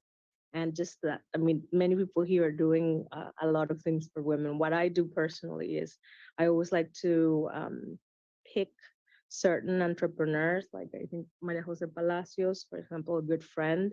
And when some of my friends who are leading in the industry ask me, hey, who can I interview?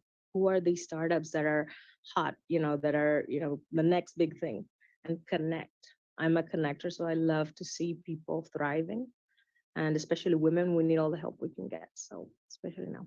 Thank you for sharing that. I think that one of the things that as a women's business center, and I do agree with you, being here today, accessing the resource centers, my team in Idaho, half of my team are bilingual. We teach a lot of financial and digital skill bridging classes in Spanish, because we do know that the learning level drastically increases when we can teach in a first language, and that's very important.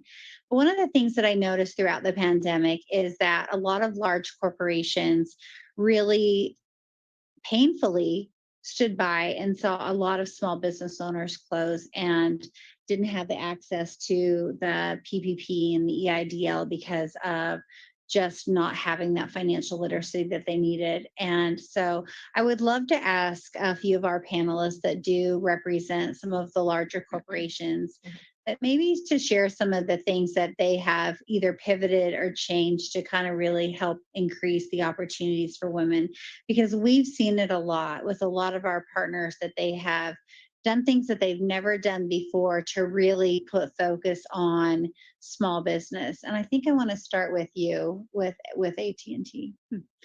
So I am going to slightly change the question, because as much as I would love to be able to dive into it, I am not as well versed as to what we do with suppliers at that level, that nitty gritty. But I can tell you what we have done as a corporation to support women overall. And I think it will translate into what any small business or large business can do to support women. Pandemic kind of like opened the hood and allowed us to look under the hood for a minute and to realize that there were a lot of inequities that were happening as to what women are responsible for. And again, I'm generalizing, so please forgive me, the men in the audience. But women tend to wear a lot more hats than men do. Men can actually focus on one big task. So whether it's the job, and that's what they do, they're able to go to work, come home, and hit the gym, and do whatever it is that they want to do. They'll have, if they're married, chances are they'll have a meal waiting for them. Their laundry would be done. The house would be clean. The kids would be fed and showered, and all of those things. And the little gnomes that are called women took care of all of that, right?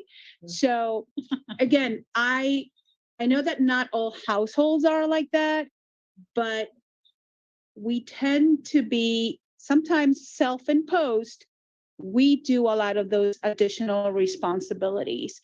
So what that happens is, so I'm 100% in agreement that the lack of information is our number one downfall in general, right? Small business, corporate, education, it doesn't matter what industry we're in. But the challenge there is that our time is being used by so many other things that we feel like it's like, when am I going to have time to be able to do all these things? When am I going to have time to learn about the things that I need to learn? When am I going to learn financial literacy? When am I going to learn to do all these things when I can barely wash my hair in the morning and get it dried, or it goes up in a bun, right? So thank you, because I'm with you on that, right? So we need to kind of like figure out how to engineer our own networks in the same way that men have their networks. Yeah. They have the time to do these things. We need to engineer the time into our networks to make sure that we have, if you're a business owner, find another business owner that is in the same boat. And it's like, hey, I'll pick up the kids today. You go do whatever it is that you need to do. Even if it is, go get your nails done, right? I have a network that helps me do that. I'm very intentional about these things. So, as a corporation, and I know it was a corporation question, but it was more a societal answer. We need to be more intentional as to how we support women, because we need to understand that our roles are different than the roles that male have in this society. Thank you, Celeste. And I will be looking for your book on the engineering of time. Engineering of time? Yes, because I've written quite a few notes about time, and you have shared some really great nuggets with us today. And so I want to open it up to some opportunities for the audience to ask some questions of our panelists today. And I didn't even have to look. Thank you. Yeah, she's ready. Hi everyone, my name is Tamari. I'm from Puerto Rico. Most of the people here from Guayama. My question, I don't know if it's a question or tell me about your experience with machismo.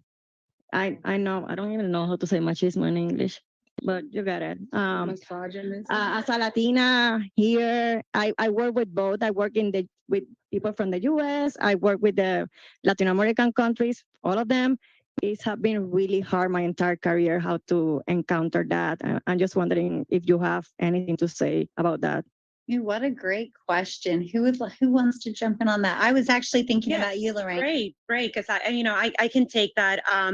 My experience, I've been working, I told you before, I've built my career across different sectors, but it's usually male dominated, right? Like if I'm in the Capitol, it's male dominated. Usually government affairs, the folks that I would work with, my stakeholders, the person that I would have as a manager or I would work for, or my counterparts where usually white males, right? So it's always very tough not only to get your foot in the door, your seat at the table, but you also always have to speak up.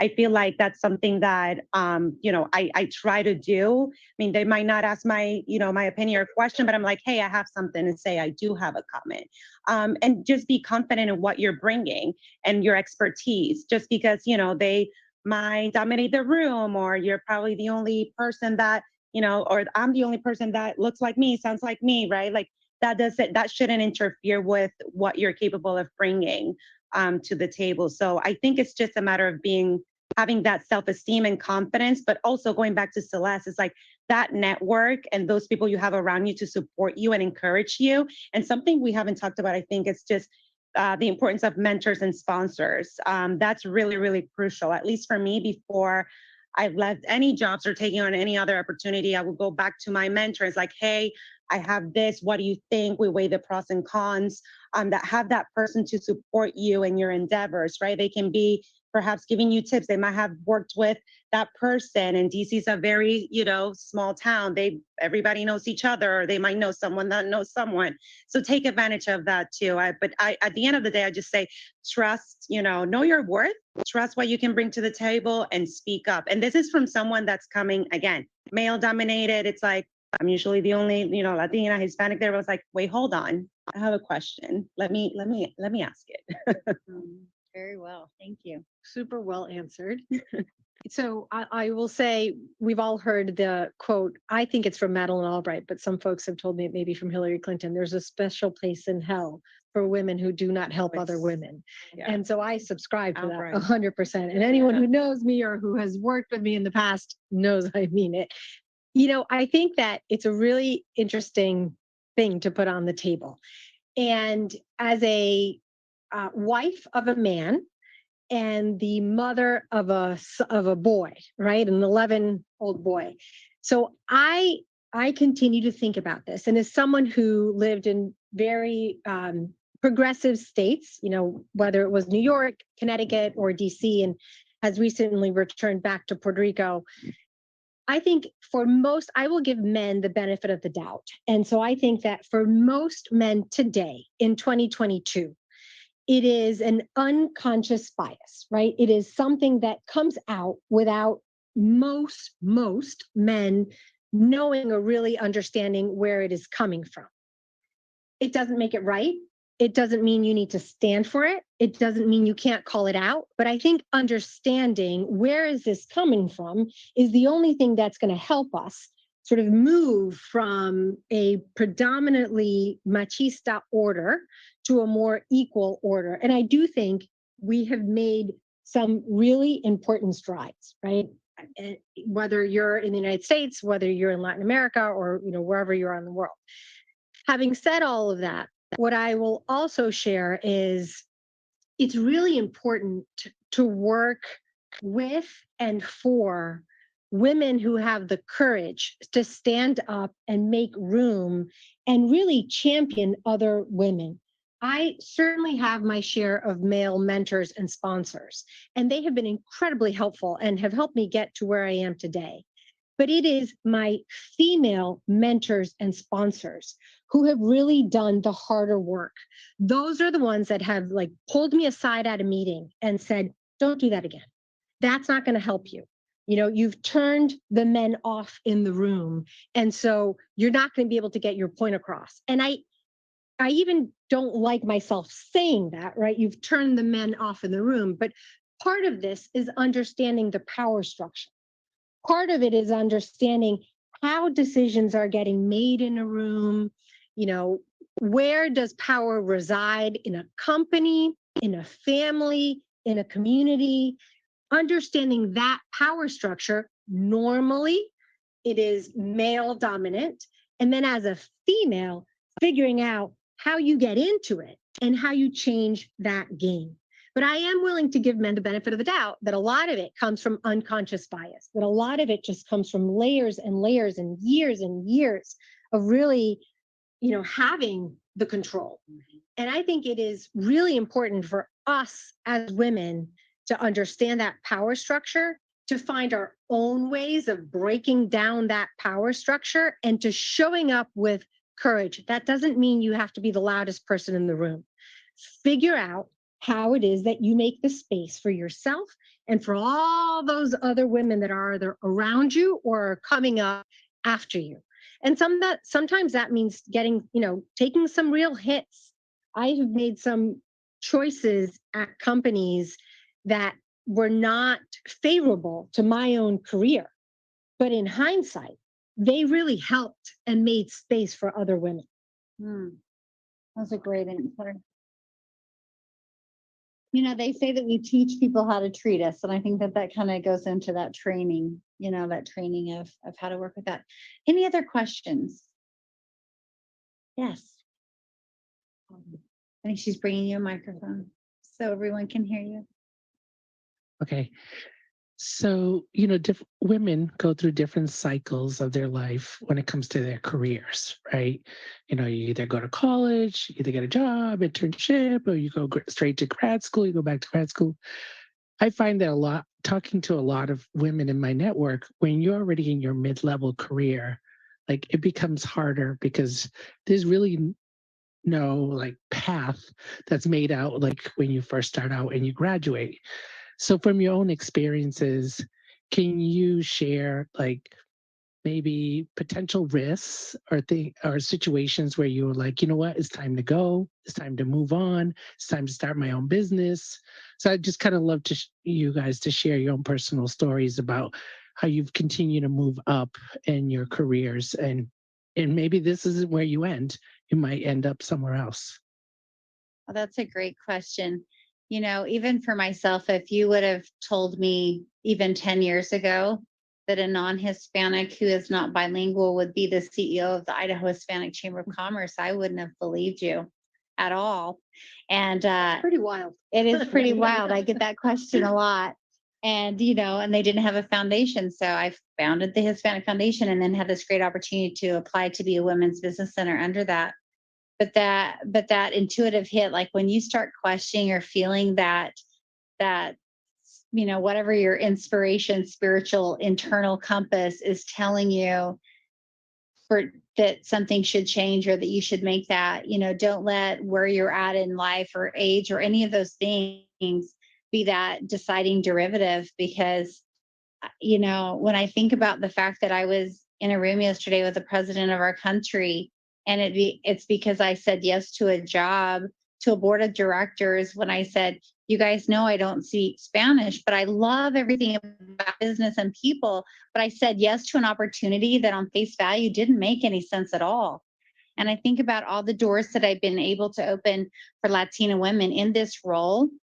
And I think about you just have to go for it. And you have to just kind of, because you don't know, like when we talked about like how decision upon decision and like I'm the sum total of every decision I've ever made, you know? And so I think that is a great question. I would love to see if anyone has anything inspired that they would want to add to her question about how do you, you know, when you feel like I hate to use the word past your prime, right? But that's kind of what you said. When you feel like you're not at that like beginning stage of, you know, that expectation. But I think that's actually when it's the best time to jump into something, is when it doesn't make sense, right?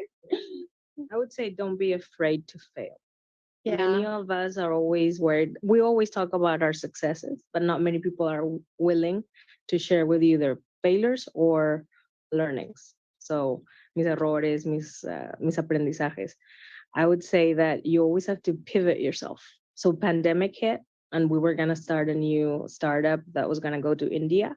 I went to India, set it all up, but because the pandemic hit, we didn't have access to investment. So what I did with that time is, how do I give back to society?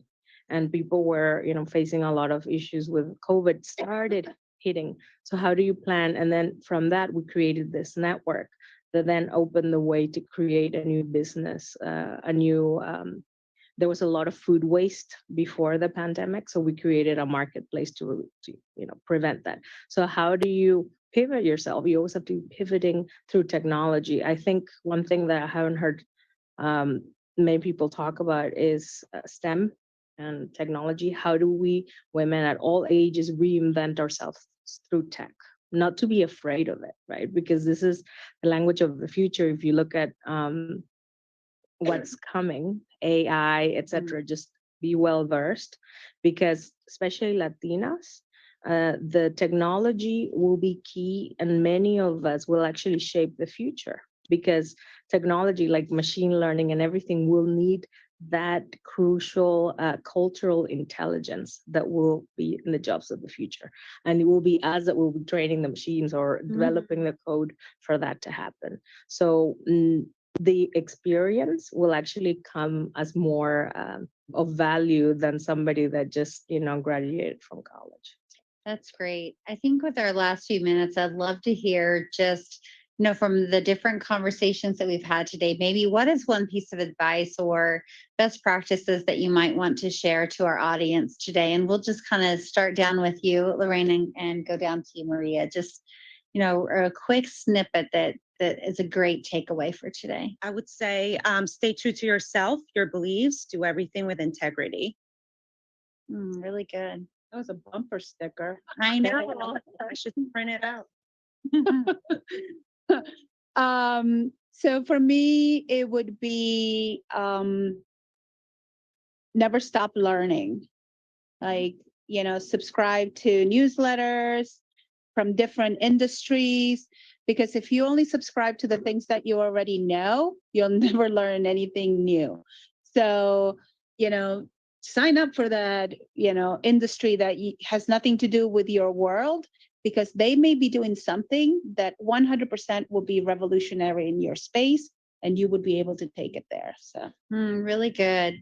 I would say for me is to surround yourself with people that make you feel good, that make you feel confident, that believe in you. I always think about who's on Team Diane, and if someone isn't really, then, I don't always need to create space for that. And so that would be my best advice, is just really look at your ecosystem and surround yourself with your cheerleaders, with people that really want to see you be successful. Mine would be, and I'm going to say it, and then I have just a quick story on this. Mine would be trust yourself, trust your gut, trust your instinct. We all have this little voice, right? And I say that just given your question, trust yourself, trust wherever you are in life, where it is it's taking you. I'll tell you, a year after I had my son, I was 38, and I got a call to be Mrs. Obama's communications director. And it really truly came out of nowhere. I was living in New York, and I, was really happy where I was at. And I could not, in that moment, I thought to myself, believe it or not, I thought to myself, I don't want to do this. I don't want to move from New York. I don't want to. I'm having such a great time being a mom. I never thought I was going to be a mom. This is great.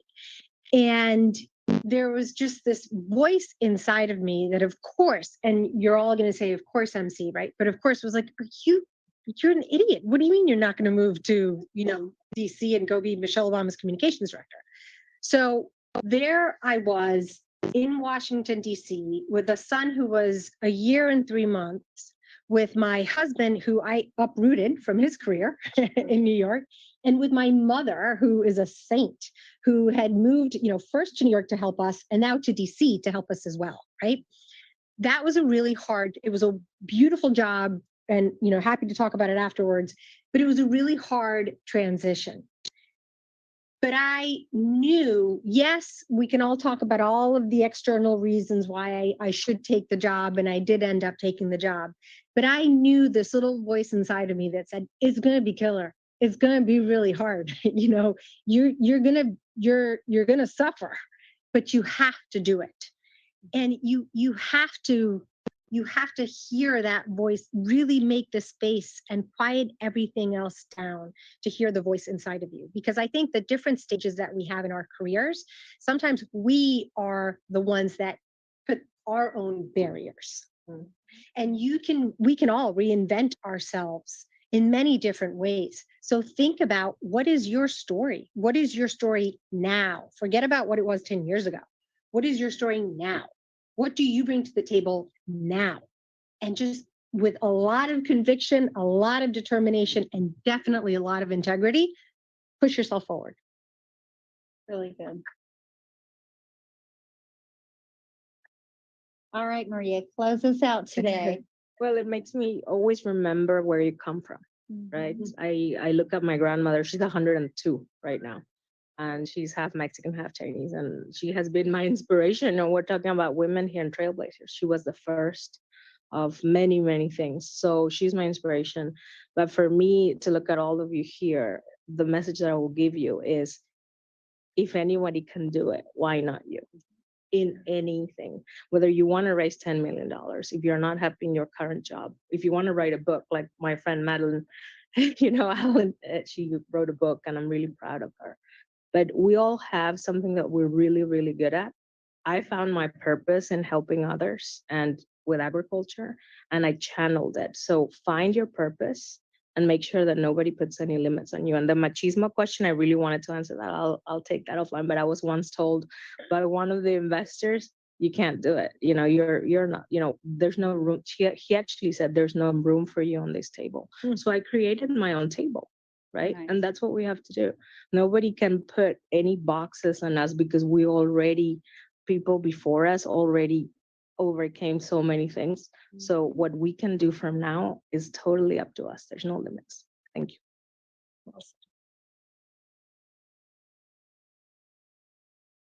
We would like to thank all of our panelists that were here today. I encourage all of you to have a moment to connect with our panelists, because I think we were all very well taught today.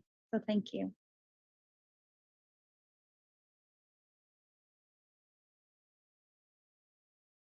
Let's just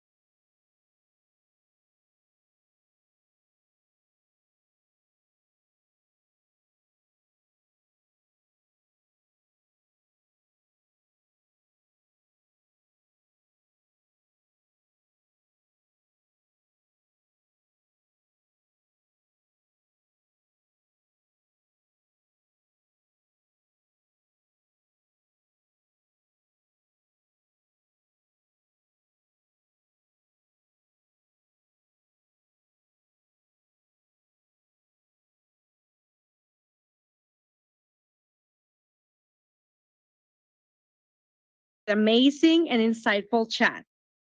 Our event may be coming to an end, but our efforts to empower women around us continue. Now, it's a pleasure for me to welcome Basilia Angel, CEO and President of Meliora Advisors and moderator of our final session titled Game Changing.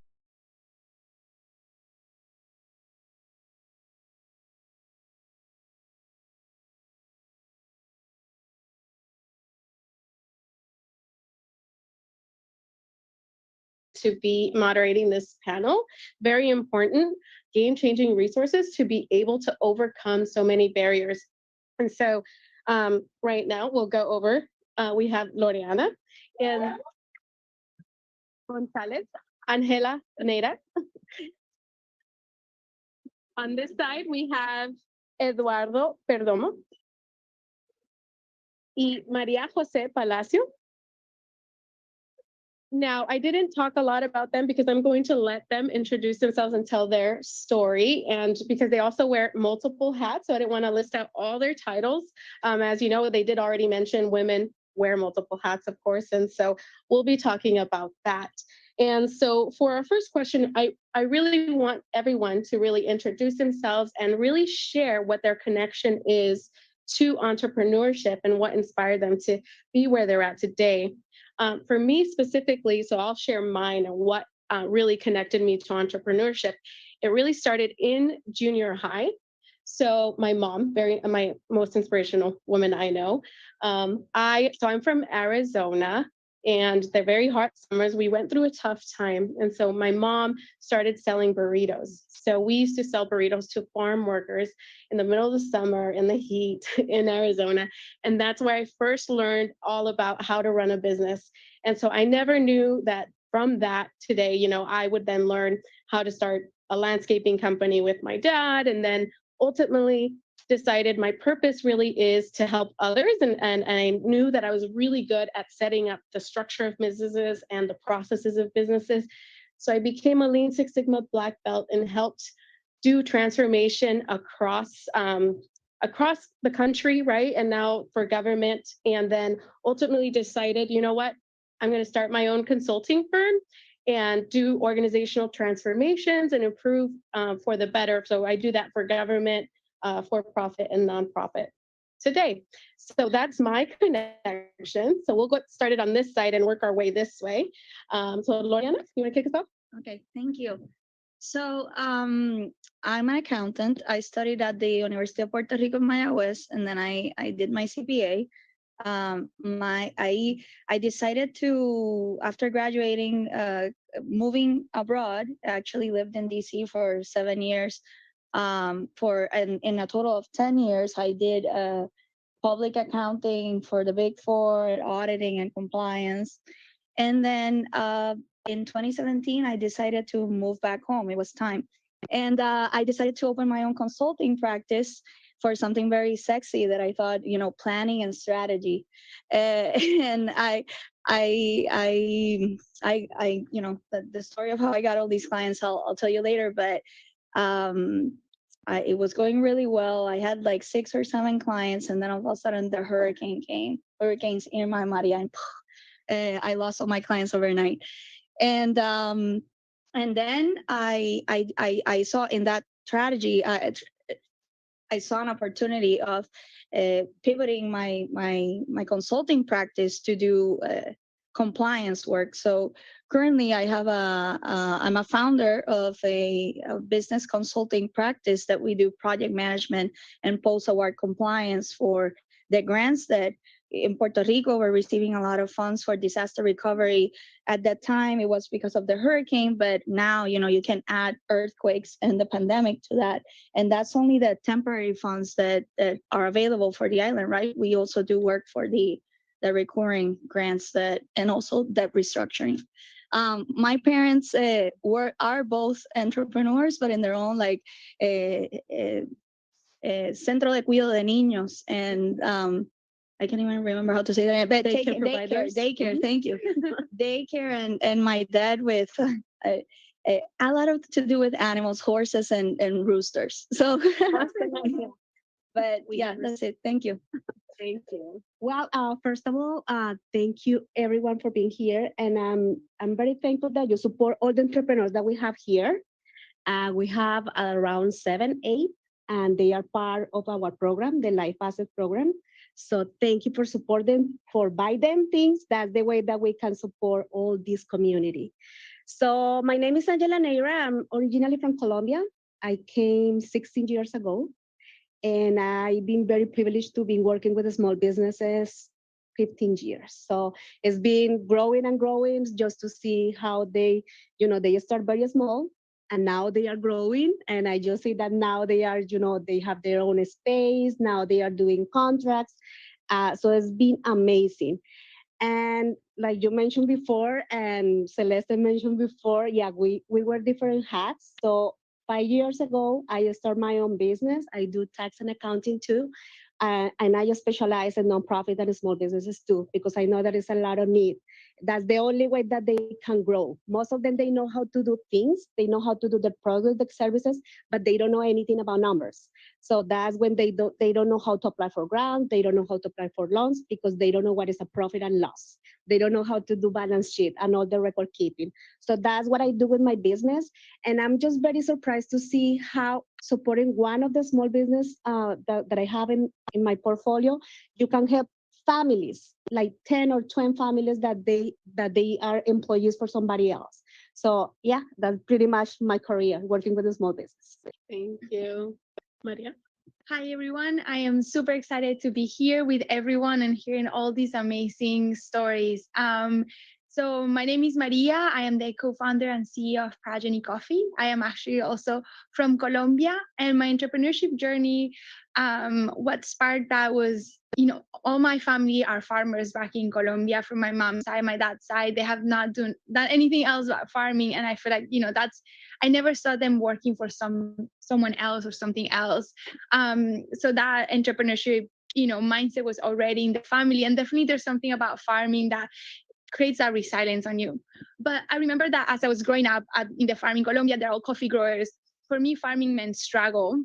And and usually, farmers produce about 15% below margin. And so it's an industry where it's not profitable, and we just do it because it's a passion trade, because Colombian is known for coffee. Like, that's what we should be doing, growing coffee. And so when I graduated from the university, I didn't want to go back to the farm, and I wanted to do something completely different. And so I came to the US looking for something else. I really wanted to detach myself from my roots because it just meant struggle. And I remember coming here to the US, and I wanted to be a fashion designer. So I arrived to New York and I started my career. It was going really well. I was working for Marc Jacobs, Alexander Wang, and I was in New York Fashion Week. It just felt like I was getting there, and I was grabbing my, my dream. And so as I was there, I started noticing, wow, like coffee is the second most consumed beverage in the world. People are drinking more than 3 cups of coffee a day. It's like fast growing market. And so with my husband, we start like understanding all like how coffee is big. And then I'll go to Starbucks and I'll see like the coffee that'll say Café Colombia, like the Juan Valdez. And I knew my dad was selling there. And so how come I was paying $5 and then I'll go back to Colombia, but none of that was going to our farmers? It's like a market going up, consumption going up, and farmers were going the opposite way.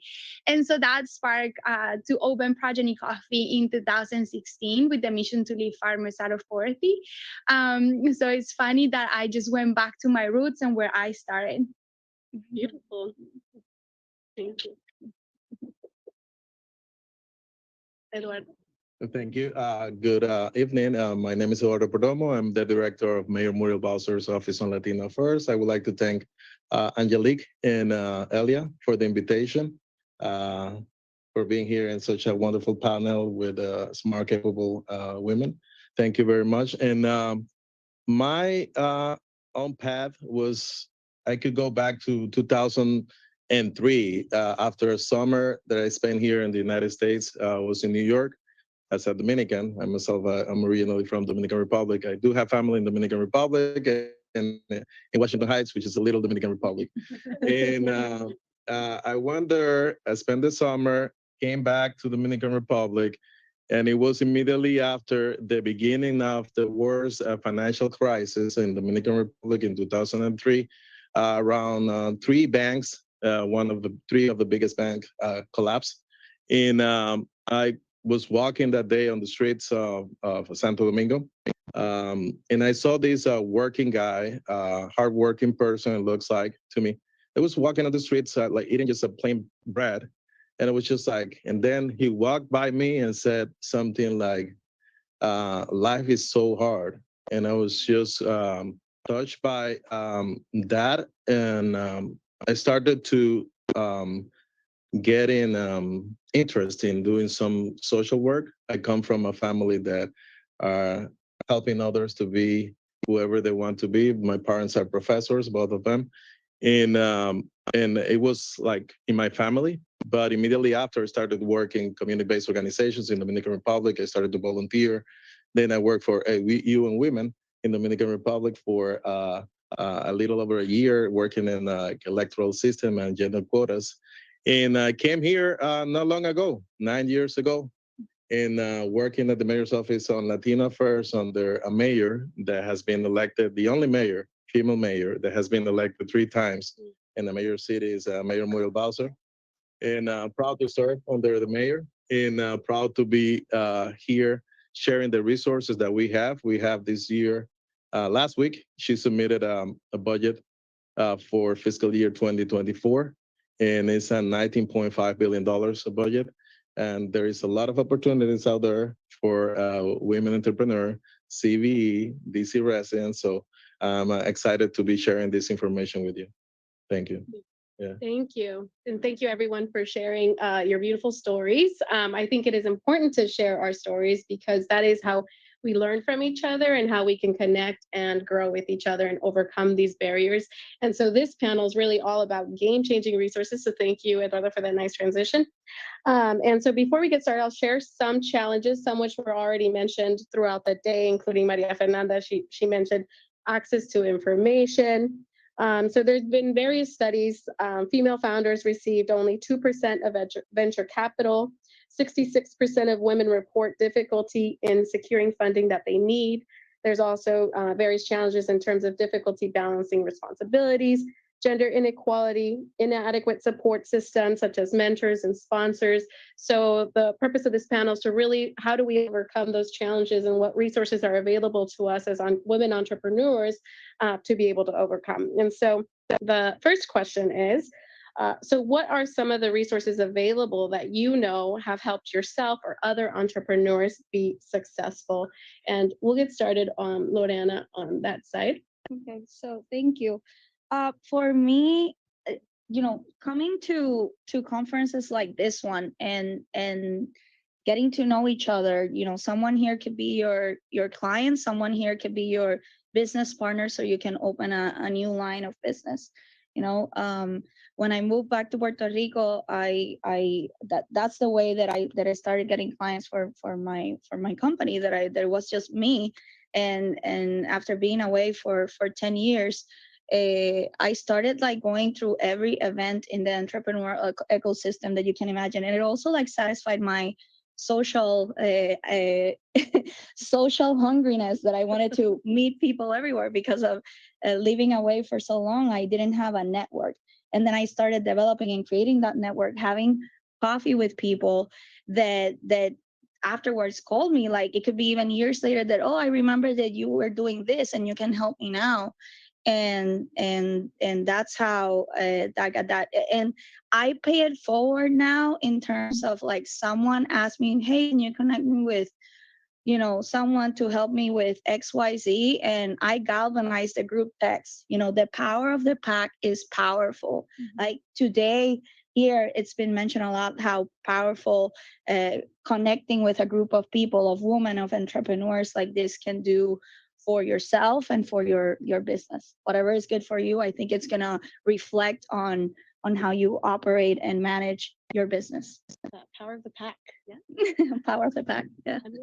Yeah, well, mainly, I know that the group before they mentioned about lack of funding, and that's what we want to offer through Life Asset. We are a nonprofit organization based in DC, but we serve Maryland and Virginia. And basically, we have 2 different type of communities. We have the one that they have to know the Social Security number, and we have the one that they don't. So we want to get those two communities, and we want to lend money to them because they deserve. So not that they know it, they know very well how to do things. It's just nobody else wants to lend money to them. So that's what we do in Life Asset. We do microloans. It doesn't matter what is your legal status. It doesn't matter that you are a startup. We can help you with that small amount of money, up to $10,000. So you can buy the equipment that you need, you can get your license, you can pay for marketing, you can buy whatever you need, just a table in a farmer's market. So you can start making some income to support your family. That's basically what we do. That's the main resource that that I know. And we have a lot of organizations that they do in bigger scale. So maybe they can go to LEDC, they can go to Wakeif, But the main thing is some people say, they are still thinking and rethinking to do things, but they don't do it because they don't have the savings. So we have a lot of resources here. Just use it. Just go and ask. And it's not just the loan as it is. We do a lot of technical assistance too. So maybe we can do this type of events that you can meet other entrepreneurs. You can make your own network. So that's the way that you can find clients and leads that you never know what's going to happen in the future. But the main thing that I want to say is we have a lot of organizations that you can go there just to find money, seed capital money that you need just to start your business or to grow your business. Just go and ask for that money because that, like Eduardo, he's supporting us through MOLA. So that's the money that we want to put in our community. Basically, that's what we want to do. That's awesome, especially because it's available to not just people with social security numbers. So that's awesome. Yeah. Thank you. Maria? Yes, I think for me it's very true, something that Manny has mentioned here, that is the power of community. Definitely, we can't underestimate our community. And as an entrepreneur, it could be so lonely. And if we don't have those people that are supporting us, it could be really lonely. I'll tell you a story. So, and I know Mark Madrid kind of shared my story a little bit at the beginning, where we, during the pandemic, we lost about 97% of our revenue. Back then he was leading Elban, and at Elban, we have this motto, do business with each other and create a business from each other. And I know, Angelique and Maria, they're all from Elban, and we have a WhatsApp chat. And the moment where, I live in Silicon Valley, and was one of the places that first start closing. And we were a B2B business, we were serving to all the tech companies, they're closed. And suddenly I didn't know what to do. So I reached out in this community. I was like, hey, is anybody losing their business? Because I am struggling. And I remember everyone in this community reach out, be like, what do you need? And there was the whole community responding. There was this one, Monica from Mass Global. She had an engineer company. She's like, what do you need? I was like, I need to pivot to direct to consumer. I need to, launch on online. And they had an online presence because we were B2B. And so suddenly she gave us a whole team of engineers for free to launch. Then the other one that had marketing came and was like, I'll give you my marketing team for free, and so on. And everybody would start just sharing me with so much love, but resources that in 2 weeks we're able to completely pivot, and the call to market and so on. And so out of that, it really showed that power of a strong community. And it was incredible Latinos that they just put everything that they had to put it out there. Also recently with the closure with SB Bank in Silicon Valley Bank, I'm part of this WhatsApp network of Latino, is another one is Latino startups in Silicon Valley. And a lot of the startups, they had their money inside the bank and they were all freaking out. And what I thought was really beautiful is that someone reached out and said who has extra cash right now? And suddenly, all these Latinos entrepreneurs that did not have their money in Silicon Valley Bank, they were like, I have money. And in less than 48 hours, we had created a rapid relief loan for, eventually we didn't need to use it, but it was just that power of community. So surround yourself. I think another one that's really powerful is, sitting here with CFIs. Remember when we were selling coffee we started selling coffee in parks for housewives, and I'll sell them coffee. And I remember from there, we scaled to, selling 8 bags to having $1 million contract in Silicon Valley. And I remember having that contract. I went to knock, I needed money to scale, but no bank would lend me money. And so after many knocks, I realized that there's this whole community underground of CFIs that are here to help and support. And they were the ones that gave us the first check. And so don't underestimate and try to find, because there's a whole network underneath that is here to support loan, and that comes with advising and so on. Yes.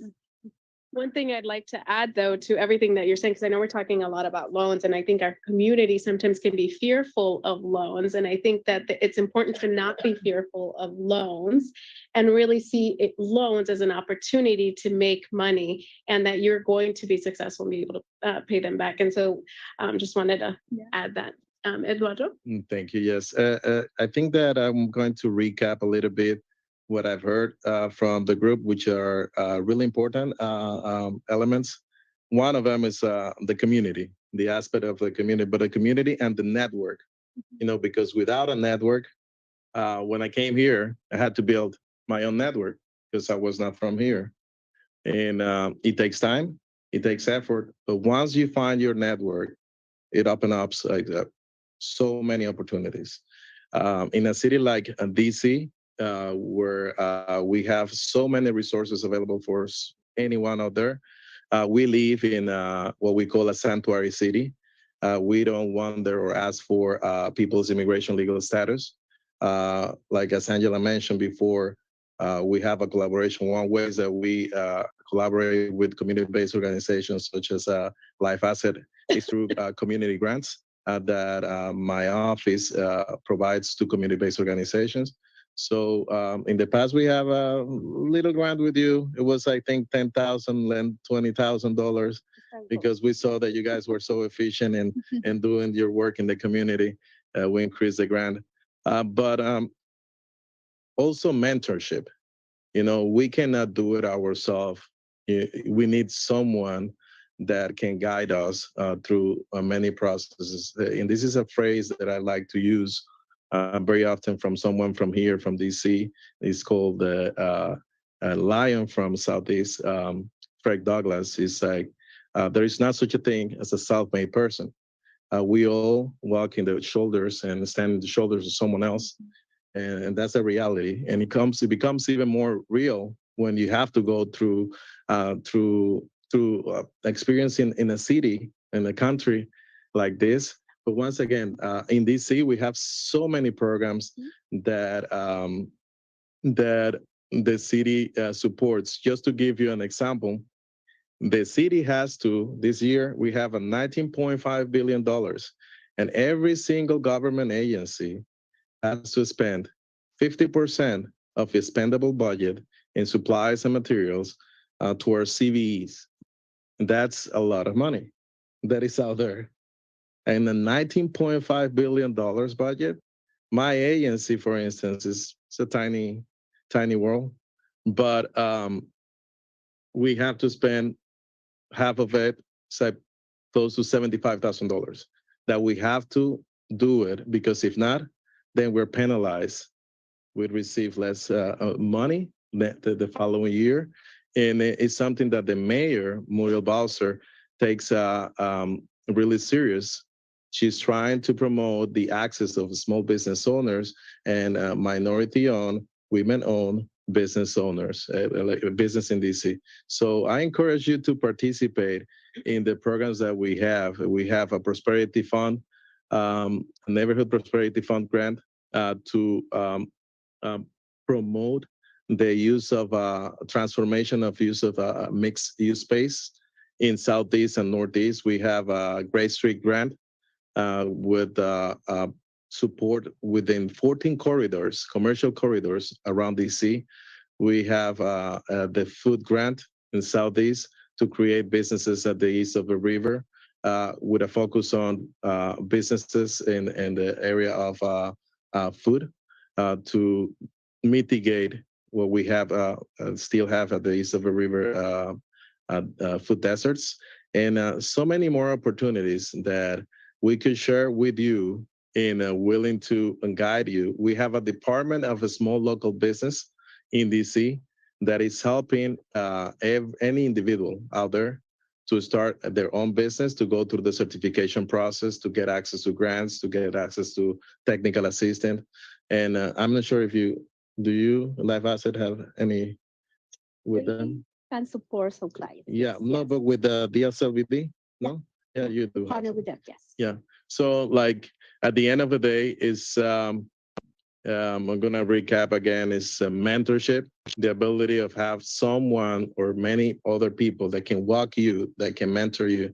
Right now I'm mentoring this young gentleman, and I'm always looking for young people to mentor.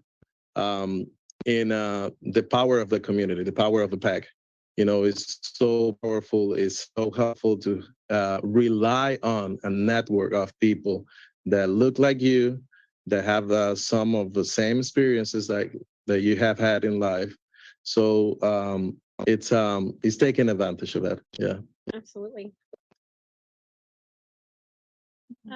A couple things that weren't mentioned that have been helpful for me, especially getting into the government space. So sometimes people, you have the people that you can connect with, and sometimes you don't, right? And so the beautiful thing about government is the federal government offers also various resources. And so if you are looking for getting into the federal government space, for me, Apex accelerators have been really, really helpful in terms of understanding how to do federal government contracting. And you mentioned mentoring, and so there's also SCORE.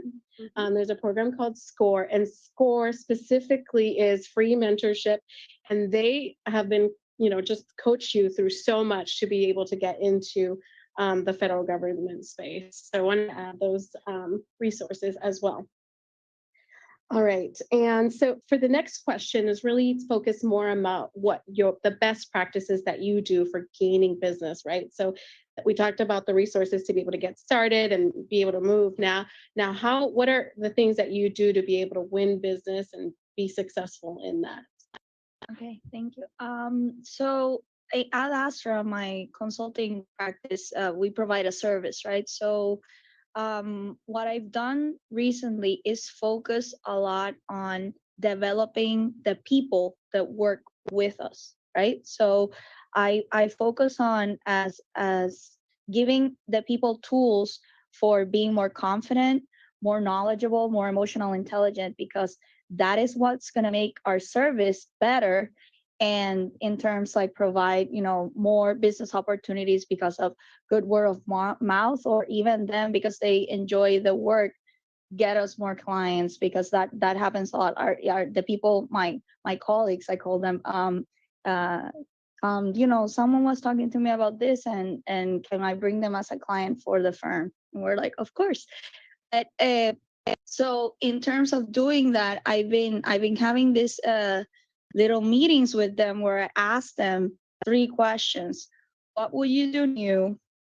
What would you be doing differently? And what are we doing that you like that we should continue to do, and why?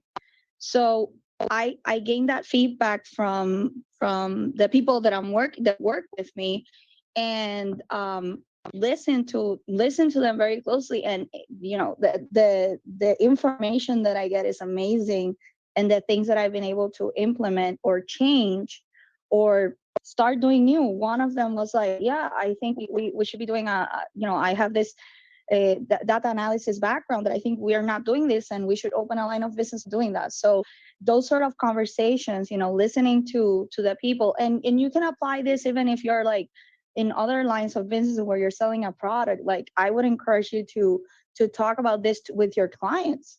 Maybe your clients that buy your product know why, like they like the product, but listening to them of what you could be doing differently or what you could be enhancing, I think it would be a great experiment that at least I would be interested in knowing. Thank you. Yeah, I just want to mention 2 things that I think they are so important for entrepreneurs. And the first one is credit score. So if you don't know what's going on in your credit score, and that is something that you need to work on something, just go and take, el toro por los cachos and try to fix it. Because that's the main thing. If you have a good credit score, you can open doors just to have, a contract. You can have some kind of funding. You can apply for grants. I mean, that's the first door that you can have if you are a business owner. Instead, if you are just living here, we need to have a credit score. And the other thing is working in the credit score for your business. If you already have your business registered, just start doing your DUNS number and start building, this credit history that is going to help you to start a line of credit for your business. Because you can use that credit to apply for, different type of things that you need, equipment, properties, whatever. But you need to start building that credit history for you and for your business. The second thing that I want to add is just working your numbers. You need to have, record keeping. Even if you are in a small business, I just do 3 houses every week. Okay, how much money coming to my account and the expenses. What is the expenses that I'm having? It doesn't matter how small it is. It's growing and growing. And then you can see if you organize everything from the beginning, for you, it's going to be more easy when you are bigger. So that's the mean that I've been seeing this, for, I don't know, 14, 15 years. You know how much money are you doing every month? No. Expenses. No, I don't know how much I spend doing that. So just try to make some time and just make those numbers.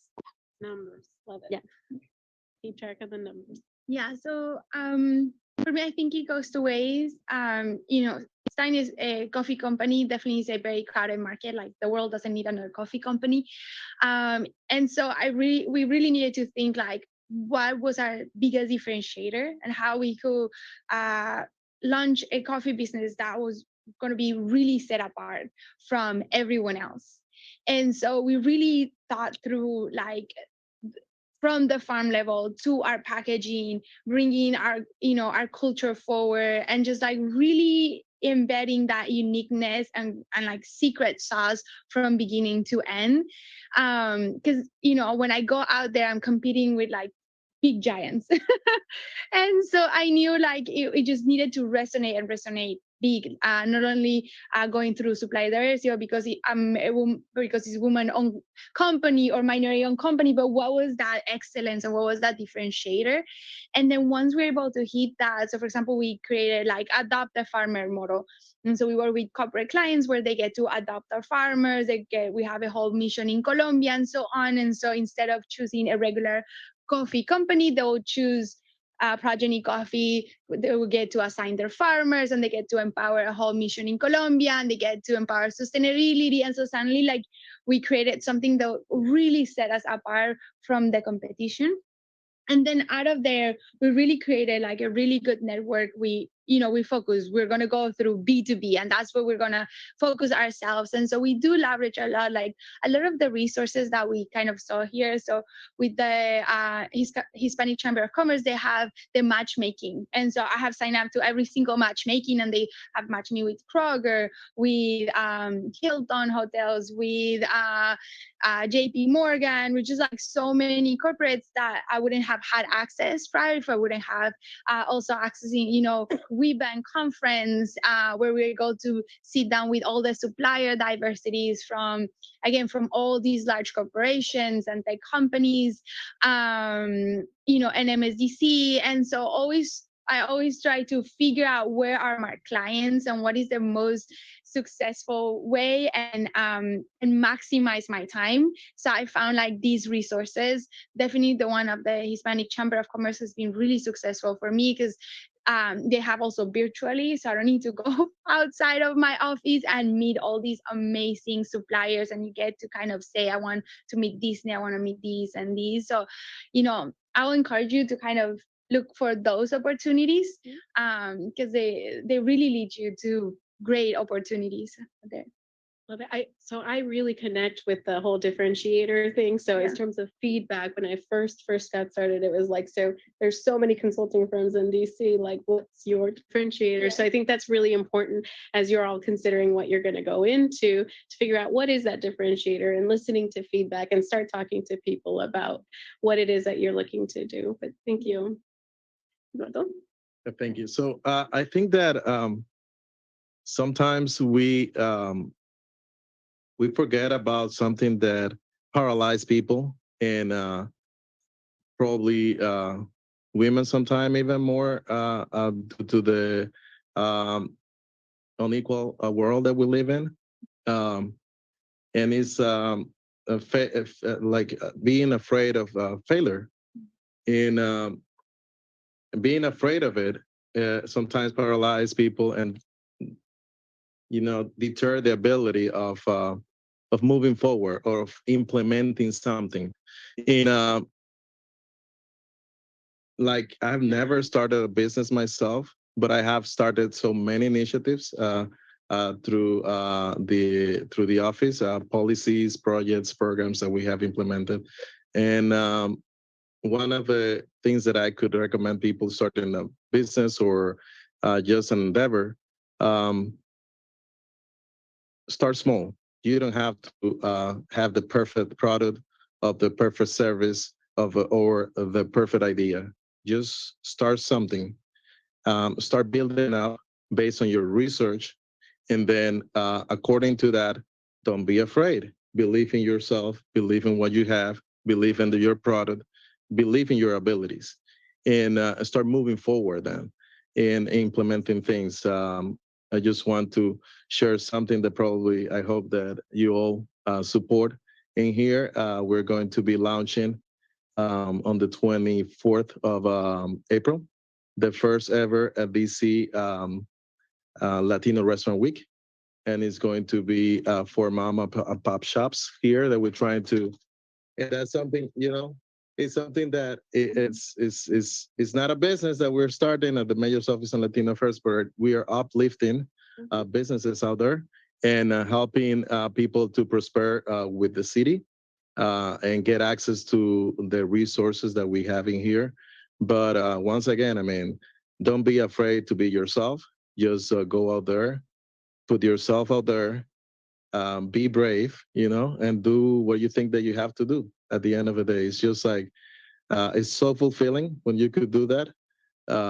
And then you start acknowledging internally that you could do things and you're doing things and you're going to continue to do things. So that's my message out there. Yeah. Awesome. Yeah. Take that first step, right? Yeah. Yeah. All right. So thank you. So we're going to pivot a little bit. So this one is really focused on, so as women, we face different types of challenges. And so everyone on the panel, what advice would you give a new woman entrepreneur on how to overcome these challenges and these fears that we are, Eduardo just mentioned? Loriana? I would say nurture the biggest asset that you have, which is you, right? Learn more about whatever it is that you're selling, whatever it is that you're, how you can be the best in that, and use resources available like the Metro Women's Business Centers that have been mentioned today, right? In these centers, you can get one-on-one counseling, mentorship, coaching, technical assistance on topics like procurement, which is scary. But if you learn more about it, it will be less scary. And there's a number of resources that have been mentioned today that are available for women, for entrepreneurs, that I think will make you overcome these challenges. Access to capital and credit. At the Metro Women's Business Centers, they give you information on how to manage this, on how to obtain it, on where you can obtain it, on. So I think that, not being ecstatic and just like reaching out and using all these resources that are available will help you overcome that. Awesome. Yeah, I agree. Yeah, I just want to add something, and I'm totally agree with you. It's just it's something that for our culture, the Latino community, women, they don't want to go out. They are just afraid, maybe because we have accent. I don't know how to drive. I have to take care of the kids. It's always an excuse that pretty much 90% of my portfolio I have to push them just to go out and try to do network. So just try to do it. The first time, that's the hardest. The second one is easy. You will know, exactly. Now I know how to dress. Now I know how to say hi. If I accent, that's fine. That's fine. It doesn't matter. Just try to do it, because that's the only way that you can start making connections. And maybe that new connection can give you something else that you didn't know. So you can have more resources for you and for your family. Maybe it's not related to business. Maybe it's an event happening in the park next week. I don't know, something like that. So just try to, instead of seeing novelas at the house, just go out and try to do something for you and your family. Try to learn, push hard yourself, and then you can make, things happen. I agree. Push yourself. Get comfortable being uncomfortable, because being an entrepreneur, there's definitely a lot that you face. Yeah. I think one of the things for me was understanding that, challenges are never going to go away. And as you keep moving forward, new challenges and different type of size of challenges. I remember always like, oh, if we get that grant, oh, if we get VC funding. And then once you get there, it's like, oh my gosh, I did not realize all these massive challenges that I was gonna face. And so it's how you're gonna approach it, right? What is your mindset? How do you find opportunities out of every challenge and understand that life is a journey which is building you up? And so if I think back from the moment I started, I feel like every challenge have made me stronger. But it was breaking out from my own fear and my own mental barriers. I learned more that my challenges were more the mental barriers that was bringing from my Latino culture and Colombian culture, from that macho driven household I was born into, where I was supposed to be, how I was supposed to be quiet, how I'm supposed to show up in the world. And I remember my husband pushing me out there, not like, you need to go, you need to, this is how you're gonna, do it. And so, but I needed to break out through those barriers that I came to the US. So I think it's very much about, facing your own fear. I think also is that as you keep going, it was really important that like I got like really presence as my business was evolving. I needed to evolve myself to be able to face those challenges. The moment I got VC money, well, I needed to learn more. Like now I needed to sit down at a table and face all these VCs and tell them, why am I worth it? Why, why you're not with scaling. And suddenly like I was in a room with men that I needed to, show like what I was doing. And so I learned, was like, I went back to school. Like, how do I go into business school? How do I learn more? And so I think that also constant evolving in education. So you're able to always level up where your business is going, because your business is going to take traction, but you can't stay here because then you're just going to pull your business down. And so I feel that has been a really, really helpful for me. Continuous learning. Yeah. One thing for fear that for me, I learned a long time ago is to really dissect why you're afraid, right? Mhm. So ask yourself, why are you afraid? Is it because of lack of preparation? Is it fear of like you don't have enough money? Figure out what it is that's actually causing that fear, and then attack that, whatever that is, and prepare yourself to be able to do that. But it's time to open it up for questions to the audience. Do we have any questions for these panelists?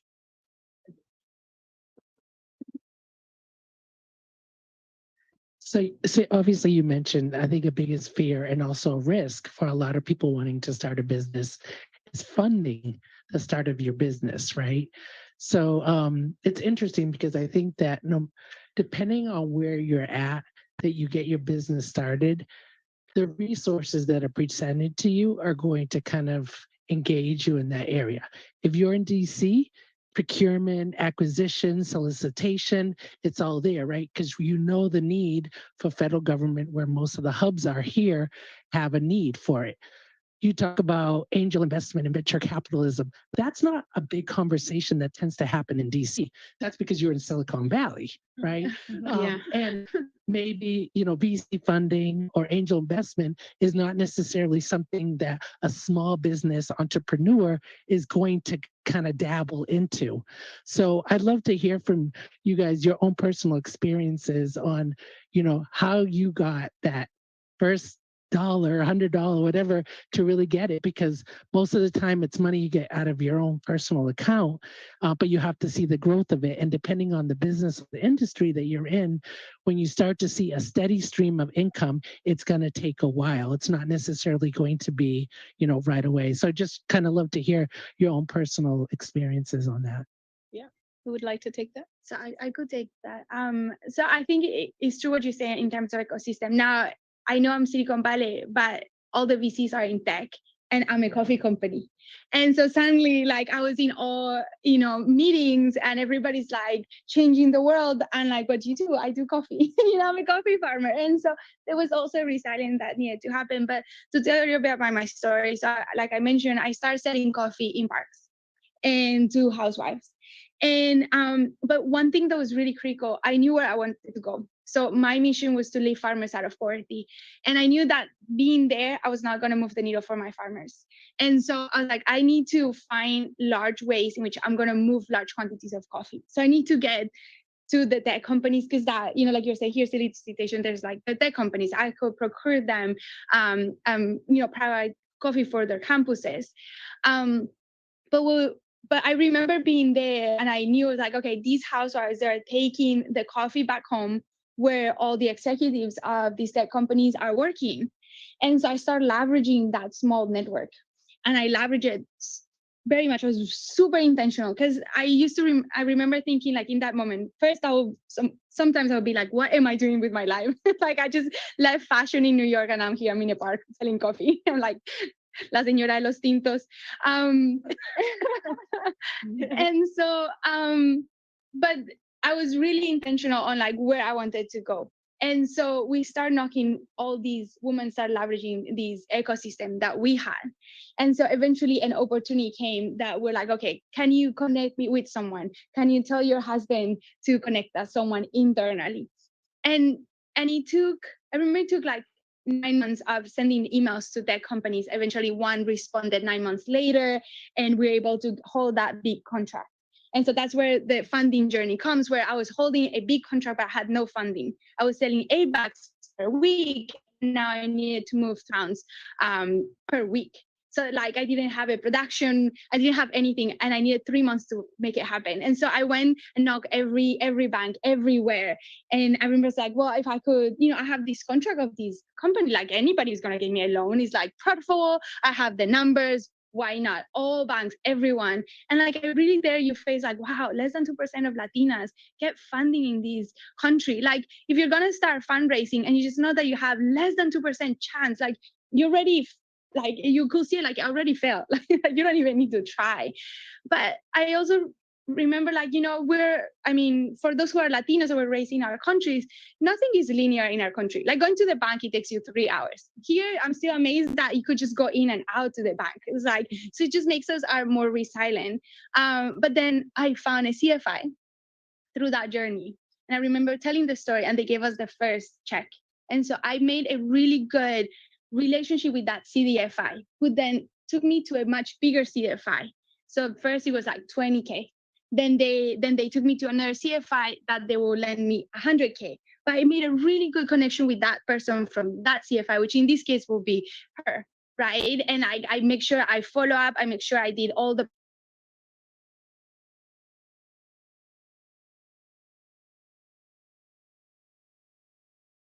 every single event at that event. Then they took me to an accelerator, and they trained me on how to. And I got into the networking, and I trained myself, learned the language of VC money, because I knew I had less than 2% chances. And so it was a moment of growth, of education, but like, where are you going? Like, you just need to be focused and not see your limitations. And so I think that's what helped me. And through that, just building your network. Let me add something that's very interesting. So, Life Asset, we are the biggest micro lenders in terms of volume. We have around 3,000 entrepreneurs, the small ones that nobody else want to lend money to them because the credit score is not that good, because they are startups, maybe, you know, single moms that they just got here. So 90% of our clients, they just start a business with $2,000. And now they are maybe in the second, third year. Now they have $10,000 from us, and they have additional money from somebody else. So now they are doing a bigger business, and they are moving forward. So just, that is what is very interesting. Just go to your CDFIs, go to the nonprofit organization, just ask for help. Maybe that person can mentor you, and they can show you, you know, this is the different type of product that you can use. Maybe Life Asset is not the right organization for you because you are looking for $20,000. We don't do that, but maybe I can refer you with somebody else that can lend you that money out, you know? So just try to ask for help, and then you can start building, you know, the support group that you need. Because some people, they just come back after they have a bigger loan. I say, I just need $5,000 right now. Can you do it for me? It's just, I need to buy that equipment. I do it. Yes, of course, we can do it because we already have that relation with you and we know that you are in business. So just take advantage of all the CDFIs, all the different organizations that we have, because there's money out that you can use. You need cash flow. When you are an entrepreneur, you need money, you need cash flow because you never know when is the opportunity to do a bigger business. Yeah. Awesome. Loriana, you have anything to add? For us, we started small with paying ourselves a little bit late because it says services, and then the aging with our clients. Most of our clients are local government.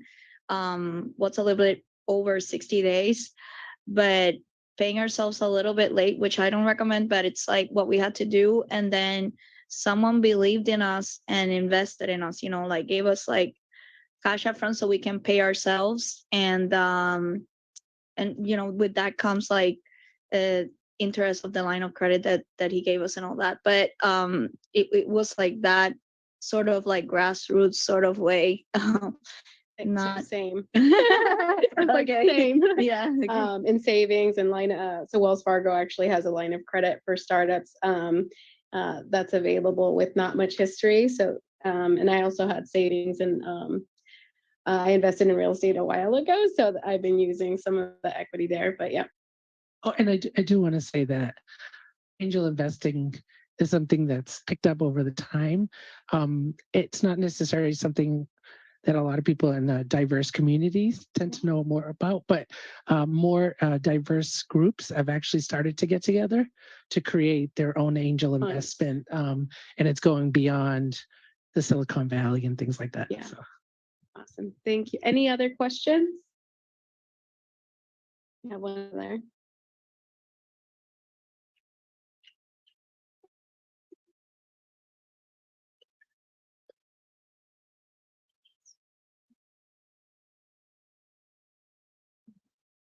Hi, my name is Tatiana Albor. I'm in the construction industry, and currently I'm working in an initiative that is called Latinas in Construction, where we are empowering either women that want to start in the industry or they want to start their own businesses.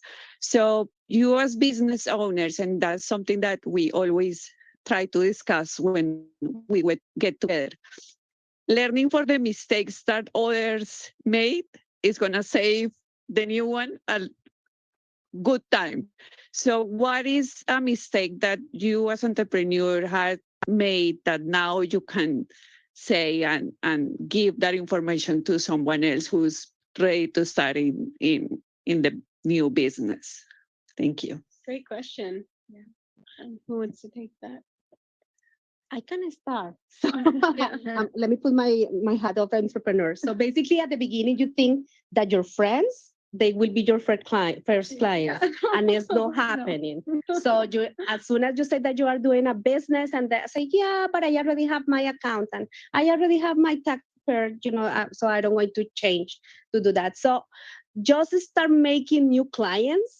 We know that we have our own network, but you still need to work to build your network. It doesn't matter that you've been, I've been working with the community for 14 years, but I know that I need to go out and find clients like everyone else. So that's something that I learned, because I thought that, my friends, they will be here. No, it's not going to happen. Yeah, I also think that it might be just jumping into the water without doing the due research and understanding what you're getting into, and thinking that you have things under control without actually having conducted the due research process.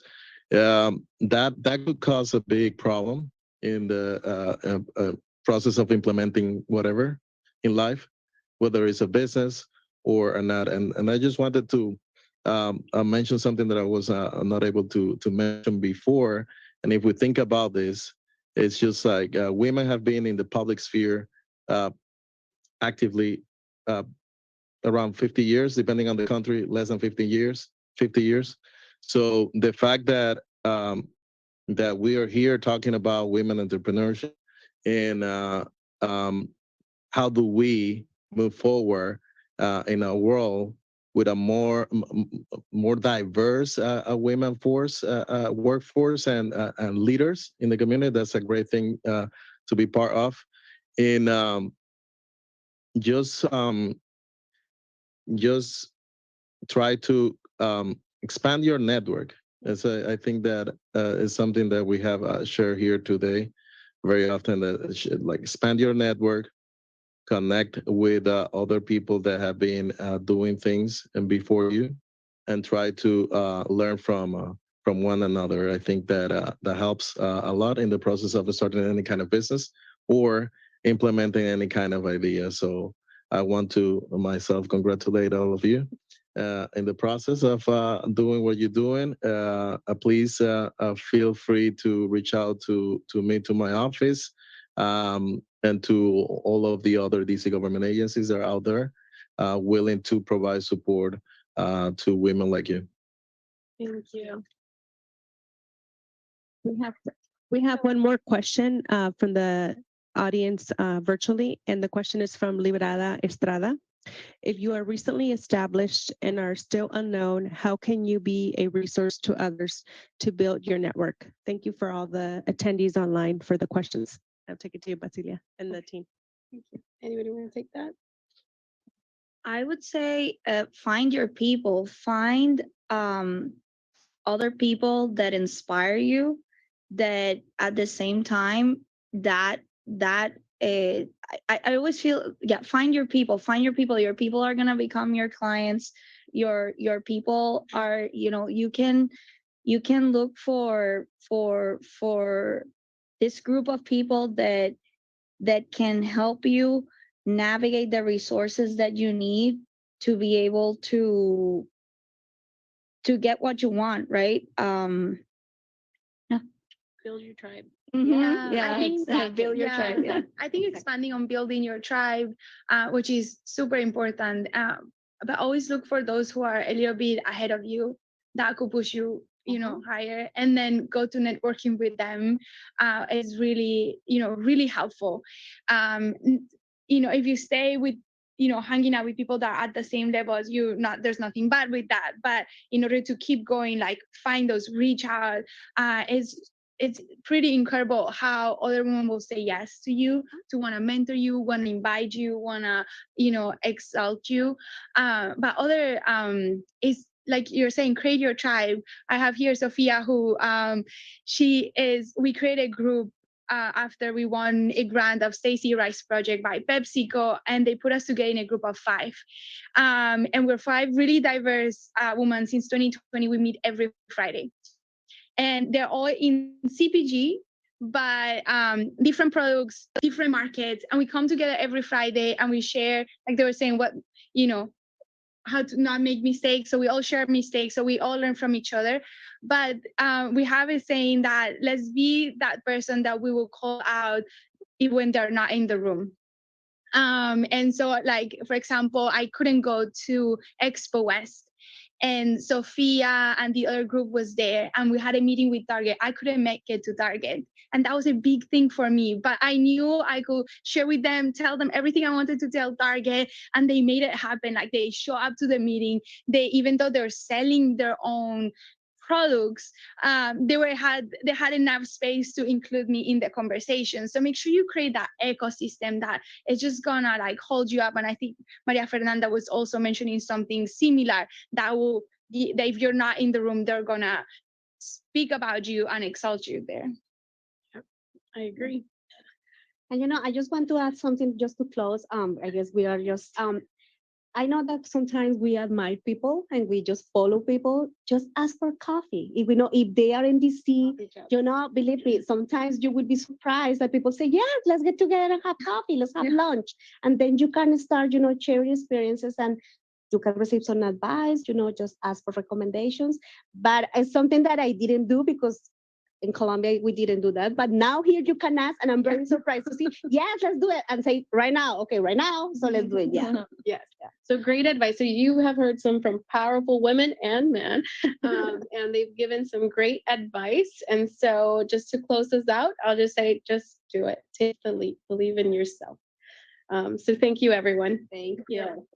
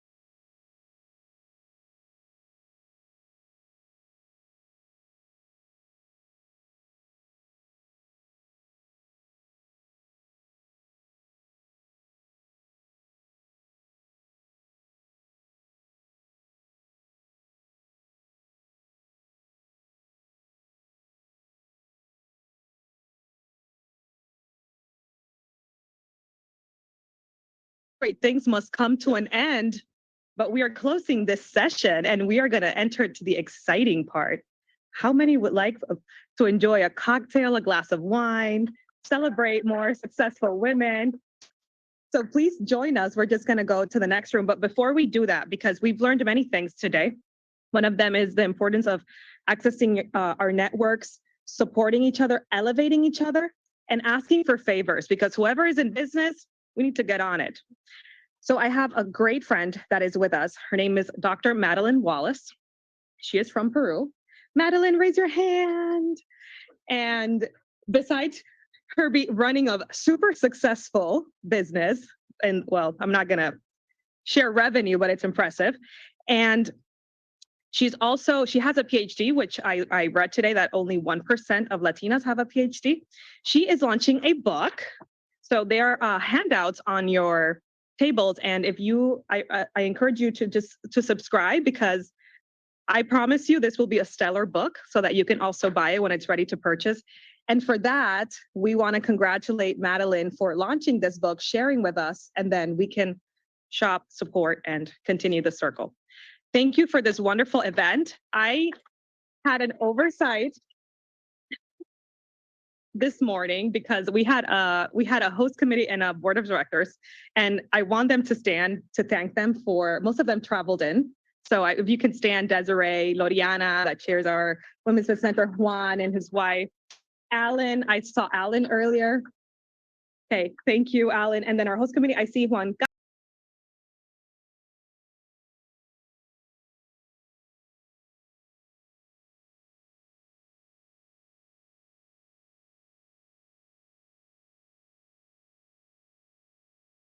room. And I want to also thank Soe, our mistress of ceremony, that has been spectacular. And we want to give her an applause. Thank you so much for being with us. And please join us for cocktails. Gracias.